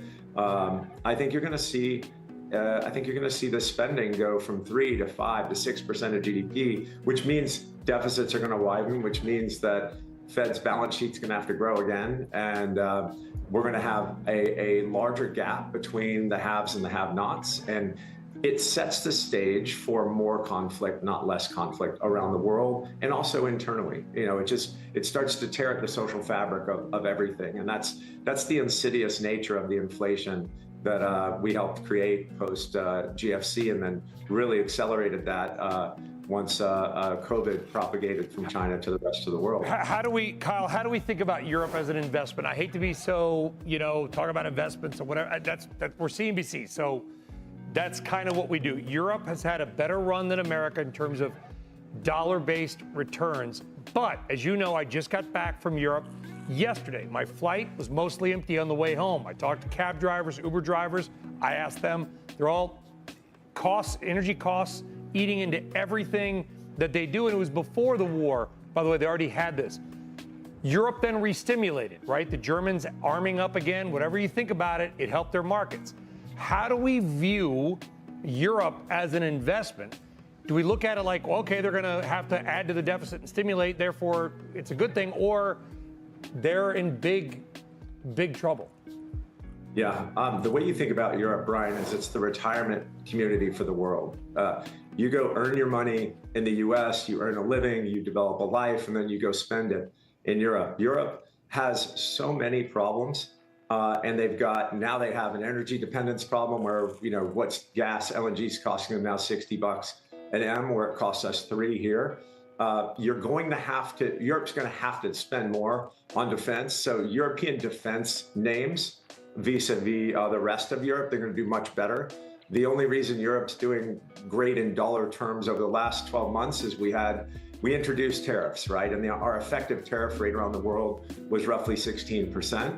And the dollar declined by about 10%. So that was That was something that we knew going in, but we were trying to simply reset the largest trade deficit in the world because we have the world's hegemonic reserve currency. So going forward, I don't expect the dollar to depreciate vis-a-vis the euro or any of the other developed nations' currencies. So that kind of trade is over. So if you're thinking about investing in Europe, I would invest in European defense if you have to. If you don't, I would leave. I would keep all your money in the U.S. And they are. I mean, there was an interview recently, and I think it was the Journal. It might have been Reuters. Kelly, help me out if you know, but it was with the head of Norges Bank, the giant Norwegian investment fund, and one of the most powerful investors in the world. And he was saying that their percentage of investments in America as equities had like doubled in a couple of years. Like they're basically a European company that's slowing its investment in their own continent and buying more U.S. equities.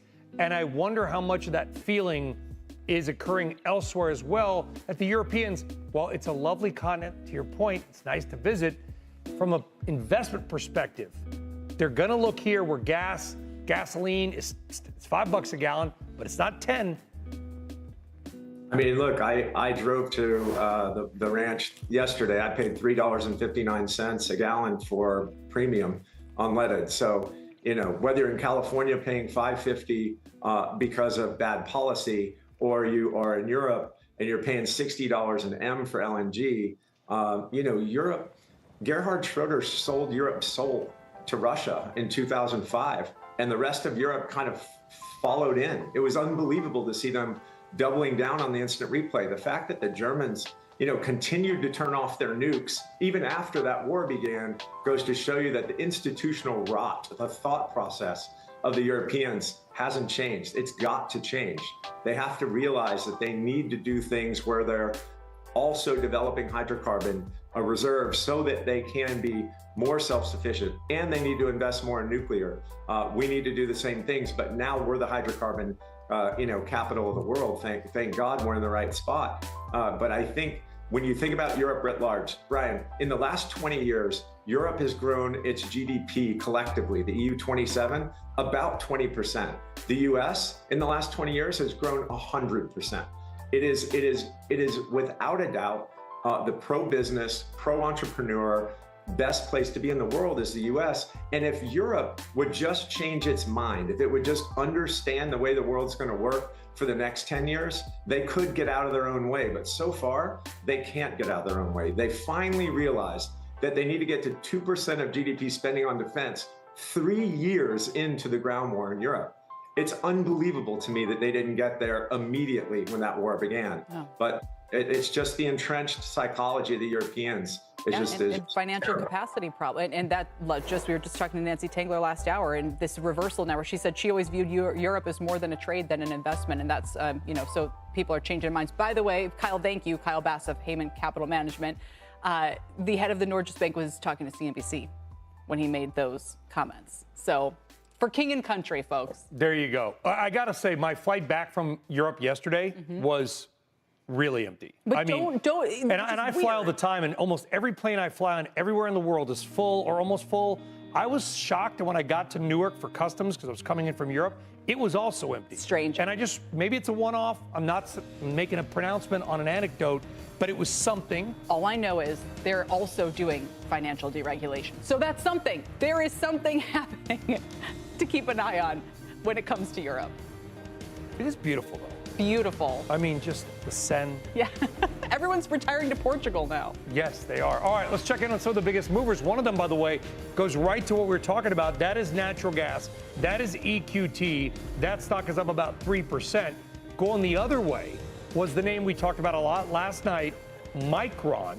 That's down 3%. Why do we bring these both up? Because your trader is going to talk to you about it in Power Check. Next.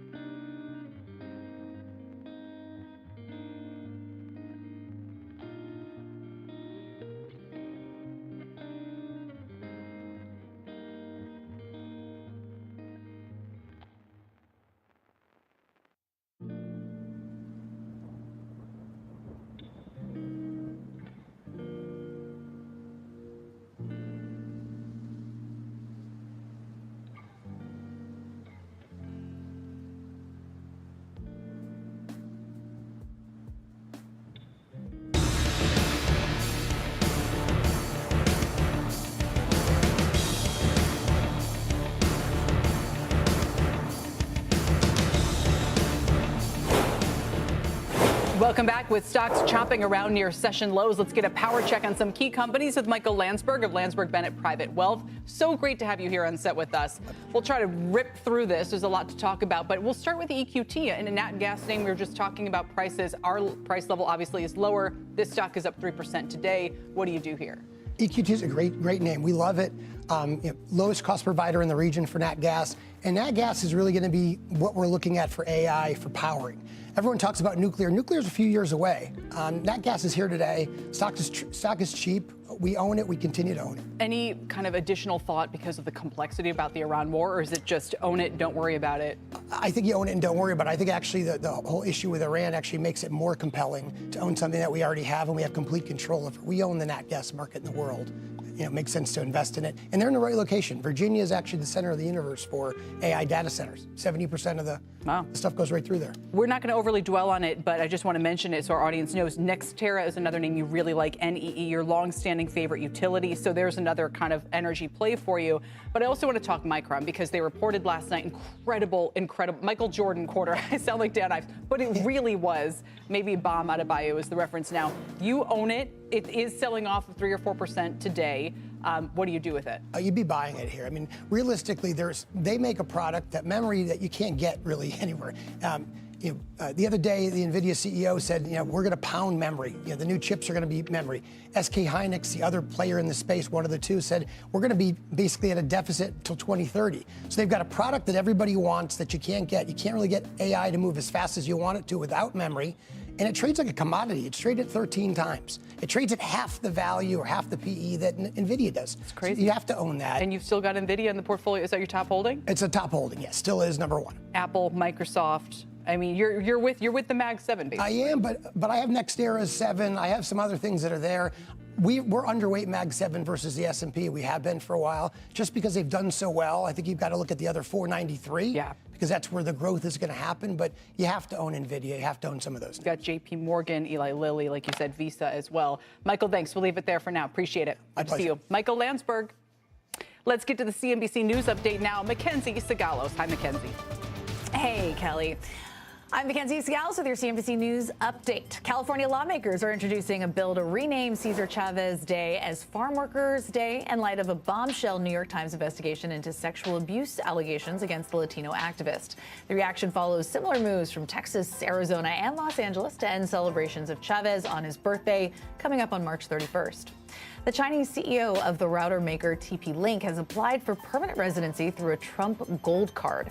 That's according to Bloomberg. Gold Card applicants must give a $1 million unrestricted gift to the Commerce Department in exchange for a visa. TP-Link is currently the subject of a commerce investigation over concerns that its connection to China may pose a national security risk.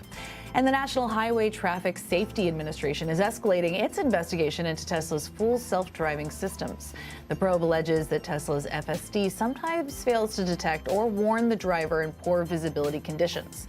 The agency is now opening an engineering analysis, which is a step before it can seek a recall. Back to you guys.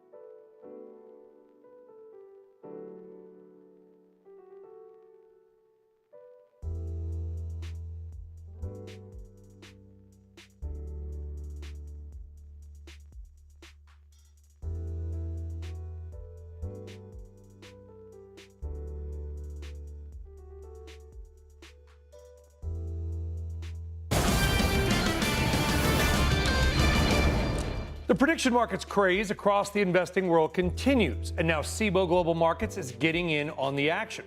The firm recently announcing plans to launch a prediction market framework that allows traders to take positions on market outcomes beyond the traditional binary payout, i.e., yes or no, right or wrong, one or the other, whatever.